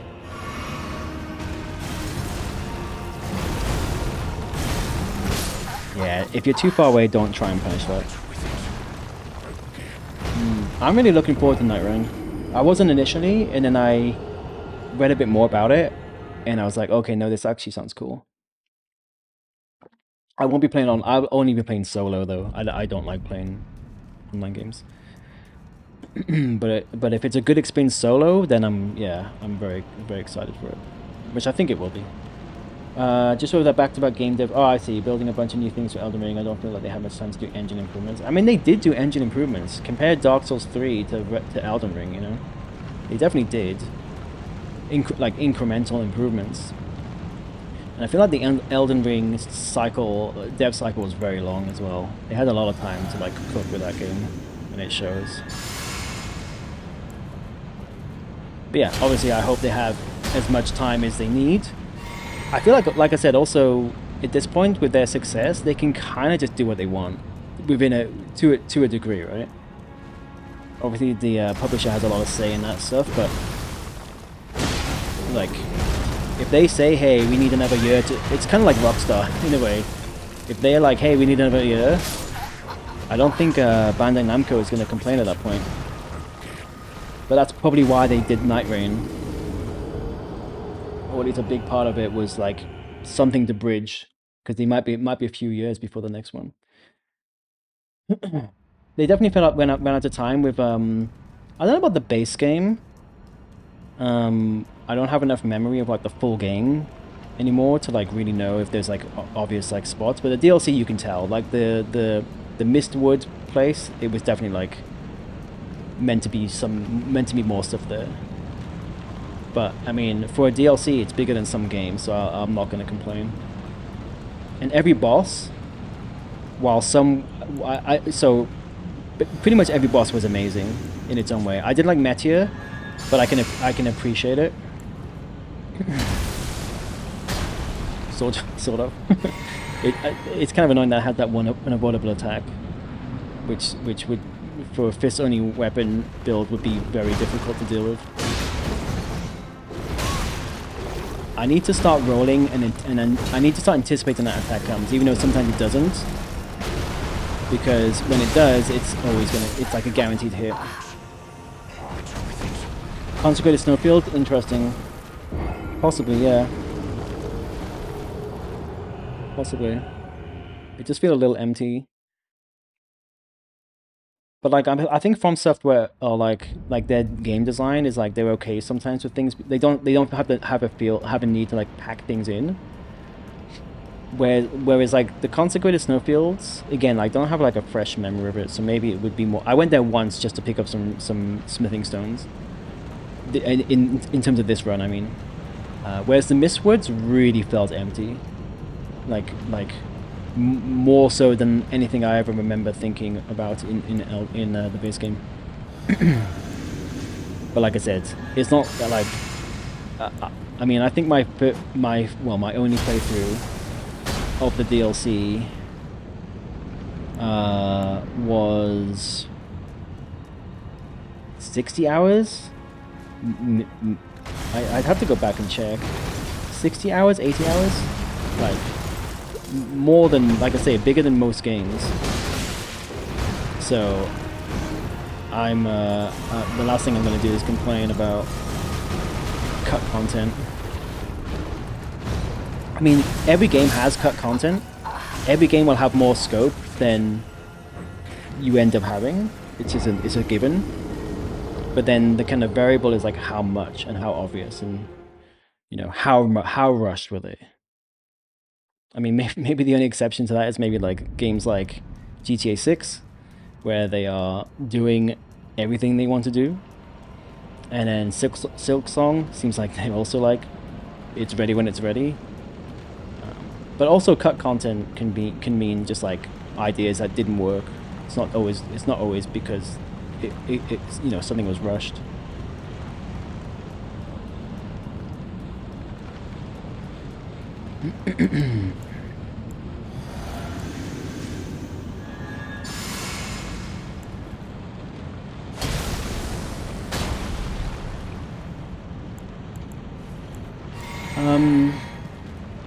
I like the DLC a lot, but it has so many unfinished areas too. The only place I noticed, without anyone like influencing my, you know, if someone says to you, "Oh, doesn't this area feel so empty?" and then that puts in your brain, and you start thinking, you go, "Oh yeah, it does feel empty," you know. But in terms of the only thing that I noticed myself, it was just the Mistwoods. I don't. Is it called? It's not called Mistwoods, but you know the area I'm talking about. I forget what it's called. The frenzy forest thingy, whatever it's called. That was the only place that I, you know, kind of physically felt like, oh yeah, this feels like there should be something here. Yo, Keone, welcome back. Nice sub budgets, by the way. Thank you. They haven't changed in a while. I feel like the DLC dropped the ball on the narrative. Okay, so you might be completely right, but the last thing I care about in a Souls-like is the narrative. So I am not the right person to talk to about that stuff. It's like the last thing I care about. In fact, the reason I like From Software so much is because the lore is there if you want it. And it's not there if you don't want it, and I actually love that about these games. Like, there's so much mystery if you just like play the game, and I actually enjoy that mystery. I enjoy not like things being strange and not knowing what's going on. And then as you dive deeper into like, if you want to, you can dive deep into like descriptions and everything, and that's kind of where the lore is. It's perfect because it's like genius, because if you don't care, if you're just casually playing through, it doesn't get in the way. It's not like I was playing Star Wars Jedi Survivor, and I just forgot how annoying it is when you're playing the game and there's another cutscene, and there's another cutscene, and there's another cutscene, and like, because I haven't played like normal like action or whatever games for so long that I just forgot that was even a thing.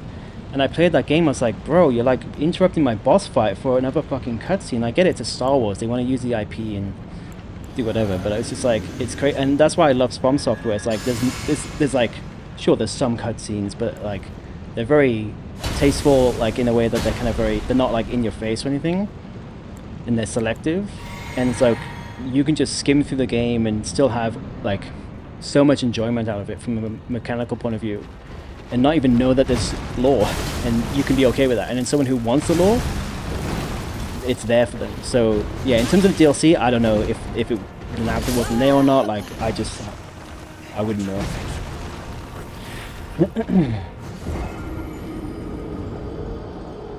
They got up. I mean, they don't have to please all people. All they have to do is not put it in my face, and then I don't care about the quality or the quantity of the lore because I'm not seeing it regardless. That's my point. It's genius when you think about it.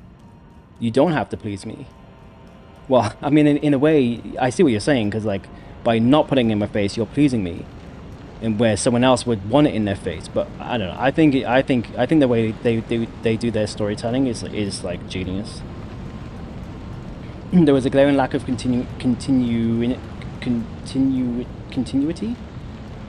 Continuity? How do you say that word?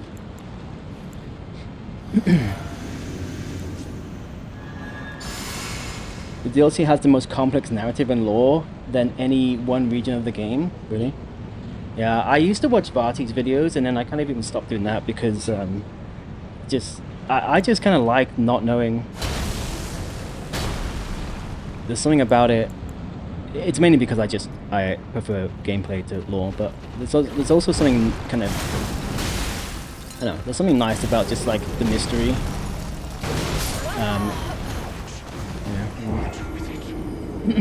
Yeah, that's the thing. Like, it's not like if you're into like, let's say you love like, I always use the term the game God of War because I think it's a really good game, but it's like a perfect example of like the opposite of these types of games.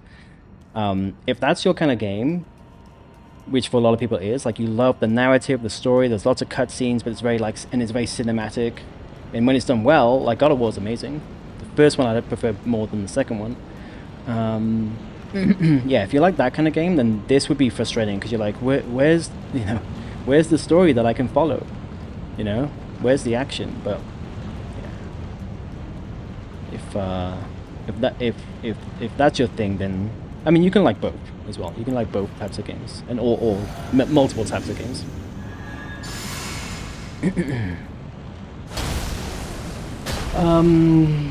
I don't mean to come across argumentative, but I think the community is not all what they were seeking.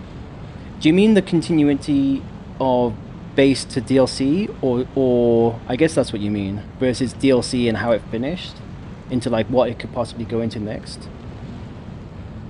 I mean, it's possible. It's also possible that they like they didn't have what's his face, so it's possible that they struggled a little bit to like continue the story. I mean, actually, I don't know. Whatever his face, the guy that helped write it, did he have any hand in the DLC? I feel like he didn't, but maybe he did.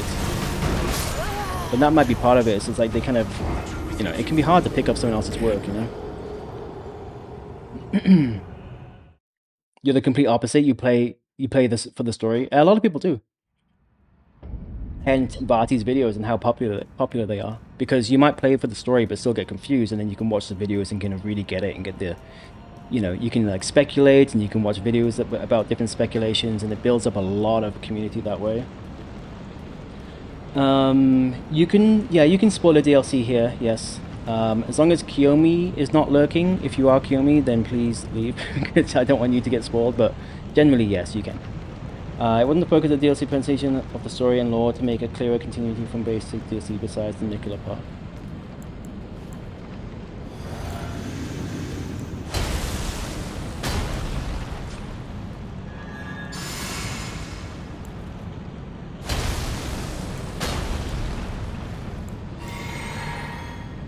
At least that's, yeah, I mean, that's the other thing, like, interpretation plays a massive part, which again is, I think, like a genius component of their storytelling, generally. It's like, there's so much up to interpretation. I think, like, it's the same as, like, good writing in general, good books, good movies. Often there's an element of that. It allows you to, like, imprint yourself and, like, think about the ways that you would want to interpret things, versus it being, like, very, like, a bad or, like, a average movie is, like, very, like, this is, you know, it's very like, it just like, it almost like insults it insults intellect, right? It's just like, oh, this is happening, or making it really obvious to you that this is happening. It's almost like lowest common denominator kind of stuff. And I like how FromSoft just go the opposite. They're like, you don't get it, we don't care. Maybe we don't even get it. You know.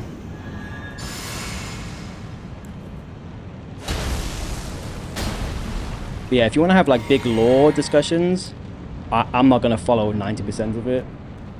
So, but yeah, feel free to speculate and you know, discuss and whatnot. I feel like I've gone down a hill with this boss. I'm kind of not. I'm kind of not focusing.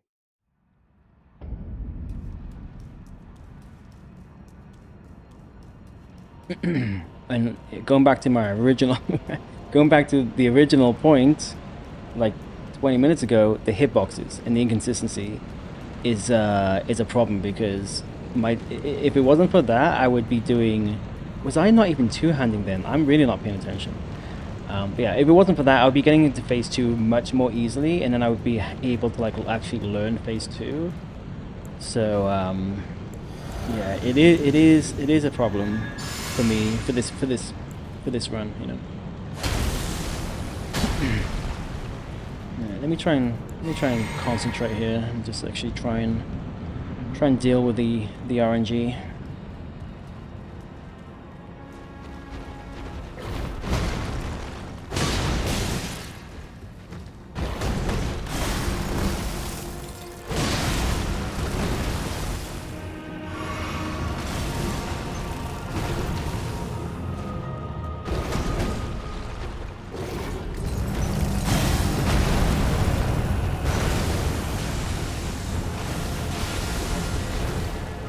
Okay, luckily that stone attack he does not travel very far. Can you finish this? Yes, kind of. That, or no, it was too risky. Games and most media that don't allow interpretation are dull and uninspiring. Yeah, it could look beautiful, but when it's too direct, it won't ever have a community of fans to discuss. Yeah, exactly. I feel like when you do that, it's kind of like you're taking the easy way out, because you worry. It's like lowest common denominator. You know, if you have a fear that the majority of people are not gonna get it, and therefore not gonna enjoy it, and therefore it's not gonna be successful, then that's gonna be what's holding. Generally speaking, that's what's gonna be like holding the thing back, like the story, like the media, whatever it is. Whereas if you're brave and you have conviction, you know, and you want to tell a story the way you want to tell it, and you don't care if some people aren't gonna understand, and you don't generally, at least, don't care if it's going to be super successful or not. That's how you do you know what I'm saying. That's how you do things. How you do things well. You gotta go with conviction. You gotta go where you go. You gotta do things the way you want to do it, within reason. And I feel like that's From Software in a nutshell. They do whatever the fuck they want, and they do it well.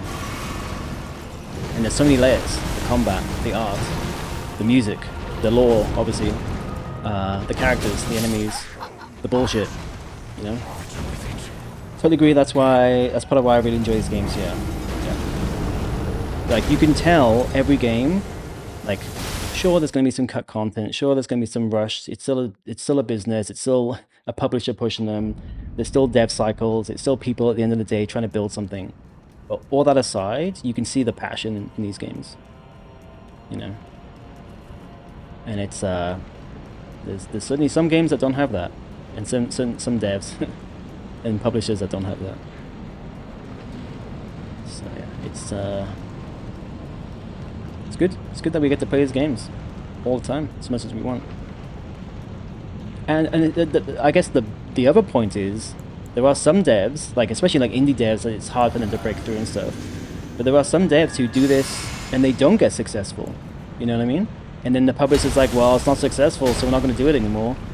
And so we're lucky that FromSoft is successful in doing these types of games. You know what I mean? And it obviously took a while, and I don't think Demon Souls did well back in the day, and you know, so it's taken a long time. But you know, the fact that we're not. Oh my god, that was so weird. My character like got stuck. Yeah, it's like we're kind of, you know, it's lucky that they can do what they want and be successful.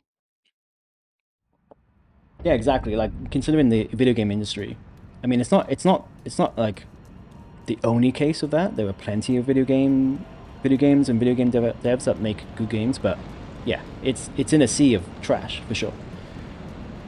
So and you know, as with every business, they're in the business of making money at the end of the day. So to kind of balance those two things is and do it well is it's not an easy thing.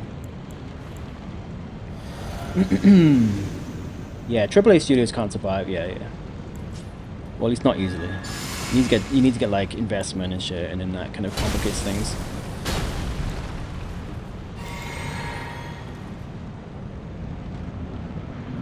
You think we're seeing the second miracle, Eliza P? Hope so. I want to see hundreds of miracles. You know what I mean? I hope the first Berserker is amazing as well. I mean, it looks great, but also like successful, so they can do more games. You know what I mean? That's what you really want. That's what you hope for. Is you hope for these good games to also be successful enough that the devs can make more games.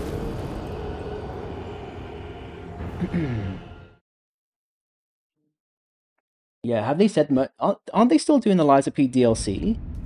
Wasn't that confirmed? Have we heard anything about that since?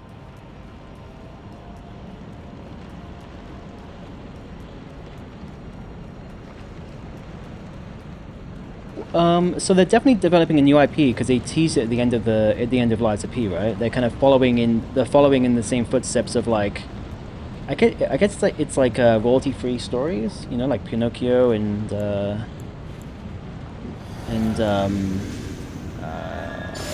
forget what they teased as the second one. Alice in Wonderland, I think it was. Was that it?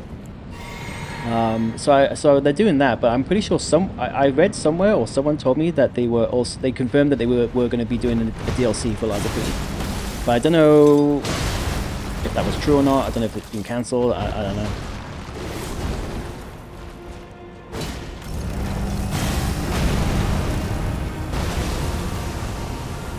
But I hope this DLC will be great.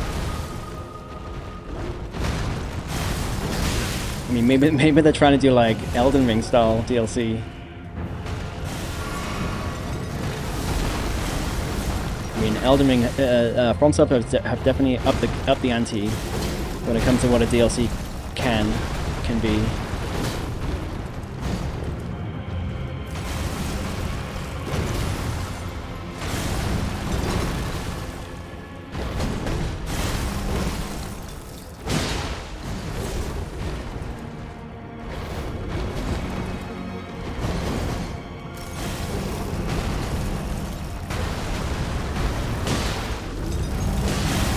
Still no stagger? Really?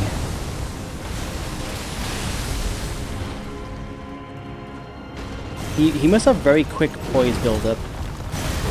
Oh, the fucking insta.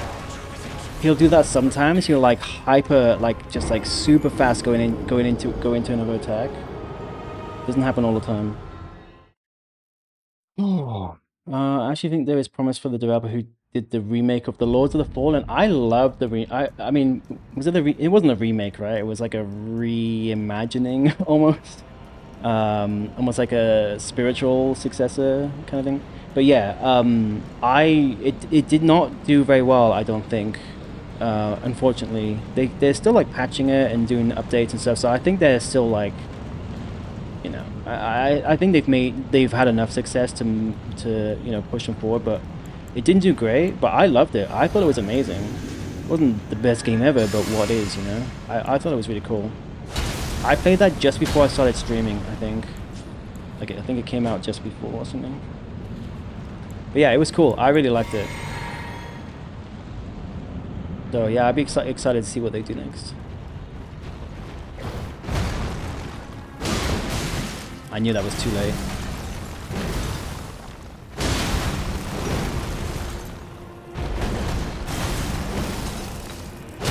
Yeah, this is a good RNG because it's just back-to-back attacks that I can punish safely, and then into phase 2. And the problem is I do need to heal.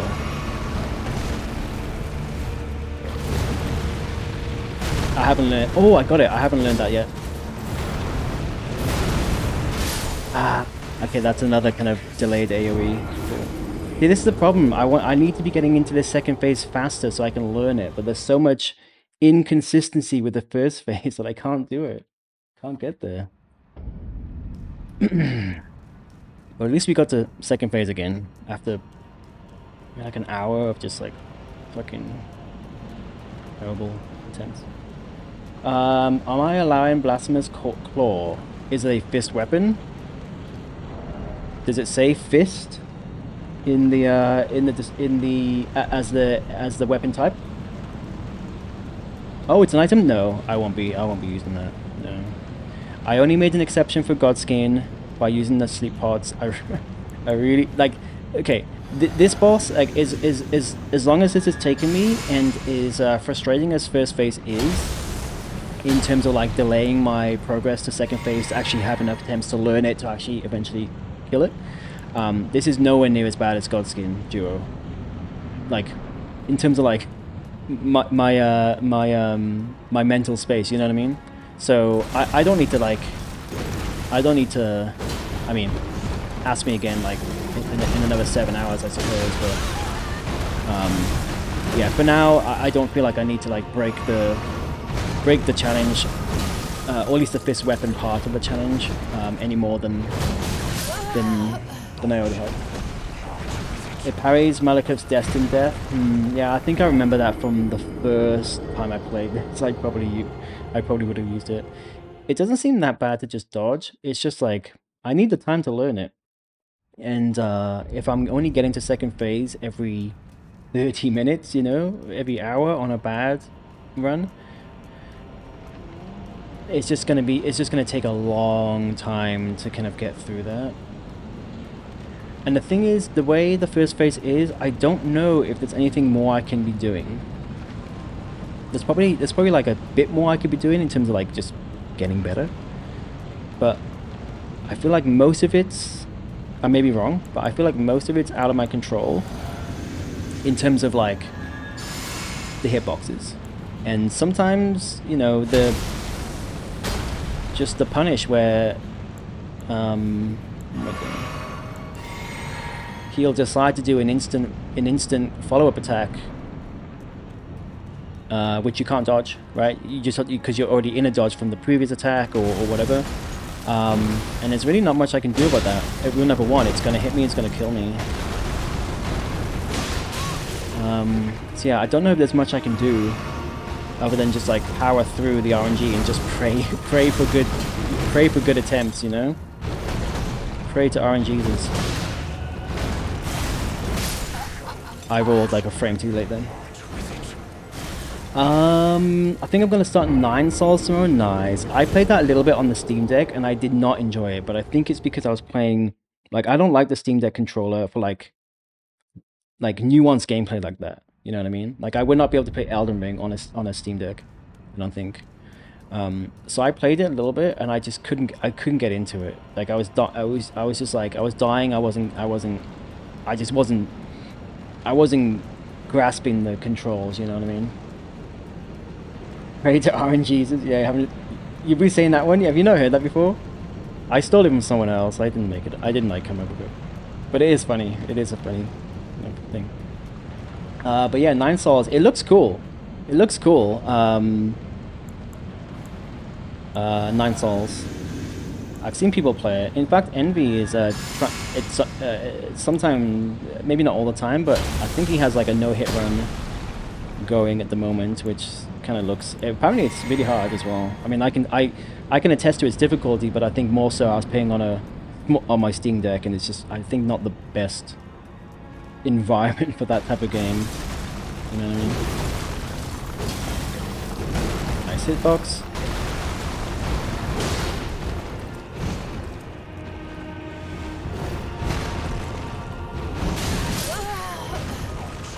That little delay, he sometimes, though, it's a variable, he sometimes will like delay before doing the swipe, oops, and sometimes he will like instantly go into the swipe.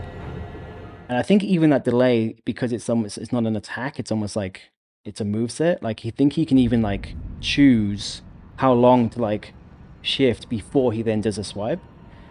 And so your instinct, the longer it goes, like in milliseconds, the longer it goes, your instinct is just to press circle because you panic, right? And of course, he waits until you roll and then catches you. You might pick it up when it goes on sale. Yeah, it looks cool. I have it on Steam, so if I ever, obviously because I bought it on a Steam Deck. If I ever get a gaming PC, then and then I can kind of play it normally here, then I might pick it up one day. I might like pick up the game again. What I mean is what I mean.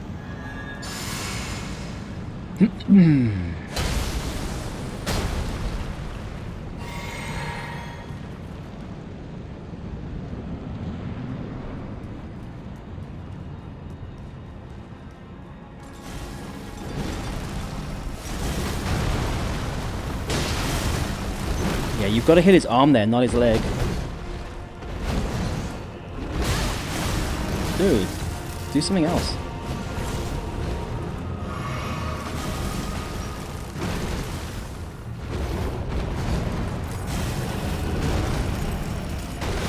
Too soon. Yeah, I knew I was too soon there. Alright, I'm gonna run to the bathroom, I'll be back in a sec.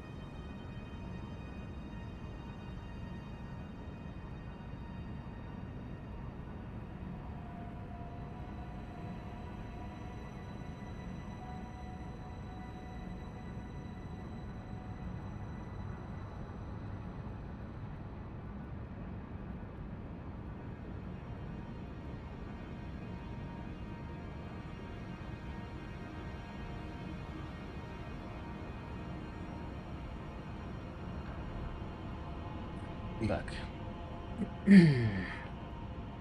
Oh man, I need to stretch my legs a bit. Keone, if you're there, I was just thinking with the claw, the blasphemous claw. Does that do any physical damage to the Malekith, or does it purely like what does it mean to like to parry his destined death? Like what attack is that? The red kind of like, you know, the red kind of like projectile attack that he does? Is that what it is? And what happens if you parry it? So I don't remember. Is it just a way to repel the damage, or does it do any kind of like damage to him? Because if it doesn't do any damage to him, then maybe I would try and use it.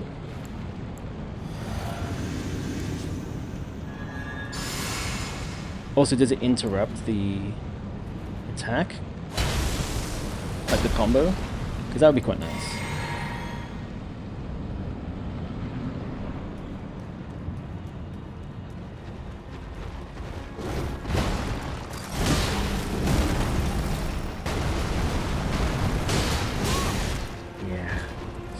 If you're delayed, it's a domino effect. If you're delayed on the attack, then you're then going to be delayed on rolling the next attack. I don't like being by the edge because I can fall off. Interesting. Sometimes it won't one-shot me.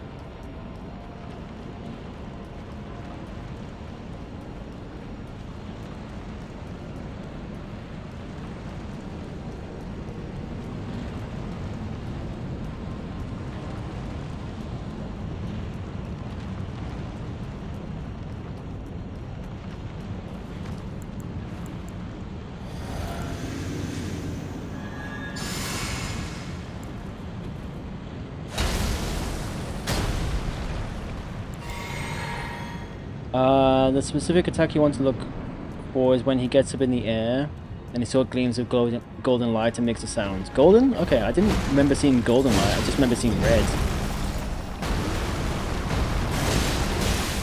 I can't roll that, I don't have the frames. It's a free hit for him. And if I don't have the bubble, it's a free death, it's a free kill.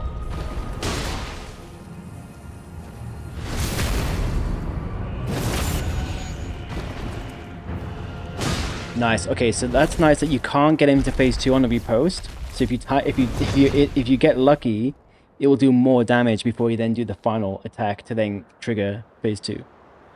Once he does that, then you'll parry as soon as you see him doing this next attack. That prevents you from getting hit by the Destined Death, and if you're having trouble with the dodge. Okay, and it doesn't do any physical damage to him. It just damages the avoids the damage. Let's see if I can look out for here. Oh, got so fucking lucky there. Holy shit. Oh, that attack. That golden glow was like instant. Like the attack came instantly after that. What are you doing? Okay. Just likes to walk around. Can I crack? I feel like if I crack blade, he's gonna input read me.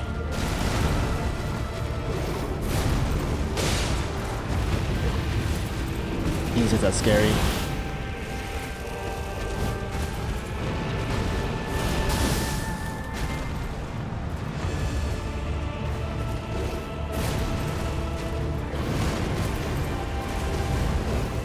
I don't know this attack.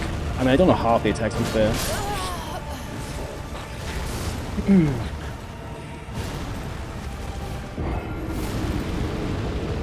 feel like there's 2 times that he can do that attack, assuming that both of them are like the Destined Death that you can block, that you can parry. When he's on the pillar, or when he does like a big kind of slow kind of jump backwards. Both of those, it seems like he can then do the that attack. I mean, it's not the worst overall, but I am kind of just spamming and hoping for the best. It's not like I know what I'm doing.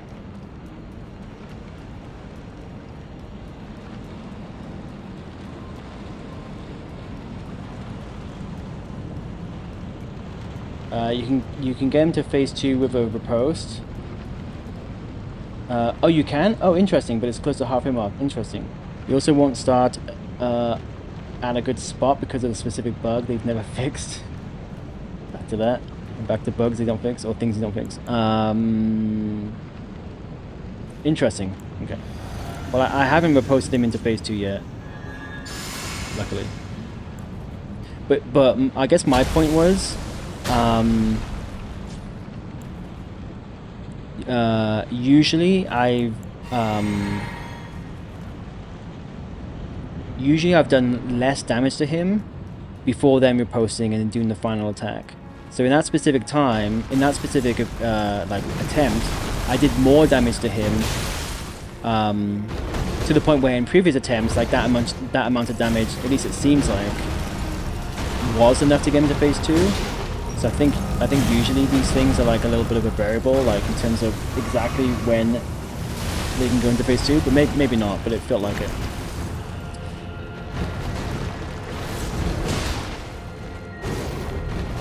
could have got 2 if it was for the hitbox.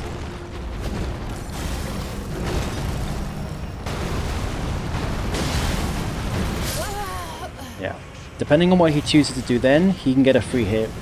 It's just I have to roll the dice and hope that he does a certain thing that allows me to kind of get out in time.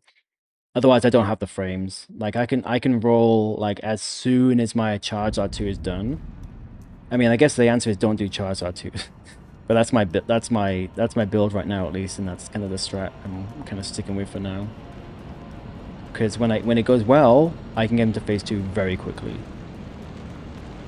Problem is it's not consistent.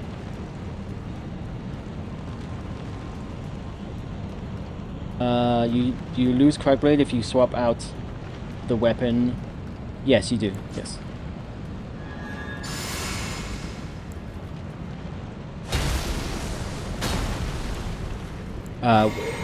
Is that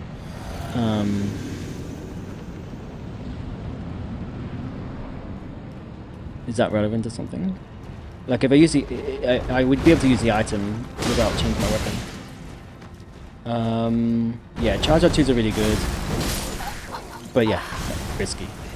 Well, okay, so if the hitboxes were consistent, it wouldn't actually be that risky. It wouldn't actually be that risky because he actually has a lot of opportunities to charge R2. Obviously there is a chance that he can like very quickly follow up with another attack, which like then kind of locks me into getting hit. But more often than not, he won't. It's the inconsistent hitboxes that is making this strat risky right now. Oh, is it delay coming because last try you actually swapped? Oh yeah, I did it. Yeah, I found out the hard way with Godskin Duo. I was on a pretty good run, and then I was like, oh, let me do Crackblade first, and I was like, oh, why was my damage less?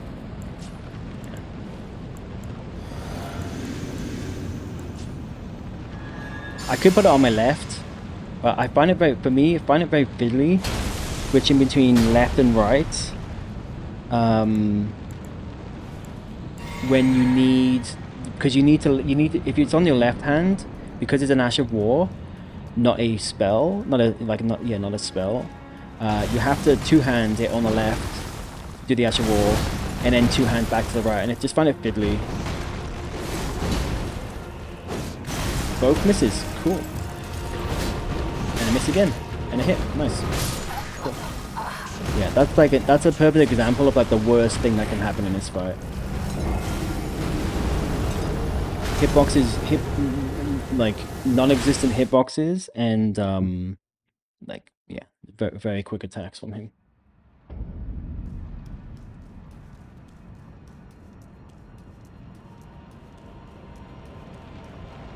I feel like what I'm definitely not gonna get this tonight. Well, I mean, you never know, but probably not. I feel like what I'm gonna have to do, because I'm not able to like frequently enough get to the second phase. Like that's usually how you do it, right? You kind of get to first phase. It's like you learn it, and then you get to phase 2 once or twice, but it's not consistent. And over time, you get so good at phase 1 that you can just it's not a thing anymore, and you get into phase 2, and then that's when you start to learn phase 2. Once phase 1 becomes no longer an issue. And again, obviously there's a like skill is a part of it with this boss, but a bigger portion of it is RNG than in same as Gods. I mean, Godskin Duo is nothing but RNG actually. But yeah, but because of that, I feel like what I need to do like tomorrow is like just watch a bunch of videos of phase 2, and kind of almost like try and like learn it and study it that way instead. As a kind of substitute for actually being able to get them myself, and at least that will kind of give me some indications of like, okay, these are the types of moves that I might try and punish, these are the types of moves that I want to kind of always be avoiding, blah blah blah, you know.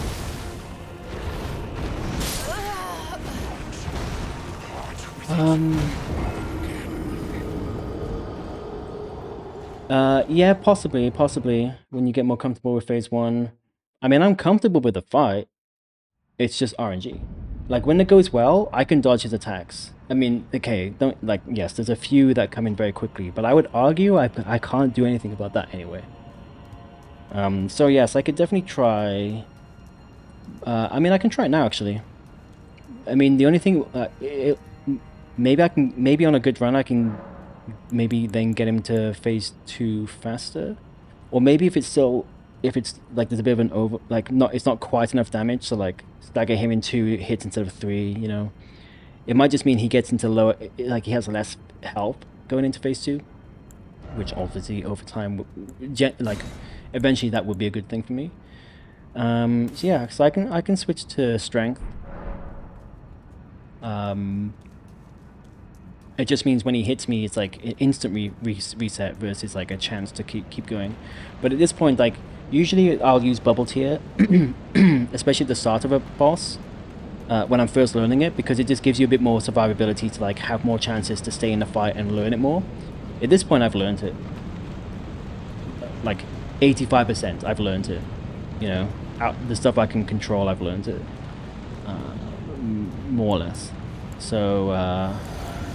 Yeah, I guess we can start going more damage. I wish I could do if I had like a bunch of rune arcs, I would do flame granting strength as well. But it only lasts like 30 seconds or something. It's like pretty. What am I doing? I'm like not paying attention again. Yeah, like I said, I'm comfortable with this fight when it goes right. That was too late. Not a one shot. Yeah, some of his hits surprisingly are not a one shot.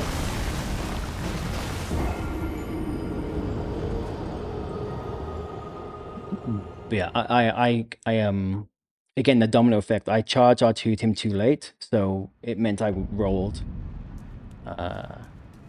Too late or too early. I actually forget now, but one or the other. You have to like time it very perfectly to then allow you the right time to follow up with like the roll. And once I've done it, I can almost always now know, okay, that was too early, you know, or that was too late. But I haven't got to the point where I'm not doing that in the first place. My brain is still like just pressing circle.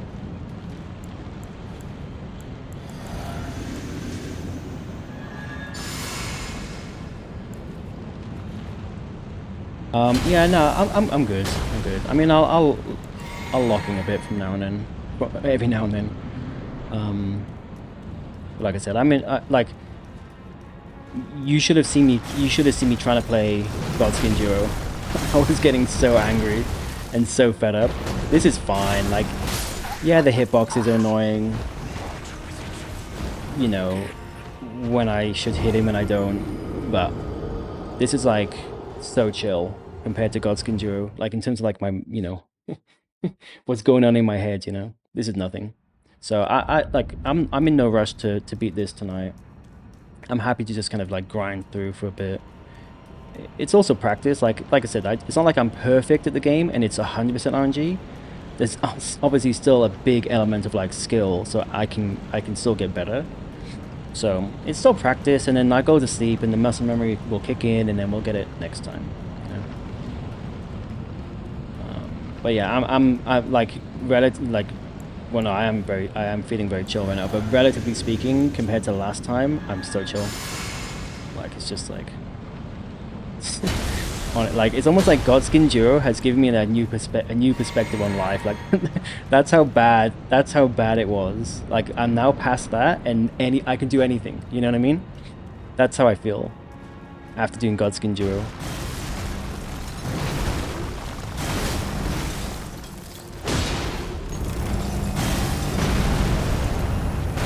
Too soon. Oh, I think it was too soon, but oh, it's a different attack. I shouldn't have even been attacking that. That's fine.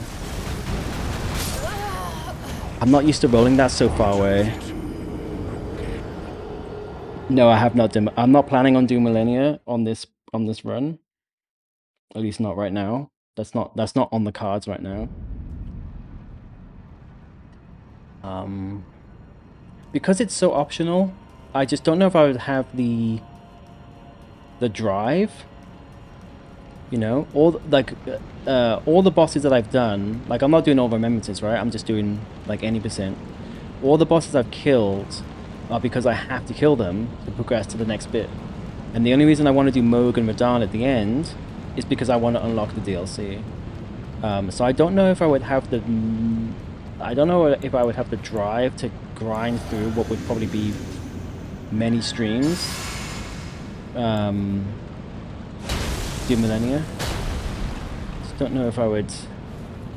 Because, like, for me, if I don't have to do something... I mean, you could argue I don't have to do this run at all, but within the context of this run, if I, or any kind of challenge or whatever, if I don't have to do it, my brain's gonna be like, bro, you can just not do this, you know what I mean? So it's hard for me to get that out of my head a lot. That's honestly why I usually don't play games twice, or at least it's like maybe somewhat related from like a mental perspective. Like when I play a game, it's like it's all new to me, but once it's not new anymore, it's like, well, I don't have to play this because I know what's gonna happen. You know what I mean? Like it's kind of a similar thing, if that makes sense. Like in my how my brain works. So anyway, that's all to say, I don't know if I'll be doing Millennia.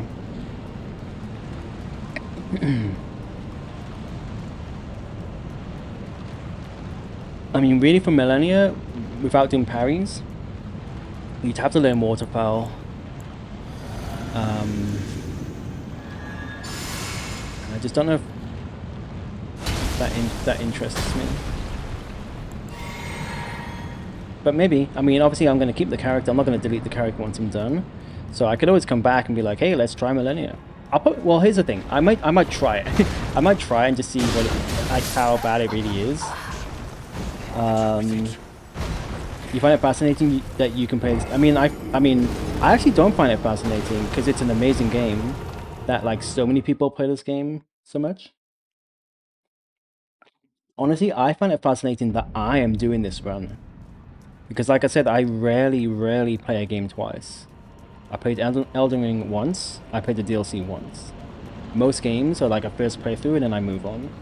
And I almost never have a drive to replay the game again. Even if it's like, there's New Game Plus, or there's different endings, or there's bits I didn't see, like, it's still the same 90% of the game, you know? And there's something in my brain that's like, nah, that doesn't interest me, I wanna experience something new. So I think that's probably a testament to how good this game is, that me, someone who never does this stuff, is finding a lot of enjoyment in doing this run.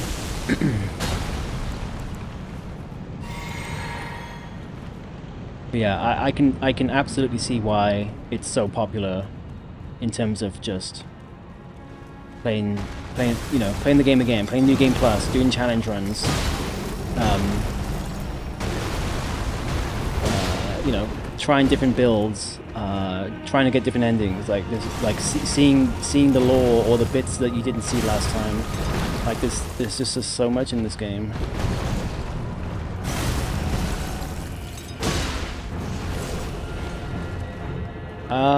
Am I noticing a difference in damage? Yeah, I think I am. Oh, I didn't even, yeah, okay, I didn't even stagger. Maybe I want the stagger? I suppose it's fine. Now the problem is, bubble tier would be nice for phase 2, if not for anything else other than learning the fight, having a bit of survivability to learn the fight.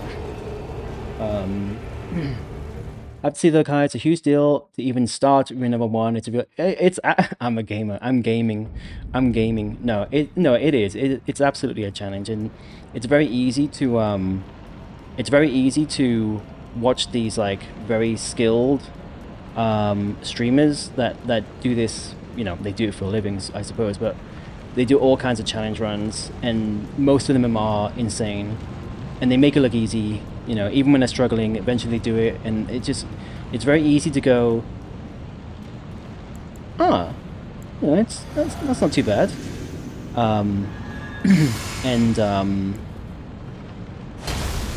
Yeah, this is definitely like I'm getting through. You know, I've been doing okay, but it's definitely a very humbling experience because you just realize. Like I watched again. I keep mentioning Gino because I've been watching a lot of his videos lately because he's just like a very skilled challenge runner, and just recently just recently I watched him. So he did the fist only, right, base game. I think he got quite. I think that's a quite a well known run of his. He still has that file, so he's since gone into the DLC. I think he was live streaming it like maybe a few weeks ago, like quite recently. And he spent some time like he hasn't done any bosses yet. Well, I think he has now actually, but he just went around and collected some stuff, and then he went into Gaius, Commander Gaius, and he first tried Commander Gaius fist only. I think he was doing 88 damage per hit, and it took him, I want to say it was maybe like an hour and a half. Or no, maybe it was like under an hour. But either way, it was a long time, right? Not as long as like God's fire giant, right? Because he had the Skeletry kind of blessing, so it kind of buffed his damage a bit. But he first tried that, right? And so he's like, oh, let's just try this, and I think I'll have this shield that might work. Like he's just like thinking about like figuring out. He's like, let's see how it goes, and he just goes into there, first tries it. 50 minutes later, he's done the boss first time, right? And like that's a no-hit run. Like you can't get hit. Ah, did he get hit?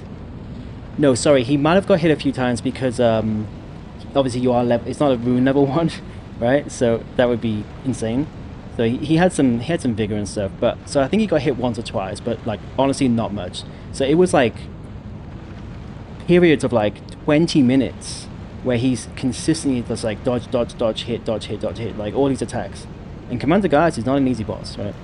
And it was stuff like that. I was like it's sometimes easy to forget like what that entails, you know, like how much skill and knowledge is involved in being able to do something like that. Like obviously he's fought that boss a million times to get that knowledge with different runs and stuff. But yeah, I was just like, now that I've done this, I respect those runs even more, like in the things that these like, you know, these streamers do. So yeah, but I've been really getting into like a lot of his videos recently, just for like almost like, I don't know, not inspiration, because I wouldn't do well. Actually, no. Some of the challenge runs he did, I was like, that could be cool. Like I said, after I'm done with this, we'll see, you know, see what happens. But it would be kind of cool to do like a Oni level, like a faith Oni build, right? So it's kind of like it's almost rune level 1 in terms of like all your other stats, but you're allowed to level Oni faith or Oni int or Oni arcane. And so then you have to like be very. I think that would be easier than this, because at least you're leveling up something, and at least like you can like get your damage up with the right weapons. Some bosses might have like resistances and stuff, but yeah. But anyway, yeah, he does a lot of crazy stuff. He's currently rooting for all 27 bosses, region locked, hitless. Yeah, hasn't he done that though? I feel like he's already done that. Maybe not region locked. Maybe that's the detail he hasn't done yet. Yeah, no, he's definitely in it. Yeah, he's insane. He's insane. And like I like to think of myself as a pretty calm person. Don't watch my Godskin Duo videos, but most of the time I like to think of myself as like fairly calm. But like he is like next level. He's just like so chill. Like he could be there for hours. Like he was doing like, you know, fire giants back in the day. He'd be like there for hours and then get hit. And he get a little, you know, obviously get a little bit frustrated sometimes, but yeah, he's just like he just takes it in his stride.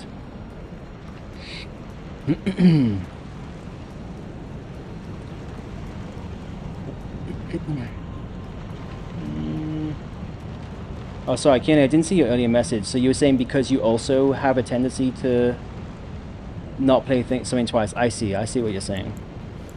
Yeah, so you're similar to me then. But no, this game is even for me, this game has a lot of replayability.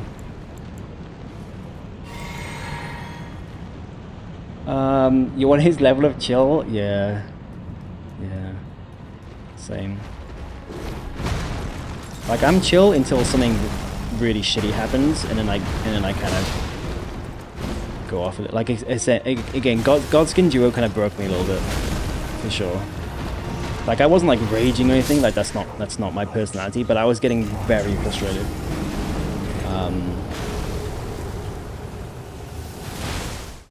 And I'm not even joking. I actually like okay, no, I am joking, but it feels like I have almost like within at least within the context of video games, I have a whole new fresh perspective on life because I think before this challenge run and certainly before well no, I think before Godskin Duo and certainly before this run, this kind of situation especially if I wasn't streaming, but even if I was, this kind of situation would be like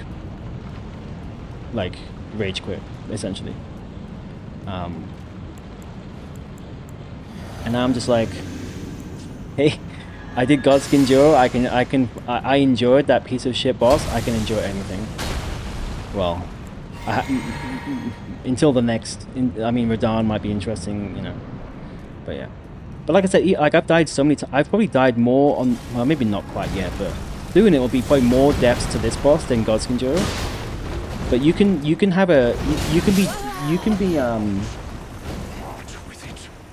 you can be fighting like the most tough boss in the world.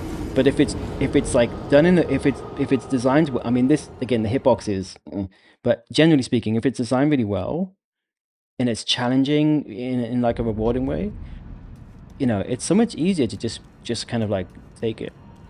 Whereas if you're dealing with like just bullshit, you know what I mean? Like the same level of difficulty, or even harder, even easier. Sorry.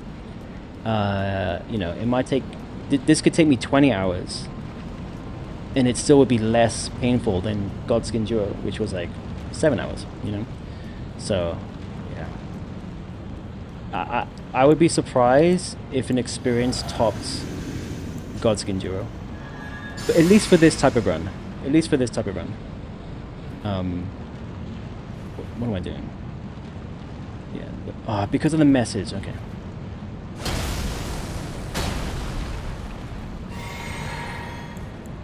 If it was like a consumables only run, oh, I guess how would you make damage after you pop them? But you'd find a way. You just like sleep them and then throw like I don't know massive exploding parts of them or something. With over 1,000 hours in this game, it's now my most played game. Nice. And it's not at all what you thought it would be. The Shadows of Yharnam would be like a word. Wait, what?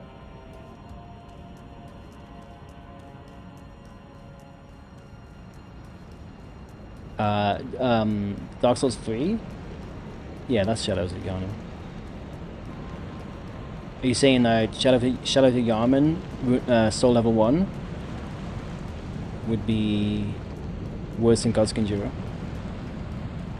I don't remember. I remember like that boss. I had a crazy like big bonk build for my Dark Souls 3 playthrough, so I was far away from the Soul Level 1 experience. Wait, I'm doing the wrong thing.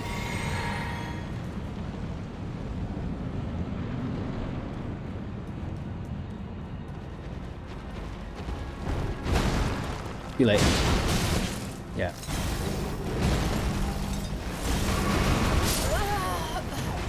Shouldn't have healed then. Yeah, I charged R2'd too late. Oh, Bloodborne. Oh yeah, of course. Sorry, Yharnam, Bloodborne. In my head, I'm picturing the right boss. I don't know why I thought Dark Souls. I guess it would be worse than Blood Level 4 than Godskin Duo. Interesting. Yeah, I mean, I guess there's 3 of them, right? Not 2. But like, how aggro? How? I mean, I'm taking your word for it, but like, how aggro are they?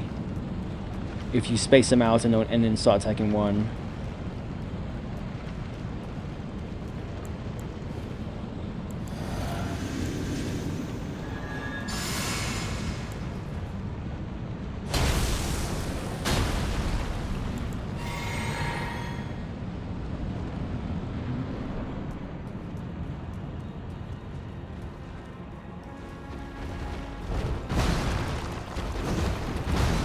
I'm gonna try and stop attacking initially. Oh, that was bad.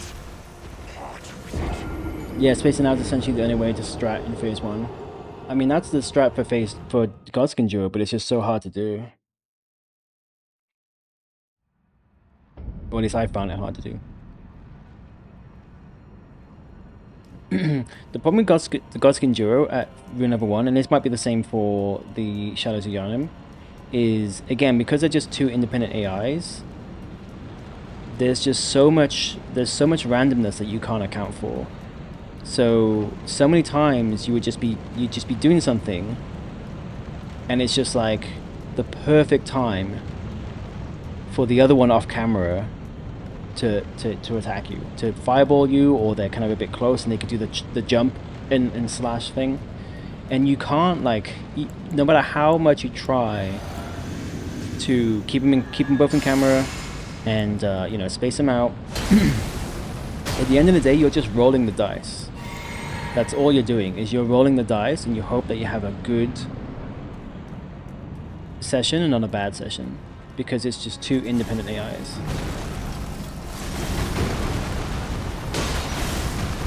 And that kind of thing, that's not challenging. That's not something you can just learn and get better at. I mean, there's strats. Oh, fuck. There's strats. Really, the strat is to out DPS them or cheese them. That's kind of the strat. Cool. Can I have this? What the? Okay. Okay. Okay. Oh my god. I see what you mean now with the fucking repose into...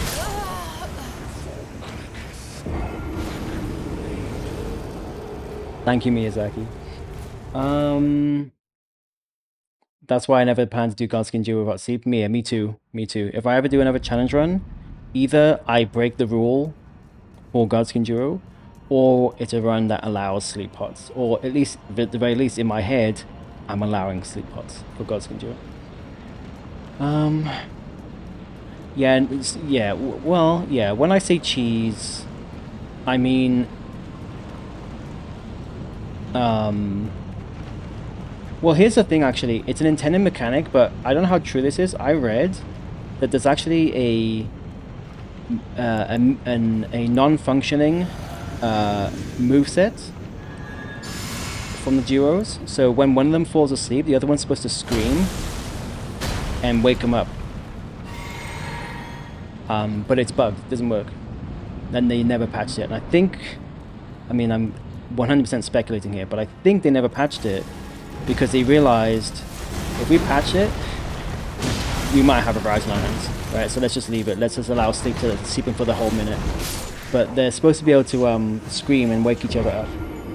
So if you sleep one of them and the other one hasn't spawned in, then yeah, they would sleep for the entire time. But if they're both there, they do have this moveset that is apparently, that's what I read. Apparently it's bugged. It just doesn't work. It never occurs.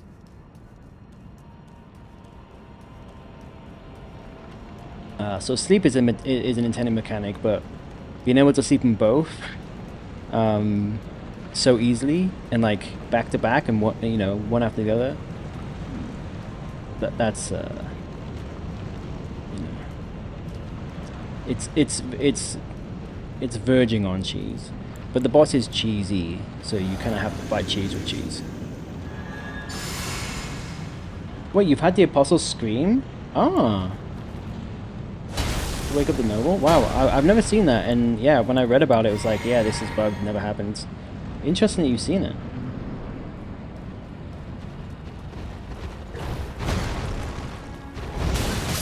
Okay, I waited. You can't wait, because if you wait until you start to see him, it's already too late. You have to anticipate. You have to anticipate, like, oh, he's about to do it now. So again, you roll the dice. So if that's the case, then I may as well just attack, because it's just as much RNG. At least it seems it's just as much RNG to run in there, you know, and after he does his jump attack, you attack him and then hope you have the time to get out, as it is to run in there, roll, and wait for him to do his next attack, and hope that he plays ball. So I may as well just roll the dice and take the damage, versus roll the dice and not take the damage, and not, like, apply damage.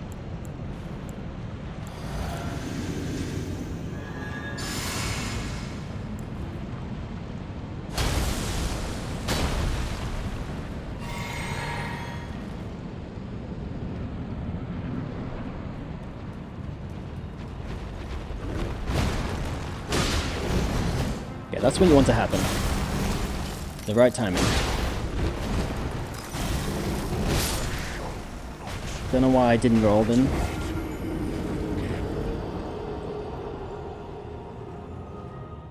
Damage is definitely a lot better, although if he staggers with this build where I'm doing more damage because I'm not using the bubble, maybe I should just hit him with the R1s, or even just maybe some charge R2s versus taking the riposte, because I don't want to get into that situation again where the bug occurs and I'm like facing the other way and the guy is now like sniping me and shit.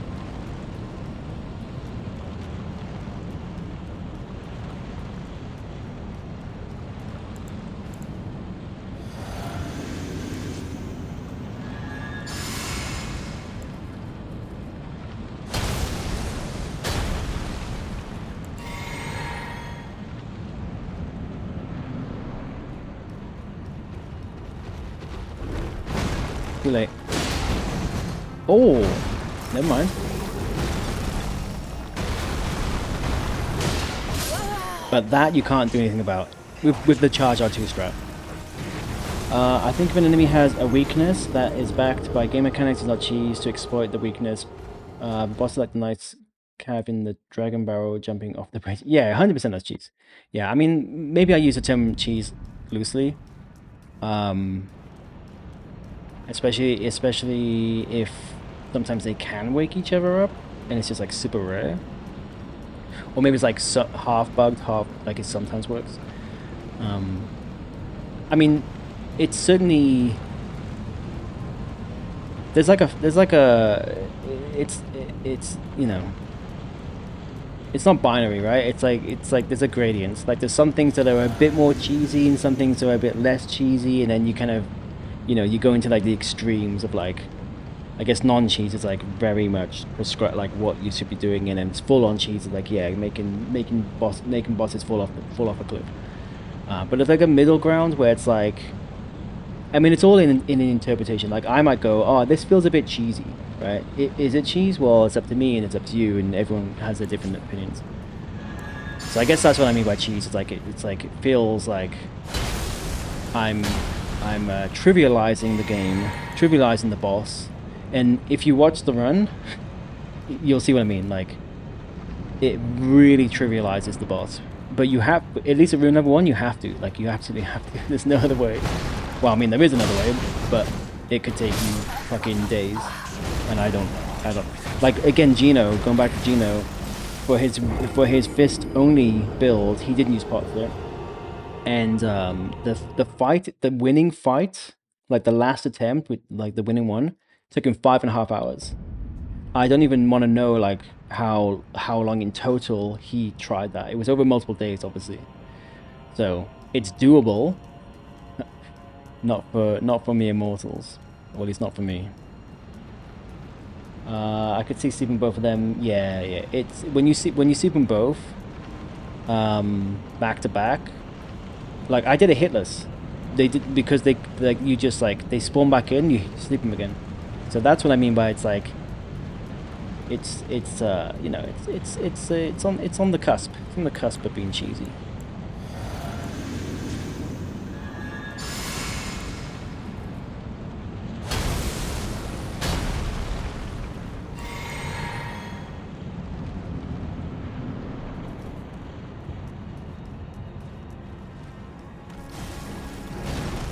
It's good. You can almost like you can like fairly consistently bait him in to do another attack by not running up to him, like keeping a little bit of distance. Oh, usually he does that right after the rocks. Like I think every single time actually, and this time he did a boulder throw. Interesting.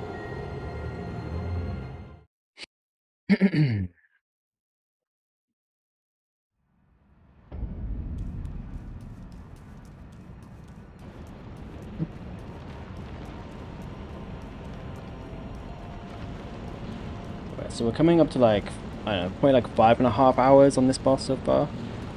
So I have a feeling this probably will go beyond 7 hours. Purely purely because of how it's going and the kind of the challenges the inconsistency challenges I'm having with phase 1, and I feel like I don't know phase 2 at all at this point, 5 hours in. But that's fine. Like I said, I think I might watch some, not like YouTube videos and like, oh, here's how you know, one shot Malekith or whatever, but like just like normal playthroughs, just to get a sense of his just to actually get a sense of his attacks. Almost like do a little bit of a study sesh, because yeah, I'm not getting in the hours I need on second phase right now. Why did I do that? I would definitely like a tip on phase 2. Yeah, 100%. Yeah, this is not a you know, like a first playthrough or blind playthrough.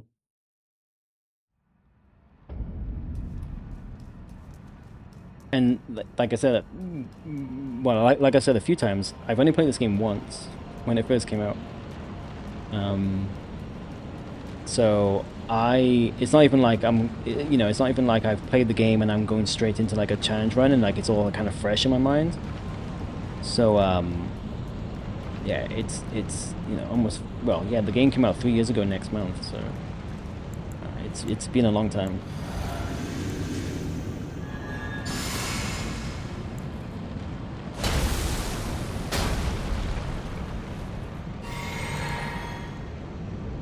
His first attack can be consistently avoided by take a step back and...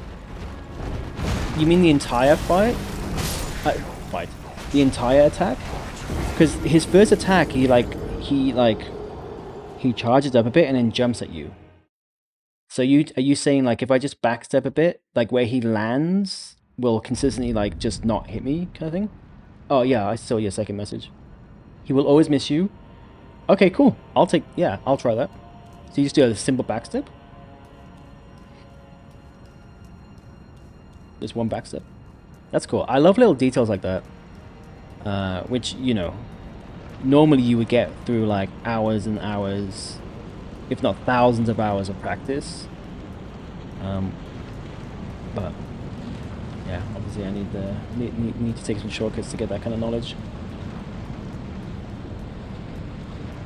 This is assuming I don't get the riposte bug again, which, like I said, I'm not going to riposte him anymore if I stagger him, because with the damage I'm doing, it's probably fairly consistent, and I'm going to riposte him into phase 2.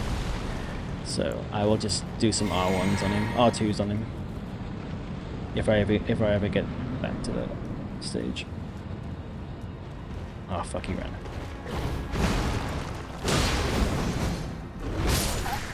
Yeah, that's what I'm saying. You have to anticipate that attack. If you roll, the first frame that he moves is too late. So you have to anticipate that that's actually going to come. And what will happen often is you will roll, and of course, FromSoft Classic, they'll input read, and they'll do a different attack that has a slightly longer window to perfectly catch the roll. So again, it's roll of dice. Because if you wait and watch, unless you've got like... I mean, I think the input latency on this game makes it not possible, but unless you've got like instant reflexes, it's actually just luck. It's like anticipation and luck. I'm just showing what I've been shown. Also, his phase 1 swipes are easy to dodge to the side and forward. His phase 1 swipes. You mean his 2 swipe attack? Really? I've sometimes rolled a little bit to the left or right, and it's like consistently hit me. Whereas rolling forward, as long as I roll at the right time and I don't roll too early, otherwise the second one will hit me. I can try. Yeah, I mean, I definitely was rolling a little bit to the left and right of him at times. Let's try now. Oh, now he does a different thing. I'll try. Next time it comes up. I don't like being here because I'm gonna fall off the edge. Oh, how did that miss me? Holy shit. Yeah, no, I don't like being here. That's fine, that's fine. Alright, come back here.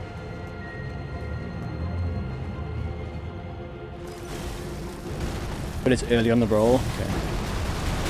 Oh, yeah, I don't know how to roll that from far away. I'm always like, obviously fist weapons, right? But I'm like, my whole knowledge is being close to him.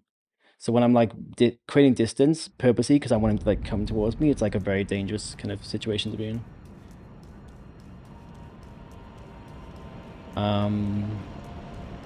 Is it like perfectly to the right, to the left? Or is it like a bit like diagonally, like that kind of thing? Because yeah, like I said, I like there was a few times where I was like either purposely or not purposely. Instead of rolling forward, I was rolling like slightly to the left and slightly to the right, and it was definitely hitting me. I can try like fully to the left or right. See how that goes. If it feels like, if I do it and it works and it feels more safe, because oftentimes I am rolling too soon. More often than not, I'm rolling too soon. Because I'm kind of just like rolling out of a charged R2. You know, like I'm queuing it up, so to speak, in the hopes that, you know, he actually does what I want him to do. Which just gives him free access to input reads, so if this works, it might be better because at least the early roll will kind of, you know, miss him. Oh, okay, because he goes backwards a little bit, so you're actually like allowing him, like you're creating like almost like a diagonal kind of like pathing. Interesting. Yeah. Okay. It does create distance though. It creates distance and that's not good for me. But not too much distance, so it might be okay. If I roll and then immediately roll towards him again. Sorry, probably run towards him, not roll. To force it, like, because he does certain attacks and certain sequences when I'm close up, which is kind of what I've learned so far. So, but yeah, that's cool. That's cool. That might be because again, like rolling early is much easier than rolling, at least for that attack. Because again, I just queue it up, and it's almost like free. I just queue it up after the charge, and it does it. So it might be like just perfect at that point. Yeah, yeah, exactly. That's the thing, because I'm rolling towards him, or even I'm rolling towards him as he's running back. So what would have maybe like missed me is now perfectly like connecting. That makes sense. That makes sense. Now that I've, you know, now that I've been shown that.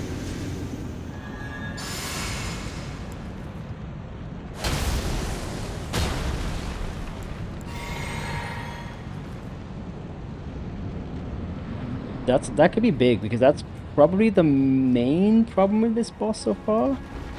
Not the only one. And the thing is actually, like, that attack... Okay, nothing I can do about that with a charged R2. But the other attack, the other possible attack he can do is that kind of like big, like the charge, and where kind of like he slams the floor. And for that one, I do roll fully to the right anyway. So I can kind of run around him a little bit. And sorry, no, so I can kind of like create some distance and then kind of like it just makes it easier for me to time the second part. So now it's almost like I can do the same exact roll and sequence regardless of what he's about to do. I mean, I'm sure there's going to be some surprises in there that he throws at me, but generally speaking, yeah, that's a nice little tip. Thank you. And that seems to work well for what I'm like generally like how I'm fighting him.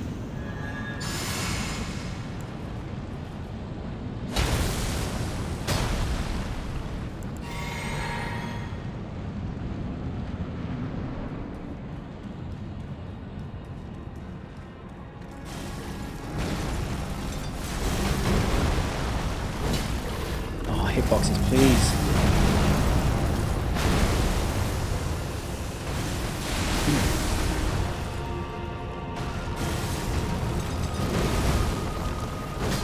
Nah, sometimes you can hit his head there, but...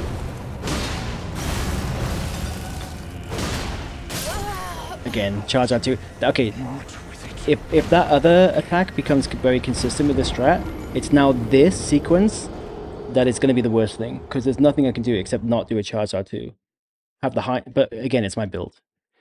Because you don't physically have the frames. If he decides to do a quick swipe, there's nothing I can do. So, and at this point, I'm not changing. I'm not doing like tap R2s. Like I'm too invested in this build, in this strat. Sorry. So I think I just have to roll the dice and just hope he doesn't do that too much. Have you seen him do the attack where he lifts up the dagger and slams it into the ground? I don't know about lifting up a dagger and slamming it to the ground. Probably. I probably need to see it again. Is it what attack that doesn't have an AoE, like an AoE kind of like aftershock?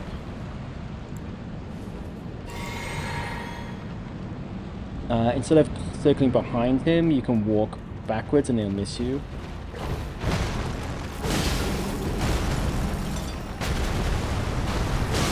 I'll look out for that attack. Bro, I need you to come over here, please. I need you to come over here.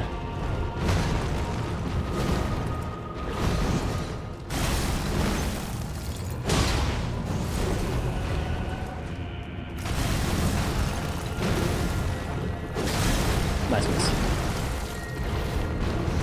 I need some stamina.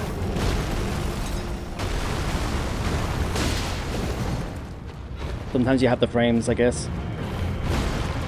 That was stupid of me. Yeah, that was stupid of me. He sticks it in the ground and then drags it. Oh, are you sure it's his dagger, not his claws? Is it the one where he follows up? Walk backwards and he'll miss you. I must be thinking of a different attack. I'll keep an eye out for it.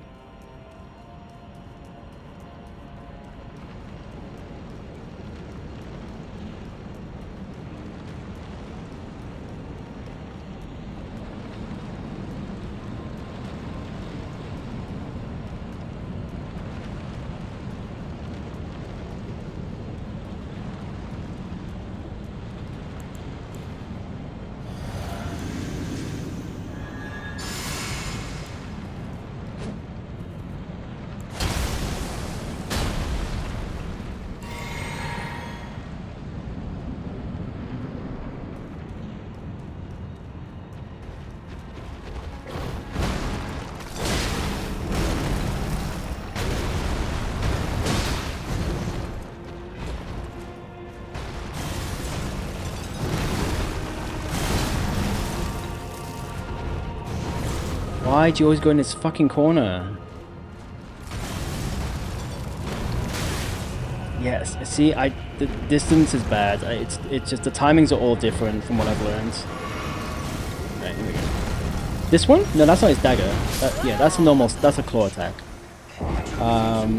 These are all things I watch people do and have learned from others. I've yet to do it myself.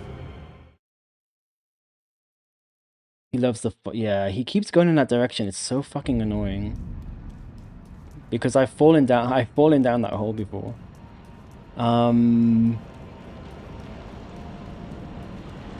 Yeah, this is why I said I think I'm gonna watch some videos tomorrow, mostly for phase 2, but obviously I'll catch a bit of phase 1, like it doesn't hurt, because it's given DS2.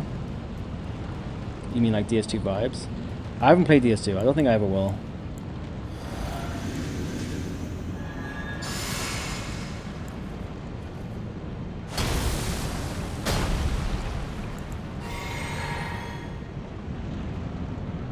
I'm feeling much better about like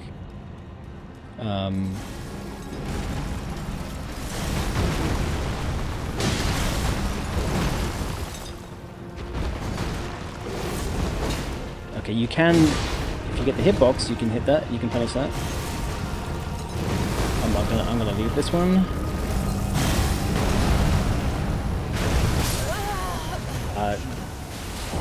That was just unlucky. The memes are on sale. I've never heard that phrase, but I like it. That one? Wait, the one I just died to? Um, the one where the rocks will fall down at the end of it? The one where he puts the dagger in the ground and circles. Oh, that one. Um, oh, interesting. Yeah, so at first I was rolling that, and then you just roll away, and so that's why I now circle around him, because you like most of the hitbox doesn't hit you, but obviously if you're at the very front, like the little bit of like the dagger glows or whatever, and it can catch you. So that one, okay. I mean that one's fairly safe for me, but yeah, the hitbox afterwards, like like sometimes I don't hit him because I'm in the wrong position, I guess. Um, so you're saying I can just walk backwards? Cool. All right, I'll try that for sure.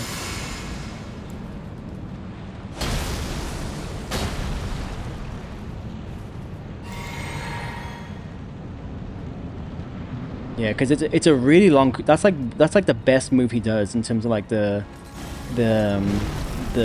punish ability, because he stays there for ages. Oh, this one. Okay, I'm too late.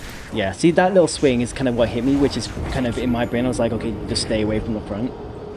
But I already had started moving. Like it's like muscle memory. I just start moving to the right. So I can learn. I can unlearn that over time. I wonder if I can course correct, because the thing is like with most bosses, but this one especially, my instinct is to go to the right of him. Sorry, well, to the left, to his left, my right, right, like this. So I strafe around to the right. It just feels safer, maybe because I'm right-handed, I don't know, it just feels safer than kind of going on his left. So my instinct with almost any move is to start doing this, right? So I wonder if I can... It's going to take a long time to like really learn that move. So I wonder if I can kind of do this and go, oh, and then like course correct and still have time. But we'll see. It's like Miyazaki made this boss to force us to change our normal strats. I feel like a lot of bosses, in a way, are like that. Like they all kind of like, well, not all, but like a lot of them have like certain mechanics that kind of like, you know, push you a certain way.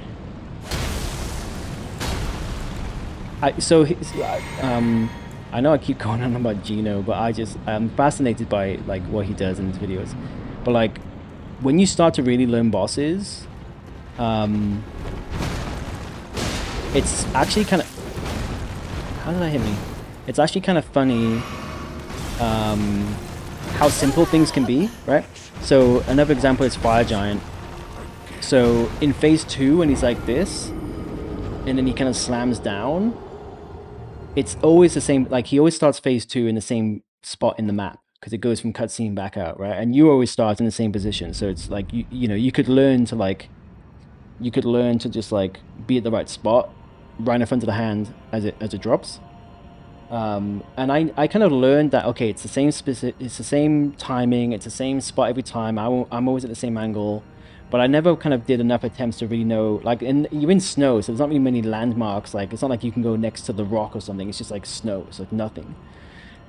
So I would like run towards, but then I would always be like too far off or too close and he'd hit me or whatever. And Gina would just go boop, boop, boop, and stop, and he wouldn't even look up, and then the hand just comes right in front of him, and he knows exactly like the pixel of where to go. And it's so cool watching, because you kind of start to realize once you have the knowledge, like these scary bosses become just not scary at all. You know what I mean? It's yeah, it's just cool to see the little details like that, which you wouldn't think of. But you start to notice, either you start to notice or people like, you know, tell you and give you tips and stuff. But it's just so cool to kind of go, oh, all I have to do is like one back step and I'm good. You know what I mean? All I have to do for this crazy move is just go like this, and the whole thing misses me. Yeah, it's just cool to see that stuff, because they have the animations in this game in From Software games are all very elaborate, and I think that's on purpose to like almost like force you, like make you overthink things or make you panic, you know, or make you think it's much more serious than it actually is. And it's cool once you learn that. It's almost like the veil has been lifted, you know. Why did I go roll backwards for this? Guess I'm not paying attention. I really want to try that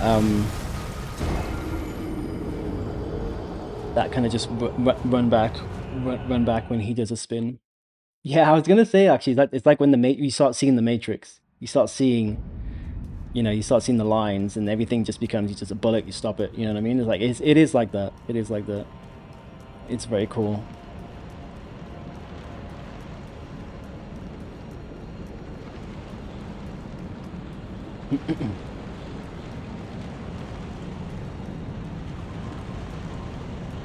Alright, we've probably got another hour and a half, maybe. I'm feeling, like I said, I'm feeling fine. These tips that you're giving me are definitely like making me feel even more comfortable with phase one. When I say comfortable, I mean like,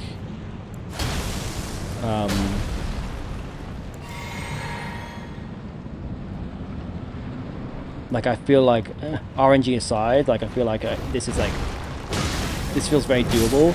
Oh, was that different? That felt different. Something about that was different. The timing or the attack or something? I don't know. Or maybe I just was in the wrong position.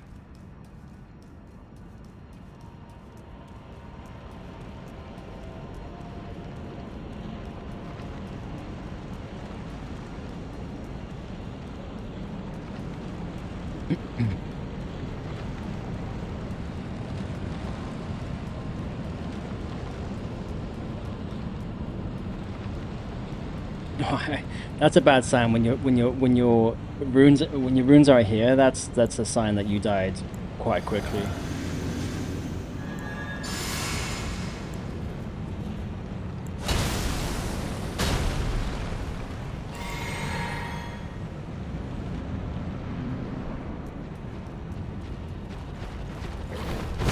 Oh, I jumped way early on that. That's fine. Thank you for giving me a bit of a delay there. Oh, that's it. I need to learn it more. I need to learn it more. Yeah, I'm not used to. Even though I was a bit closer, I was still like a medium distance, and I'm just not used to the timing on that. I'm used to being either right behind him or like to the side of him. Well, I guess right in front of him, like mostly behind him. Like from a timing perspective, like right there. So as soon as I see him like go up a little bit, that's when I know to roll, because it's about to hit him. But if you're further out, you've got to like add an extra, add an extra few milliseconds, a few 100 milliseconds, or dozen milliseconds, whatever it is.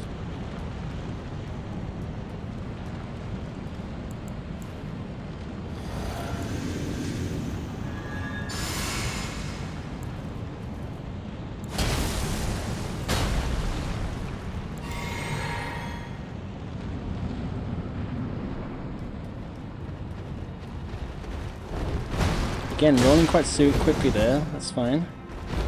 That's it. Yeah, okay, so I need to be like... Did I roll? I don't know. Did I roll first? I don't think I did. Do I need to sprint backwards? I think forward rolling is bosses messing with your placement. Like your timing is very keen, but the ideal placement is annoyingly specific at times.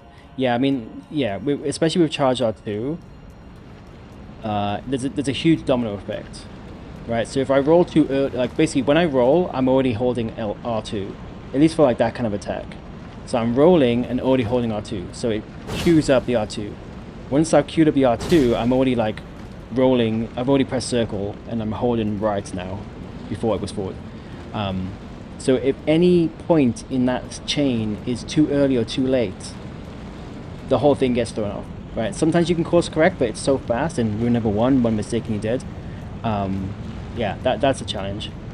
Sometimes I can tell when I'm too fast, but it's usually too late because I've already queued the next thing, so it's like I've got to wait for the animation to end, and by then it's too late. But then sometimes I get lucky, right? But I don't want to be like, I don't want to be completely changing my strat, so I'm like not like I have to forward roll, or forward or side roll, depending on the attack.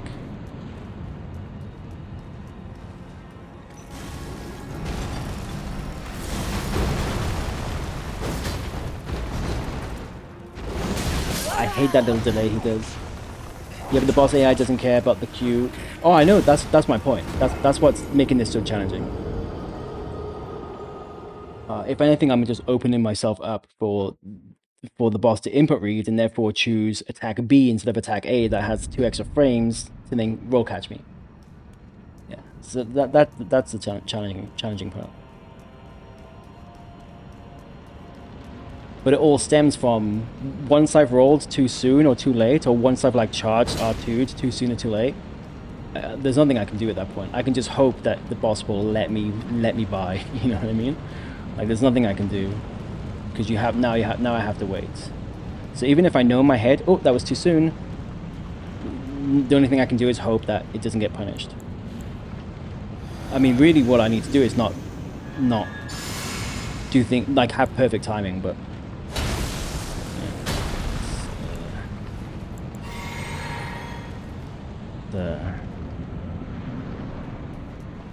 not the easiest thing to do. Yeah, I saw that. I think that was a positional thing. I also don't think I rolled perfectly to the right. That I think was anything I could do. Yeah, I feel fine about this, honestly. It's gonna take more time. It's gonna take a bit of RNG. There'll be one. I mean, I need to get the phase 2 more consistently so I can practice it. But like I said, I'm gonna watch some videos and just try and get some knowledge that way. But oh yeah, once I get to that point, all I need is the right.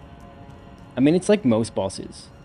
Even outside of Rune Number 1, just in general, like you'll have like attempts where the boss does all the wrong things. It's just like overly aggressive, spamming the same fucking attack over and over, and it's just like you might be able to, if you've got a bunch of heals and you're quite tanky, you can maybe power through, but maybe you can't, right? And especially not over Number 1. And then other times the boss will just kind of play ball and be like, it's doing the attacks I like, it's giving me some space, it's the same boss, same AI, but sometimes it will just act in different ways. And you just have to wait. You have to like get all the knowledge first, and then you just have to wait for that one run where all the right things happen. At least for me, like, don't get me wrong. There's definitely, with enough practice, you could consistently over and over again do the same boss, kill it, do it again, kill it, do it again, kill it, right? 100%. And then it becomes less about RNG and more about how to deal with like almost every situation. But that takes a lot of that takes even more practice.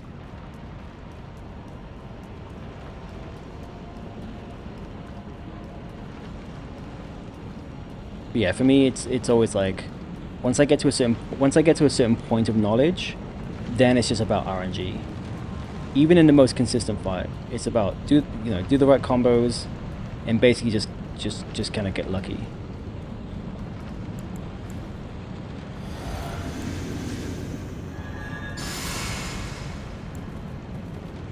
But yeah, I'm feeling fine. But I'm obviously not gonna get it tonight. But I'm feeling fine. Honestly, again, I'll keep saying this. This has been an absolute pleasure.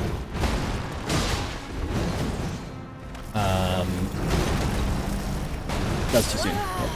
An absolute pleasure compared to Godskin Duo. You just need to work on applying the knowledge you have. Yeah, that's the thing. Like sometimes I'll watch a video and I go, "Oh, that's easy. That looks so cool and easy." And then you go in and do it, and you're like, "Oh, fuck, it's not easy." And then so you have to you have to kind of work on it and get a feel for it.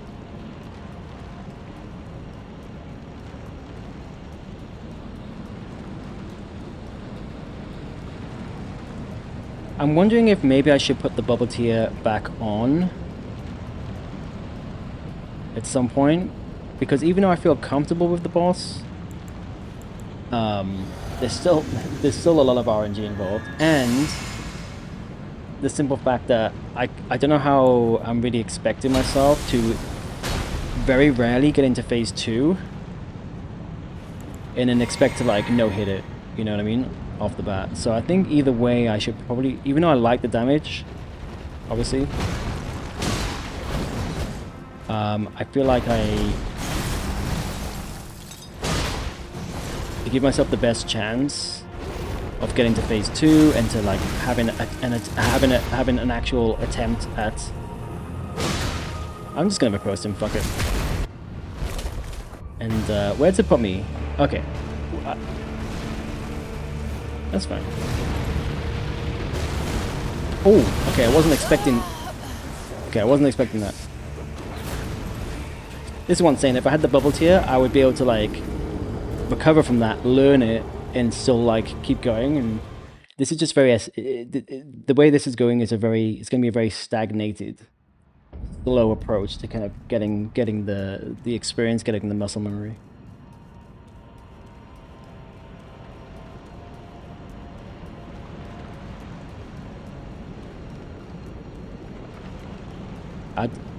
I mean, I'm going to leave it tonight because I don't care. But maybe tomorrow I'll put the bubble tier back on just to allow me to get some more practice. It's a bit of, yeah, it's a bit of a tall order to expect me to be able to no hit this. I mean, I have to almost no hit it, but not quite.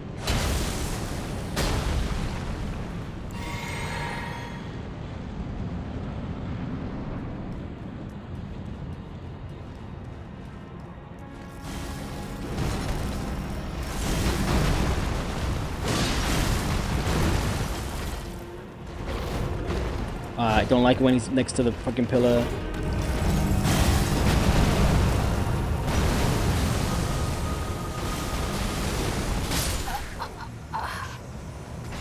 It's so annoying because you can't see through the rocks.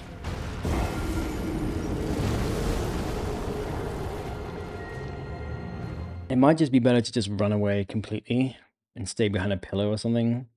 But then I've got a huge amount of distance on him, which is gets kind of scary.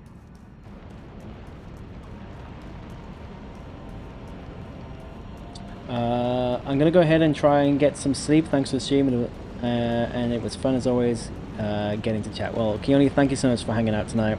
I appreciate you. Hope you have a good sleep. Hope you have a good weekend. And did you say you were gonna try 9 Souls tomorrow, or did you say like just like next time? Yeah. Hopefully I can catch you stream soon, and maybe catch you playing some 9 Souls or whatever. Yeah, and also thank you for the tips. They've been very helpful for this boss fight. The knowledge is definitely going to go a long way. Yeah, tomorrow? Nice. Alright, I'll try and catch you tomorrow. But yeah, have a good sleep. And yeah, take care. Okay, that's the one I need to learn to like walk backwards from.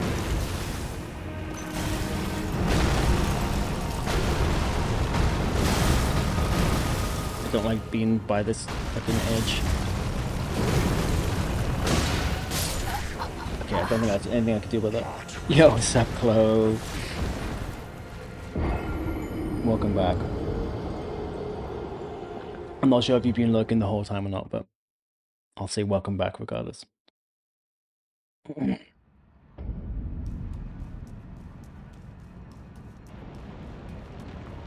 No, absolutely no need to be sorry whatsoever. I appreciate the lurk.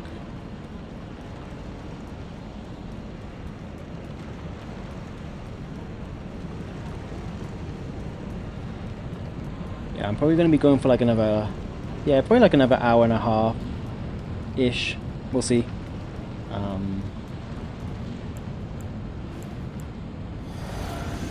Yeah, I'm feeling very fine about this, despite it's almost like I'm over like the hitboxes. It's like, all right, well, whatever, this is what I have to deal with, you know what I mean? Maybe I'm actually just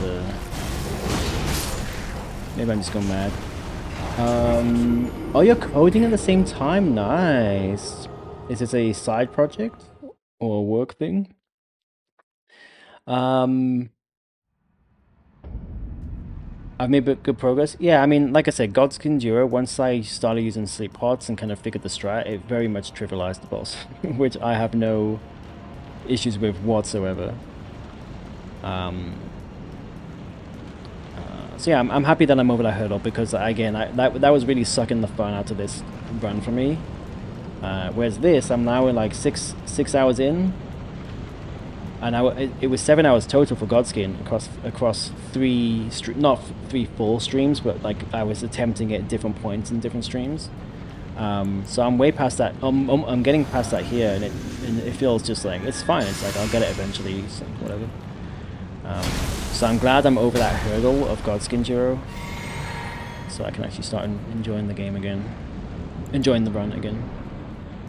You approach bosses that mess with you in stages. You mean like not back to back kind of thing?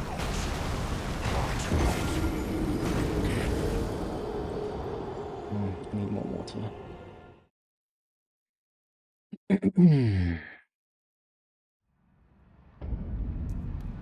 No more like I make progress every time I play. I don't know if I'm following.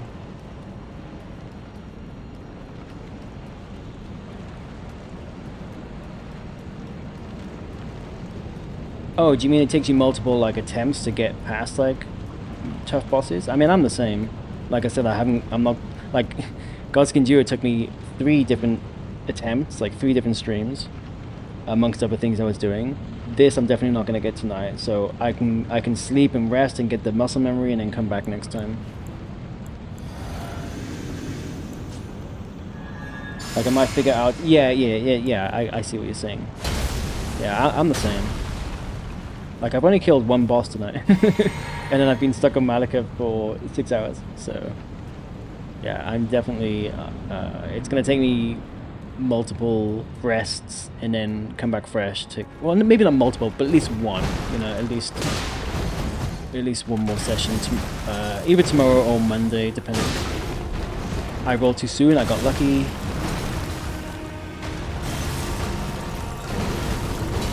Nice hitbox.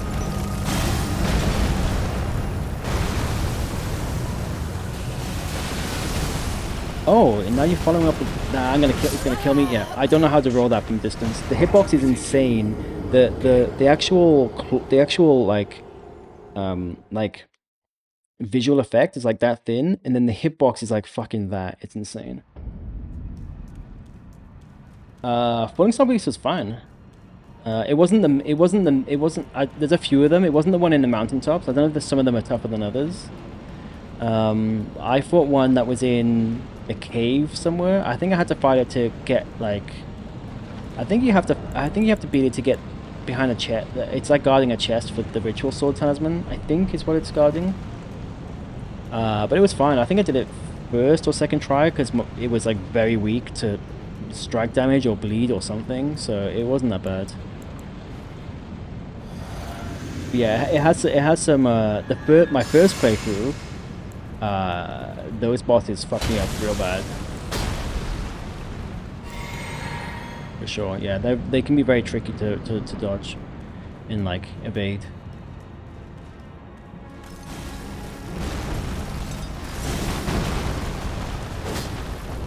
Yeah, if you're what is that? What was that move? Oh my god, can you let me heal?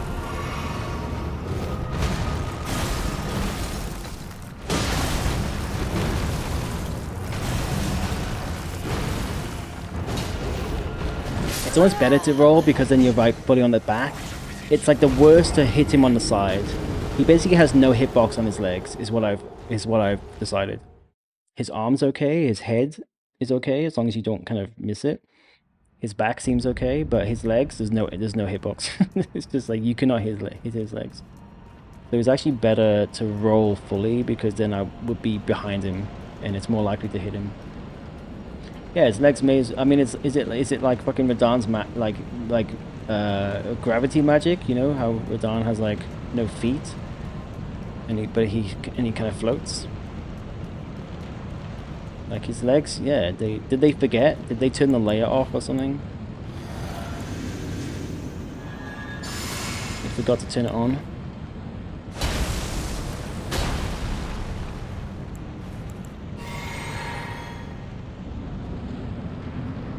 But also it's almost like being perfectly in front of him. If his head's not down, like, yeah, look at that. Yeah, his legs don't exist. So if I find myself in a specific position, like just askew from in front of him, it's almost like the worst place. Because if you're fully to the side of him, I think you can hit like, you kind of hit his back at that point, right? They're trolling. Well, they purposely turned off the hitbox. Fun fact about the arena, there's a pattern motif in the walls of a girl with her wolf. Latenna?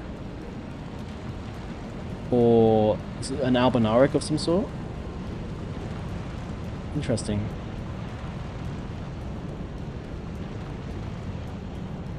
Oh. I see. Yeah, all that. That makes more sense. That makes a lot more sense.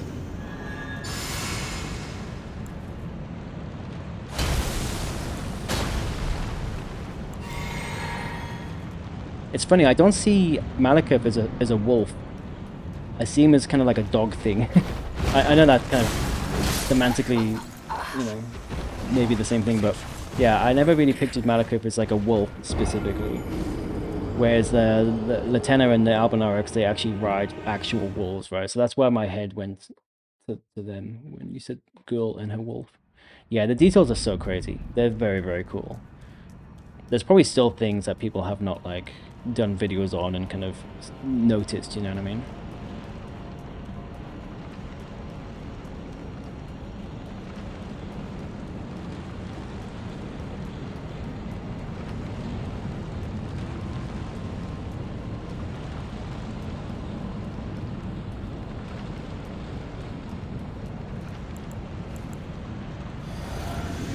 Yeah, it is. It really is. I mean, I think that there are some content creators that basically make a living now on this stuff, which is super cool. Excuse me.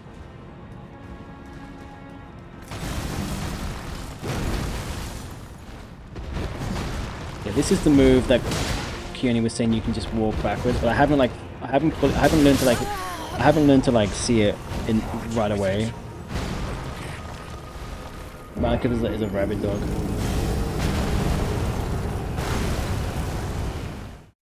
Yeah, I mean it's definitely dog-like. I would say it's more dog than wolf, to be fair. In my mind.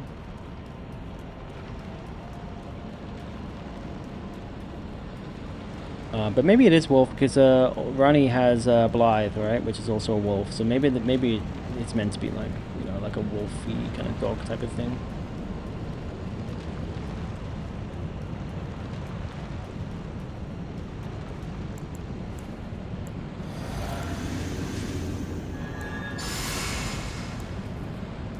Oops.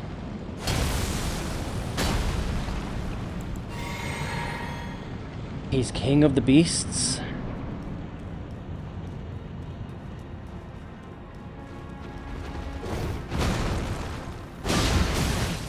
Yeah, a little bit late there.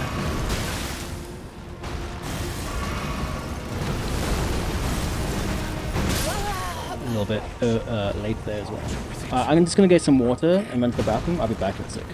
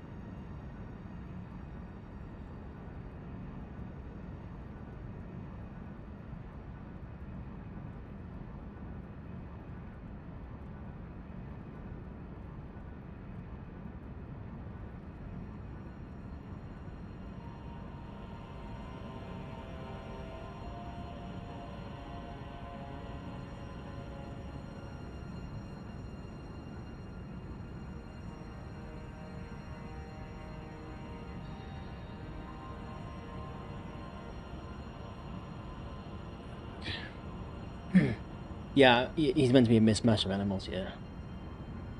I mean, I know he's not supposed to be like a literal, just pure dog, but like I said, like dog-like. Probably a few other inspirations in there. Whereas Blythe is like very much just like a wolf head on a human body. We got roguelikes and we got doglikes. Exactly, exactly.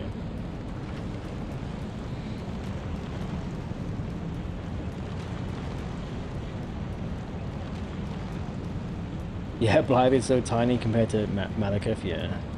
Blythe is very cool though. He's probably one of my favorite NPCs in this game. I was really upset when I had to kill him in my first playthrough.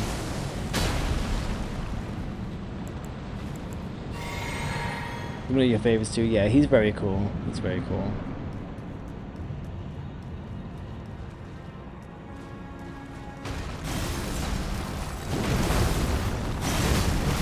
Oh, I'm lucky I was able to dodge there. Holy shit. Oh, that's like a fairly rare attack. He hasn't done that much. Him and Alexander, the most solid dudes, yeah. I was also sad when I had to kill Alexander.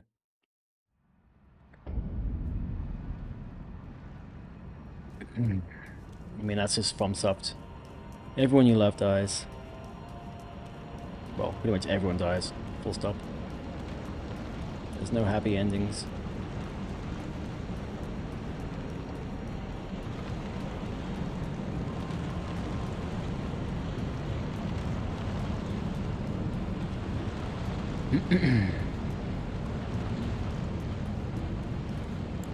Oh, speaking of Blythe.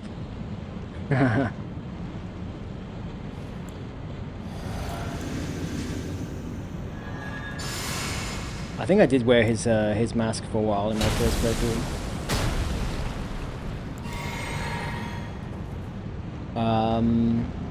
Everyone except us dies most of the time. Yep. I mean, if you don't count all the instances of universes where we do die.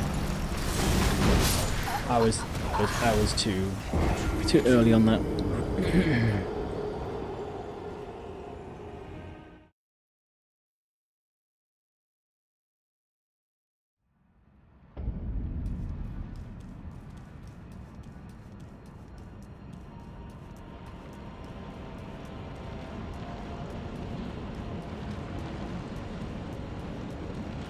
This first phase definitely ebbs and flows.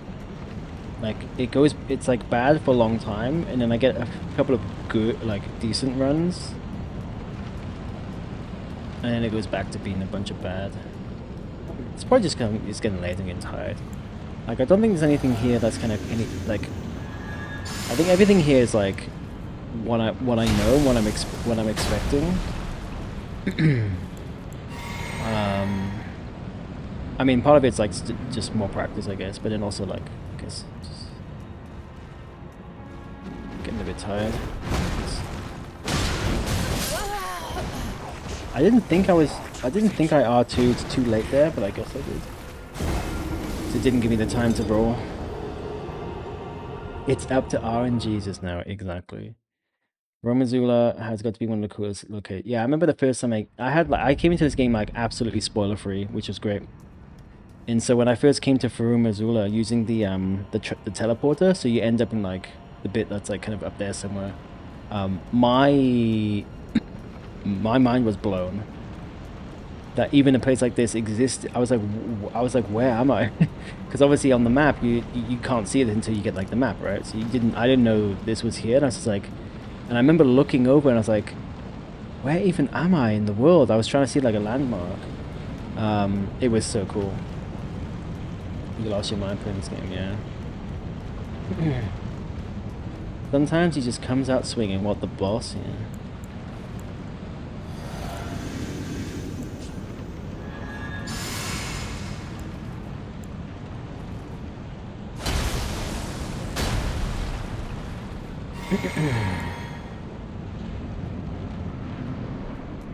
Oh, do you mean RNGs? Oh, sorry, RNGs comes out swinging. I see.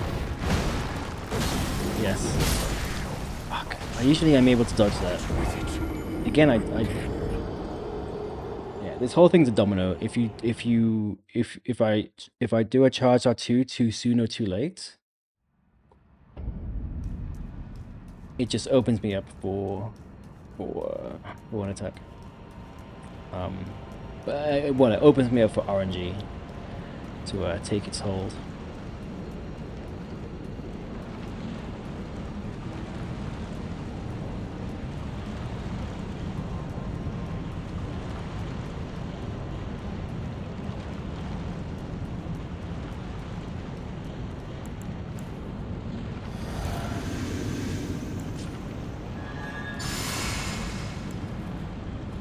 What are you working on, by the way? You said you were coding earlier. What kind of stuff are you doing? If you are able to divulge.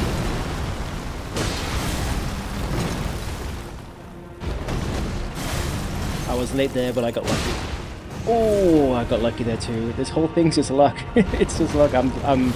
I'm whipping the timings on this, and I'm not gonna get that post here. That's fine. Get the thing. All right, so just go backwards.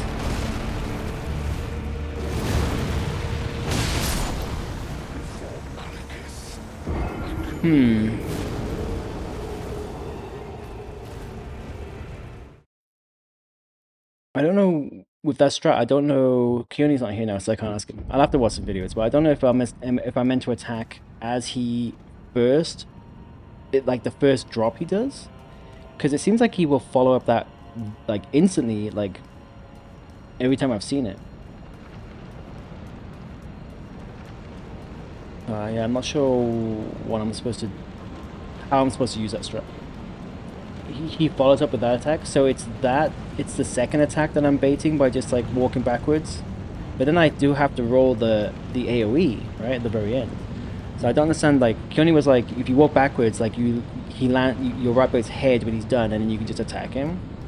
But I'm not sure at what point to utilize that strat.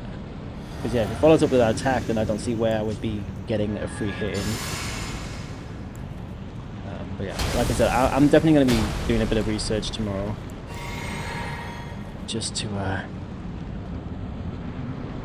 make up for the lack of me being able to consistently get into phase 2 right now. Nice miss.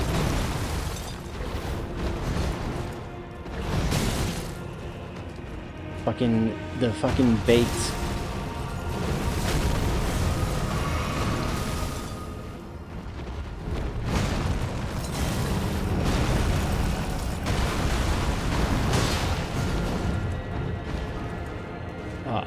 No, dude, no. We're not playing this game.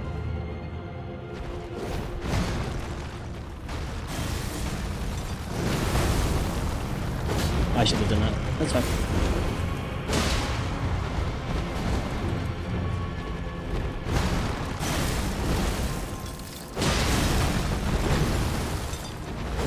Oh, okay. Interesting. Usually the dagger throw is safe to punish, usually. But he decided then to do something a little bit faster afterwards.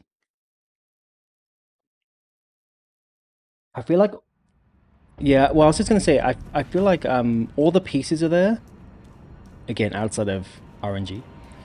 And when I say RNG, like, if I wasn't doing charged R2s, there would be less RNG, right? Because a charged R2 locks you into a certain animation time, and you can't animation cancel. So that's what I mean. Like if I'm charged R2 and he decides he's going to do a quick attack, like with the RNG, I'm now dead. I could choose to not do charged R2s, but I want to because I want to do as much damage as possible to get into phase 2 as quickly as possible. But yeah, outside of that, I think all the pieces are there. All the pieces are there. It's just about now putting it all together and also praying to RNGs and hoping it all comes together.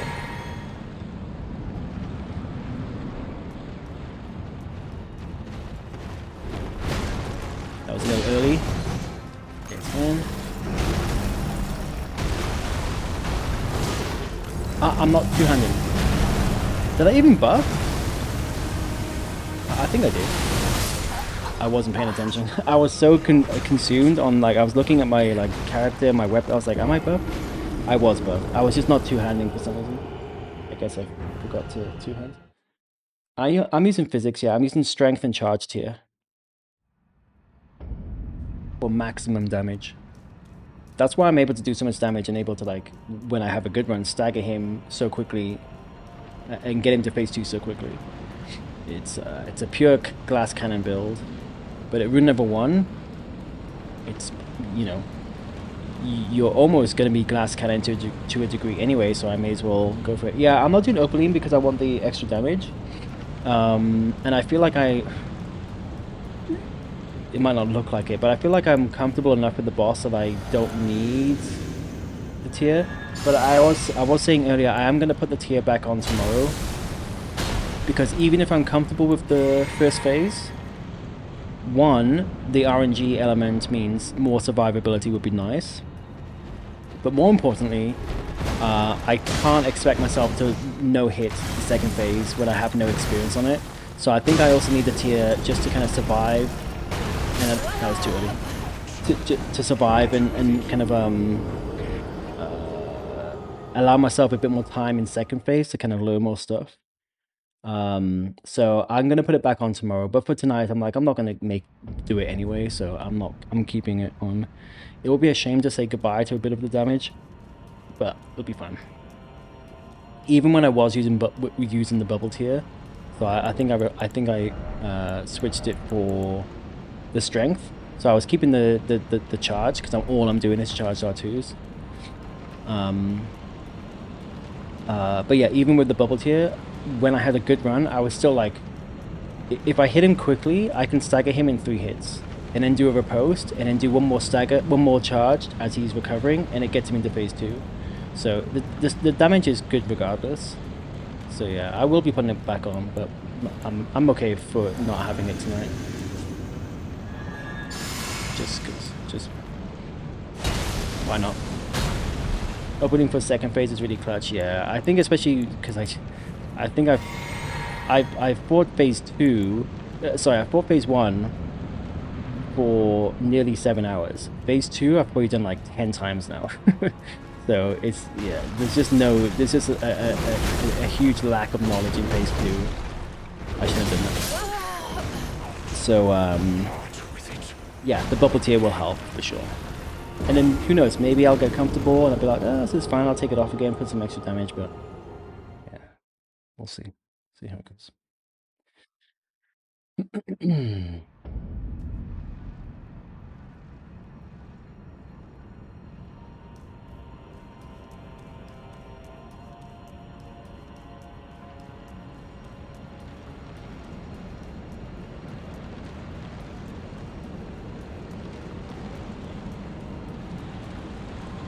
I'm really surprised my camera has not crashed tonight. It crashes most streams now.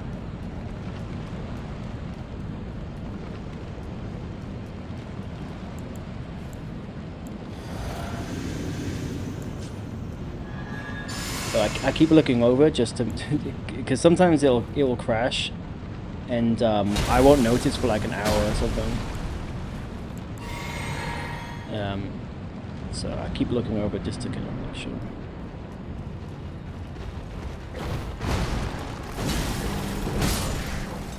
I missed and he hit me.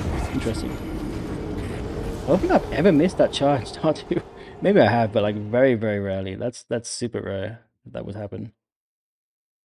Must have just been in the wrong position.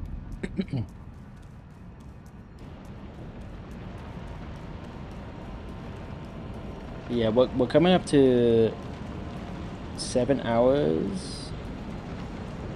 Well, I didn't start stream for like 15 minutes, and then Godskin Duo probably took me all of 3 or 4 minutes, so probably like 20 minutes here. So we're coming close to 7 hour mark, which will officially beat Godskin Duo in terms of total time taken. And yeah, I'm having way more fun.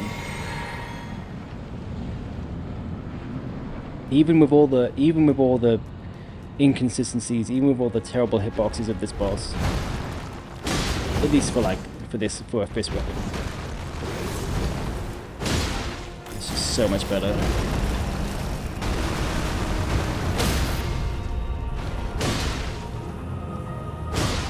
The damage, nice. Mana curve is, yeah, 100%. Like, not even a competition. All right, let's go backwards again, and then backwards again, and then roll. Oh. Okay, I don't fully know what I did there. I don't fully know what I did. I wasn't expecting him to do that kind of blade attack. And I certainly wasn't expecting to just like roll through it and not get hit. My damage is so good though. Holy shit! Once I learn second phase, it's over. It's over. Like my damage is insane. Like I would say like, especially if I can stagger him as well, which I imagine I can.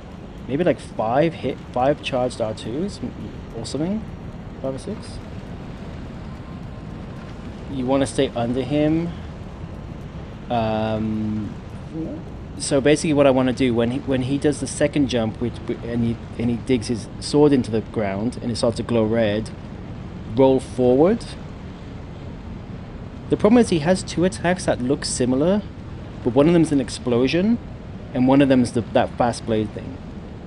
And yeah, obviously I don't know the difference. That was a waste of crack blade. It's fine.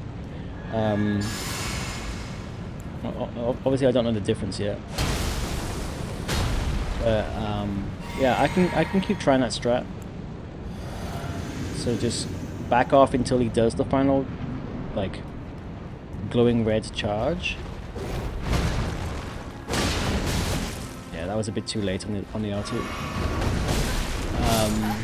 That's fine. The first one he does, it wasn't an explosion. That's what I'm saying. I was expecting an explosion. And then I kind of rolled forward anyway, and then he did the blade one. Unless it's explosion into blade, that might be it.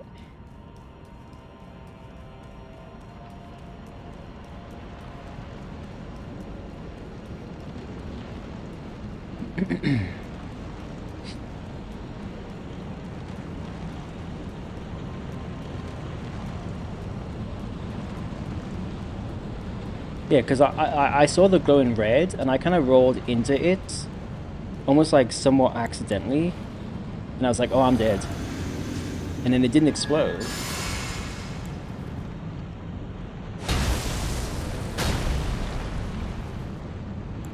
I have an AoE at the beginning that he does, or maybe we went on to the same thing. Yeah, we'll see if I get there again tonight.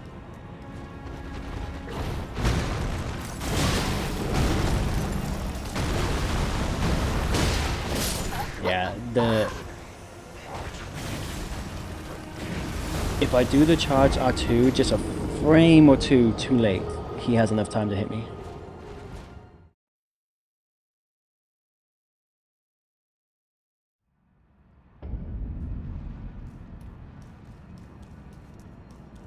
Unless he, like, I have really bad short-term memory, so unless he does an initial jump, and then immediately into almost like a second jump, I guess he's just jumping around, and that second jump is, I think, the red explosion, and then it goes into a third jump that then does the waterfowl looking one. I don't think that's what happened though. I think he only jumped twice. But anyway, we'll see again.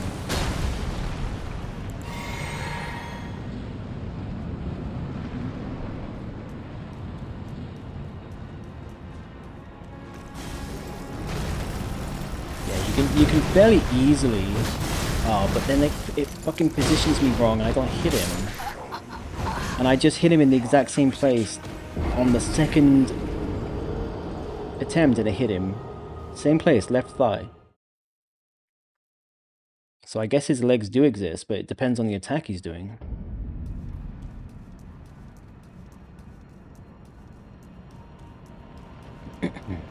Yeah, but it's fairly. He doesn't always do it, but it's fairly easy to bait him into doing the claw attack. Only if he's not running at you. If he's running at you, then I don't think you can. But if he's walking, you just go to a distance, and then walk a bit, and then as you start running, he input reads that sprint, and then that kind of forces him to do the attack. And I do like doing that because it actually obviously it's easier to dodge. The only problem is it's less consistent to punish it because of the fucking hitbox. You just do this, you kind of run there. Yeah, but then I charged. Okay, so here's what happened. Instead of immediately doing a charge R2, I spent like a few frames like just positioning my camera to be more in his head. And that was enough of a difference for him to be able to kill me before the end of my attack animation. So maybe I shouldn't be baiting him into that attack because it's easier to roll but harder to punish.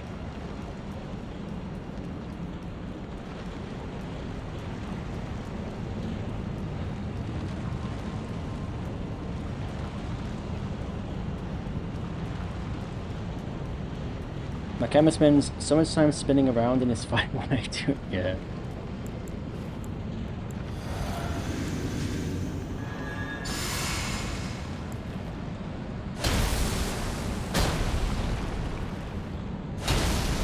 Oh, why did I do that twice? It just goes to show. It's definitely getting late for me.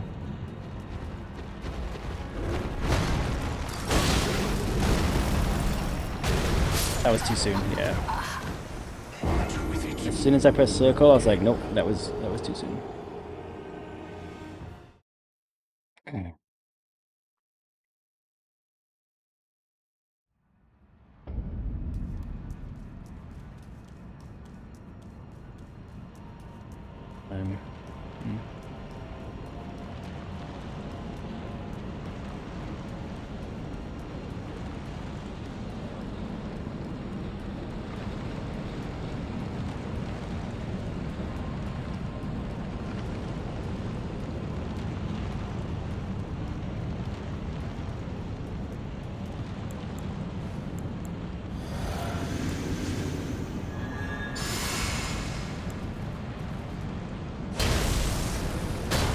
Yo, Tim. Good to see you. Hope you're doing well. Hope you're having a good Friday night.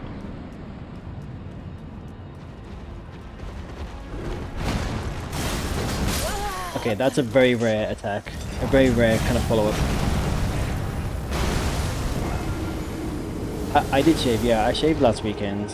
I was not planning on it. I was planning on just trimming. And the longer it gets, the harder it gets to trim. And so sometimes it's easier to shave it off and start again. Doing alright, been chilling. Had some ramen, nice. I actually had spicy chicken teriyaki and noodles, and it was very good. It's very good. Yeah, it's so good. We found this takeout place near us that does it, and it's like our go-to place now.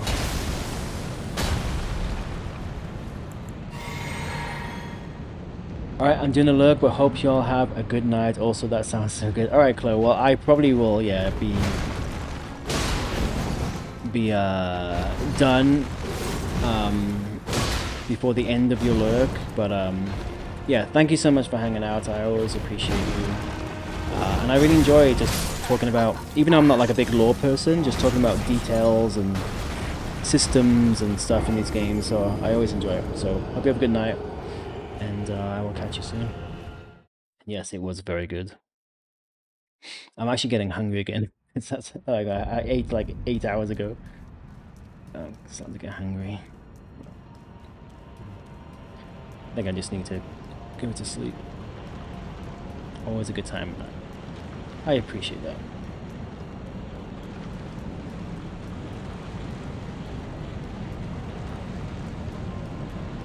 And I gotta say, I mean, I'm having a fine time with this boss, but even if I wasn't, like having people to hang out with makes it, you know, even the most painful.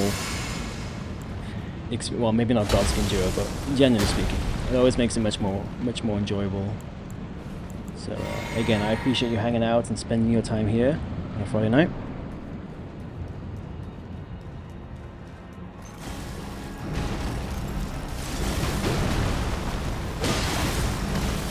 Got lucky. RNGesus allowed it.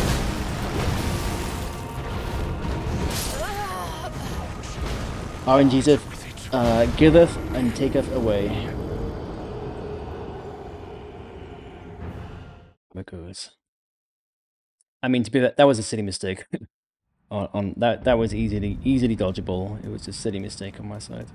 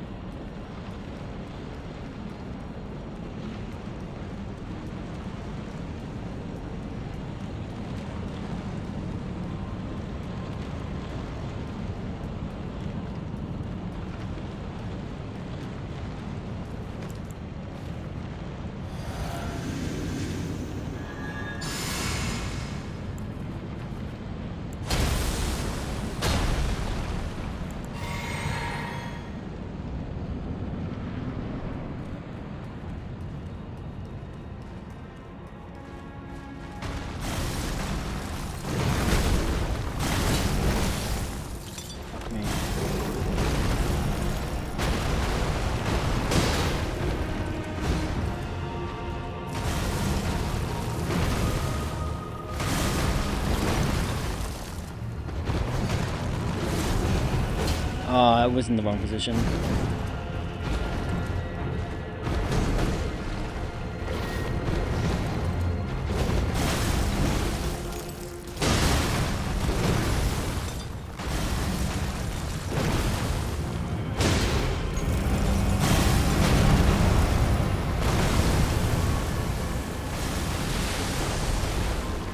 I'm so lucky that those don't like travel that far. Ah, the little delay. It's always the fucking delay on that attack. Between those two attacks, he can choose when he decides to like that he has a bridge and he can choose when he decides to like do the next bit of the combo. It always gets me.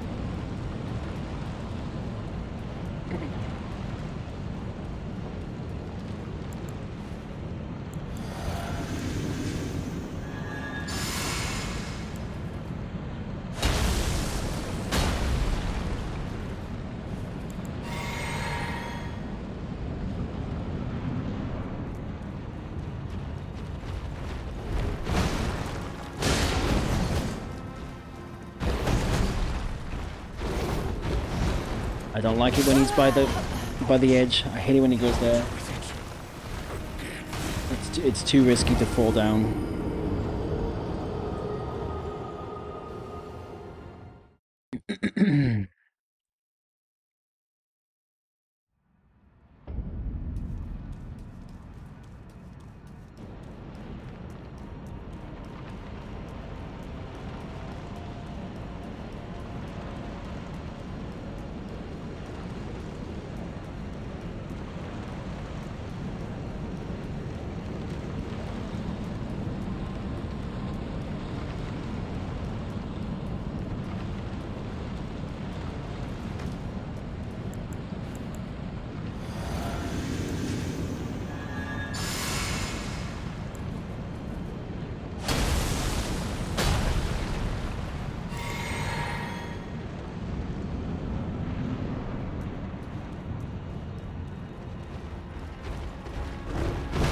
Too early. Oh, okay. I think that might have been input lag.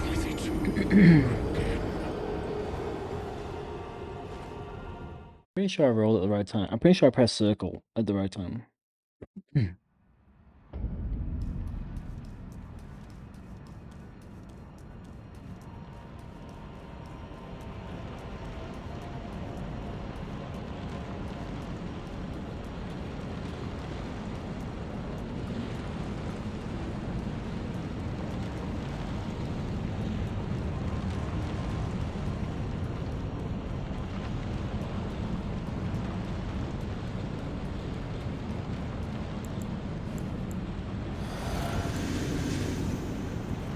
Two hands.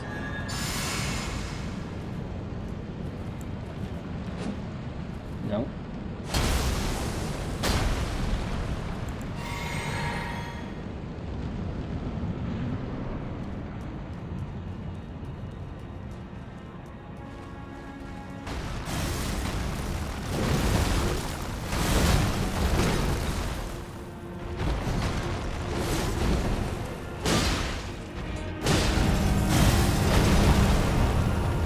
What?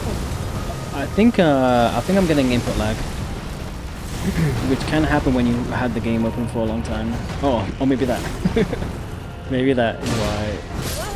I definitely feel like I'm getting input lag quite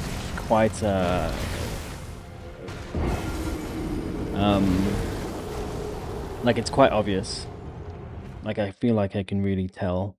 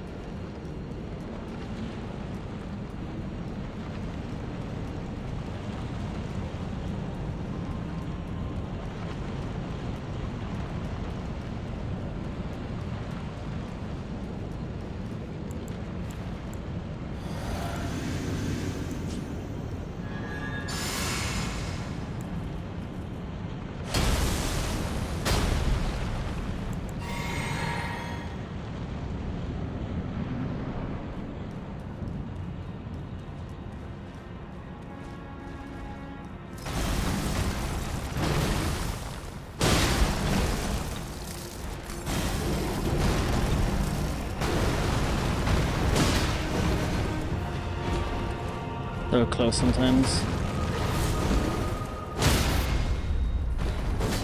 No, don't miss. For fuck's sake.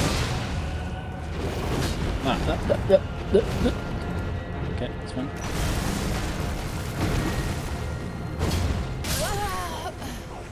Wow. I just need to. Yeah, okay, I mean, he moved at the last second, so that did move the hitbox away from me, I suppose, but technically I still connected with him.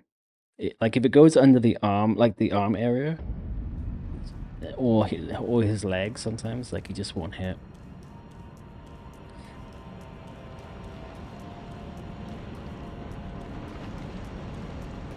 Yeah, and if you're behind him, you've got to really be, like, properly behind him, not a bit of an angle, otherwise, again, it will often just not hit.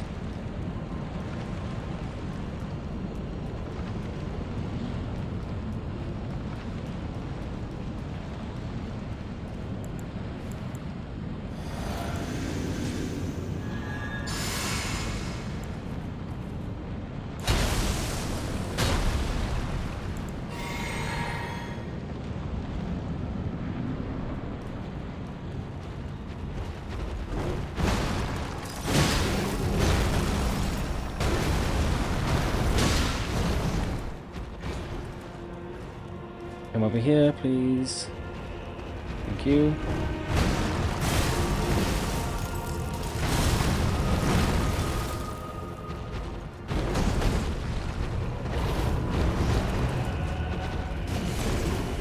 I don't like what he's doing.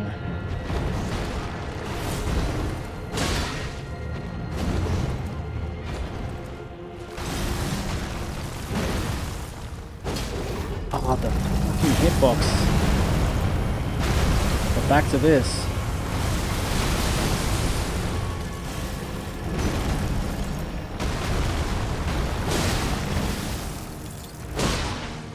Okay. let's try this again. So he go backwards, he does a jump, swing, jump. It's an explosion, yeah. Okay. But the one time it definitely was the other, he went into the other attack instead. So I guess he can do either. Hmm. Yeah, this is why I need the bubble tier. I'm not gonna put it on tonight because it doesn't really matter. But I will put it back on tomorrow so I can get some more practice in. Like I can take a hit and still keep going to get more practice.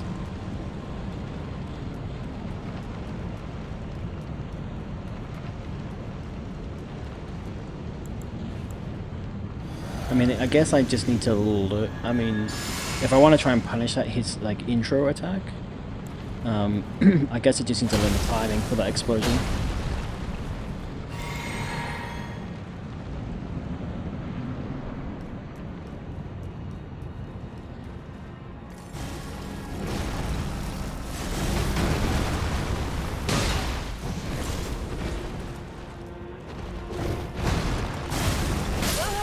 Oh, I did roll. I guess I was too late.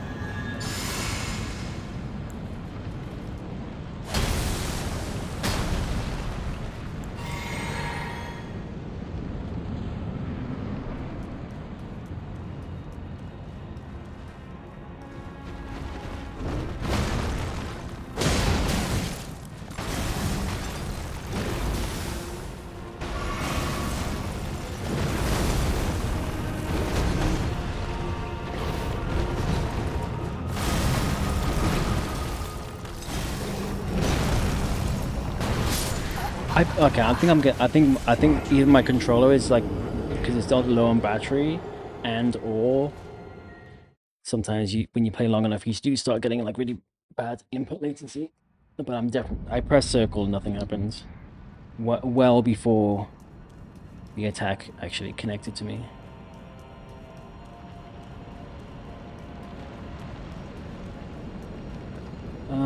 All right. Well, we'll go for another 15 minutes. I'll kind of end like 2 a.m. on the dot, I guess.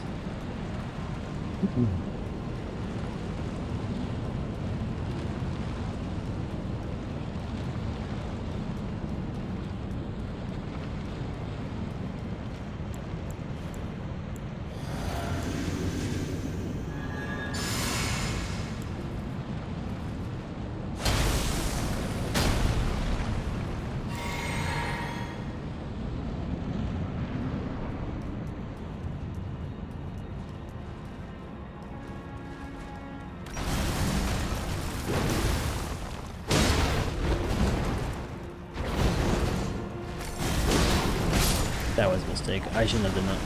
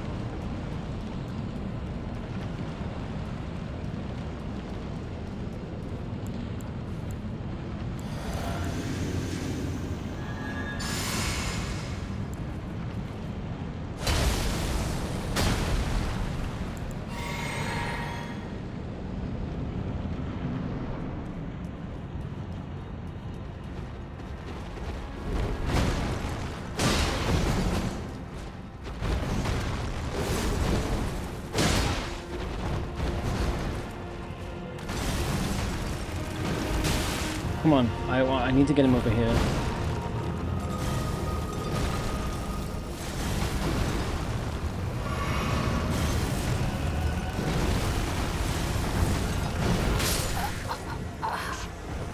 Interesting that sometimes it sometimes one-shots me and sometimes doesn't quite one-shot me.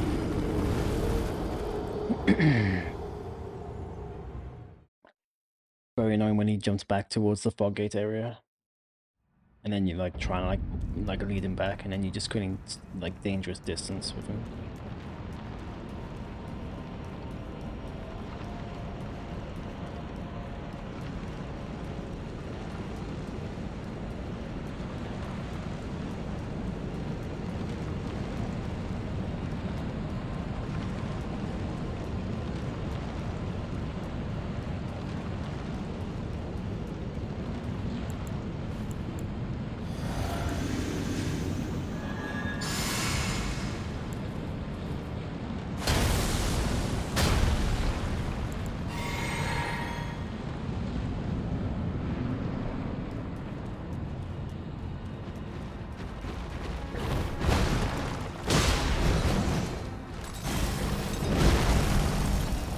Too soon, yeah.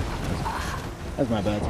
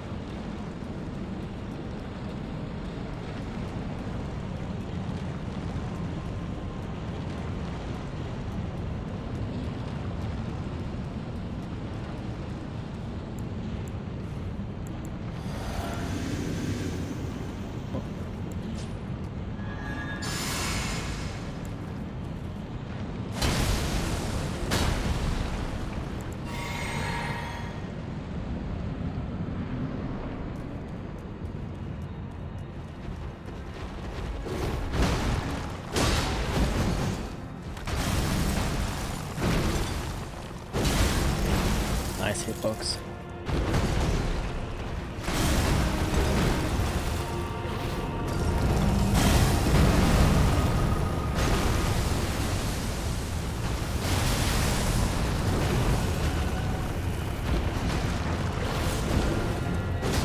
Nice hitbox. Oh my god, that was terrible. That's like the worst. That's like the worst example. Like the worst scenario. I know it's a positional thing, but you should be able to hit him from there with even with a fist weapon.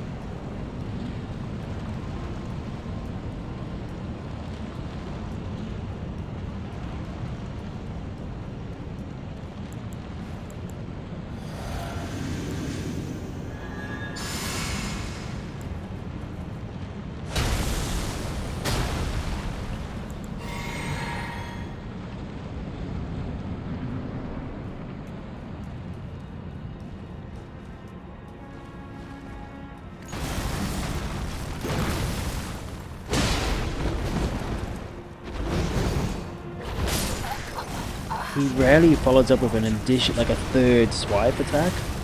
I was expecting him to go into like one of the rock throw things.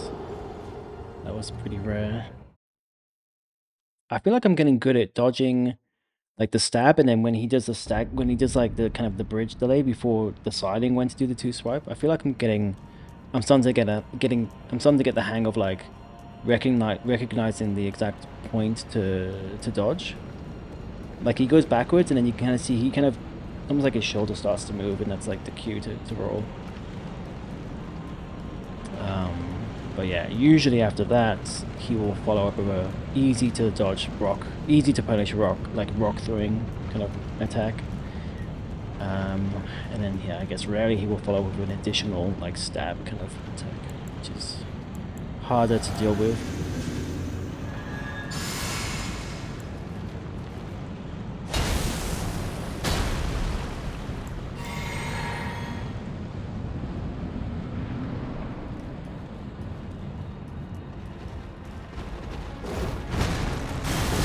Oh, that's super rare as well. That is super rare.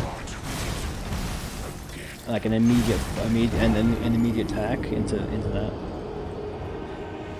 We're getting all the fucking rare moves tonight. This is what I'm saying. It's all about RNG. It's what the boss AI decides it wants to do. Sometimes it works in your favor, and sometimes it doesn't.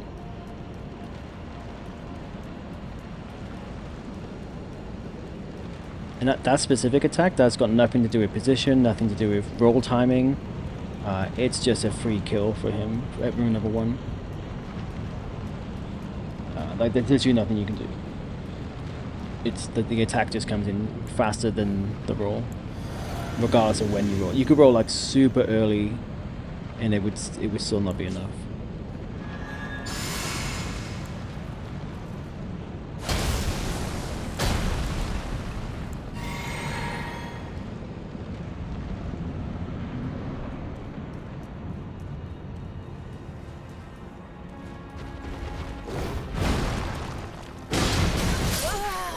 I guess the charge R2 was too late.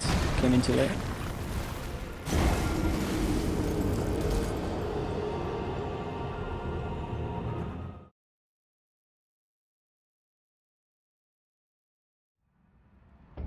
Right, couple more attempts here before I call it a night.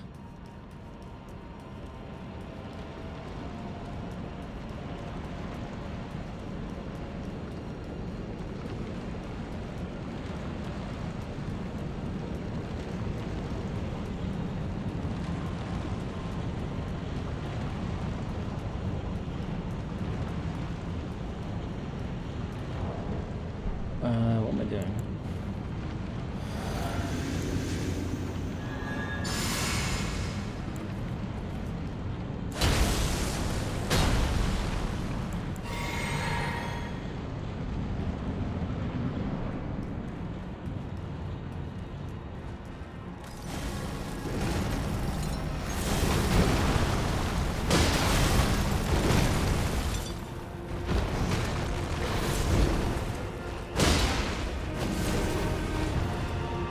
Always wants to go over there.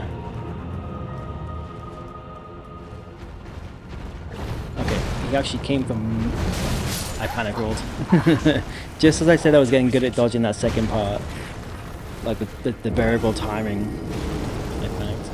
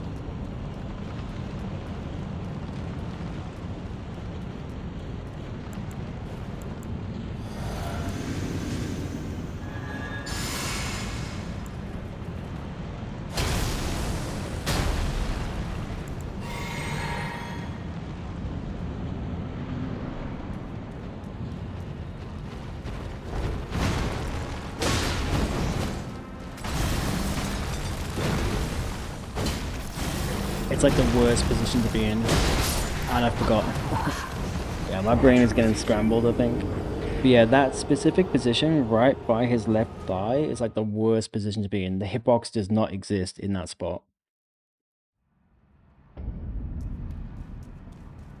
I need to find a way to like position myself differently.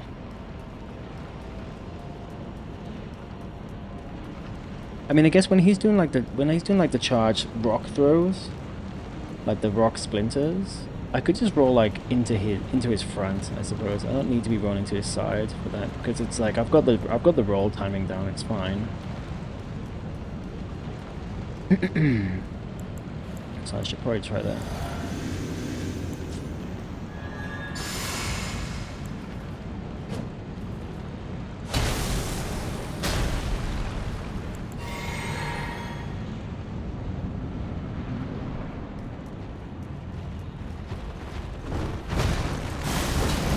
Yeah, it's unavoidable. There's nothing you can do with that. Unless I just choose to not attack, but I don't know he's gonna do that move first, right? It's like 9 times out of 10 he doesn't do that.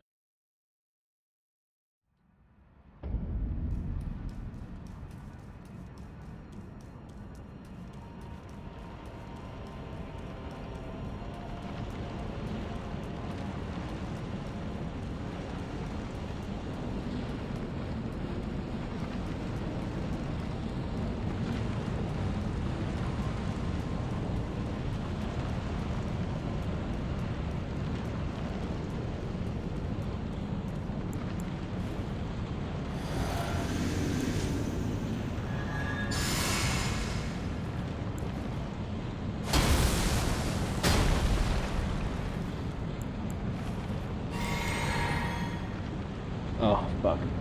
My camera's broken. It's fine, it's end of stream anyway, pretty much. It lasted almost an entire stream without my camera crashing.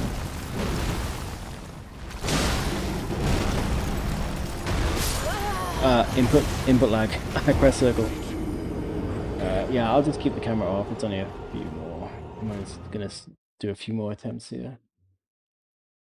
Whatever. I don't know why it happens. It's like, oh, it's almost like, I guess OBS doesn't crash because the stream is still going, but like something happens where like my entire monitor, second monitor screen goes black. And I do wonder if it's my camera's software just like completely fucking up my computer. Because my camera is the only thing that stops working, like OBS is still working, my stream mixer still work, like audio is still working, like everything else is fine. So I'm assuming it's the camera. Oops.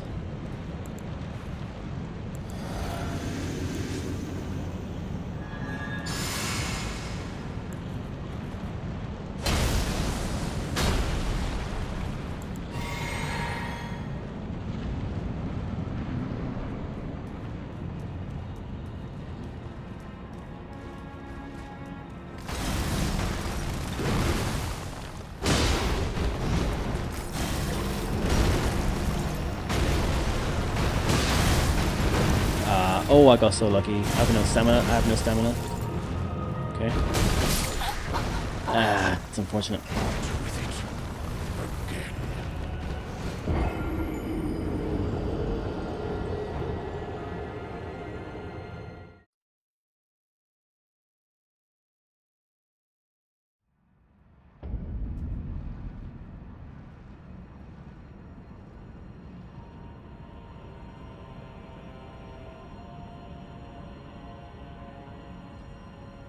Okay.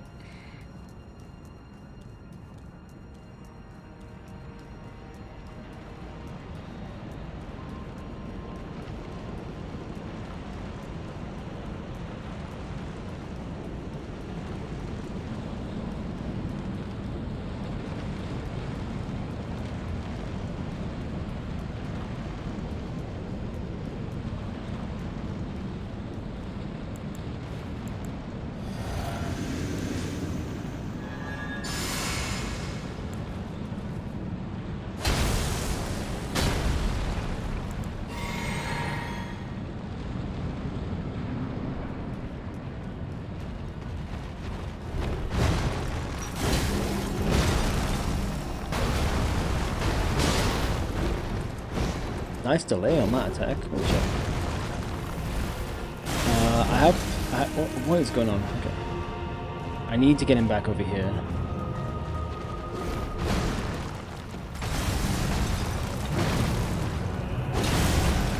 I need to stop positioning myself in that fucking corner as well because he never gets hit. He just never. It's like almost guaranteed that you are going to actually miss in that specific spot.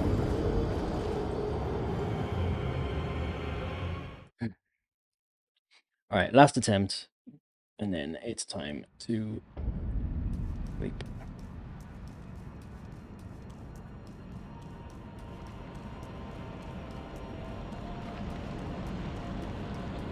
Yeah, like I mean, I'm definitely going downhill now because I'm getting tired, but I feel like all the pieces are there. I just need to string it together, deal with the RNG. I need to get more familiar with Phase 2 somehow. Like I said, I probably am gonna try and watch some videos or something, just try and get a sense of it. Just so I can come back and just have at least some knowledge of Phase 2. Because I just have not been able to get to it consistently enough, like back to back, to be able to get like any decent kind of practice in. I feel like all the pieces are here. I just need to get. Ah, fuck. Look at my health. I mean, it doesn't matter. It's most things one-shot me regardless. Nice stagger. Okay, well, at least final attempt, we got into Phase 2. It's a nice way to end things. Right, let's see this again. He jumps up. Okay, no. And he swings, and then he... Oh, see? Okay, yeah, he does 2 different attacks at the start. He can do one of 2 things. Okay, that is safe under him, for sure. For sure. Get my stamina back. I'm dead. That's one. I feel like staying like really close to him. I mean, I have to stay close anyway, right? Because of this weapon. But yeah, staying really close to him, like almost like you're under him because he's so tall when he's doing his attacks. But yeah, I just need more experience with that second phase. All right, well, I'm going to end it there for tonight because it's like 2 a.m. It's getting late. But that was good. That was good. 7 hours in. So this is definitely this is like officially taking me longer than Godskin Duo, and it's like 100 times more enjoyable, 1,000 times more enjoyable. Even with like the bullshit hitboxes and stuff, like it's just been so. By comparison, it's been so much more chill. So I keep messing with my mic. But yeah, I feel like the pieces are there. Like I said, hopefully I can get this next time. I hope it doesn't take another 7 hours, but we'll see. It's definitely doable. My damage is amazing. It's just like getting more consistent at dodging, and then a little bit of luck.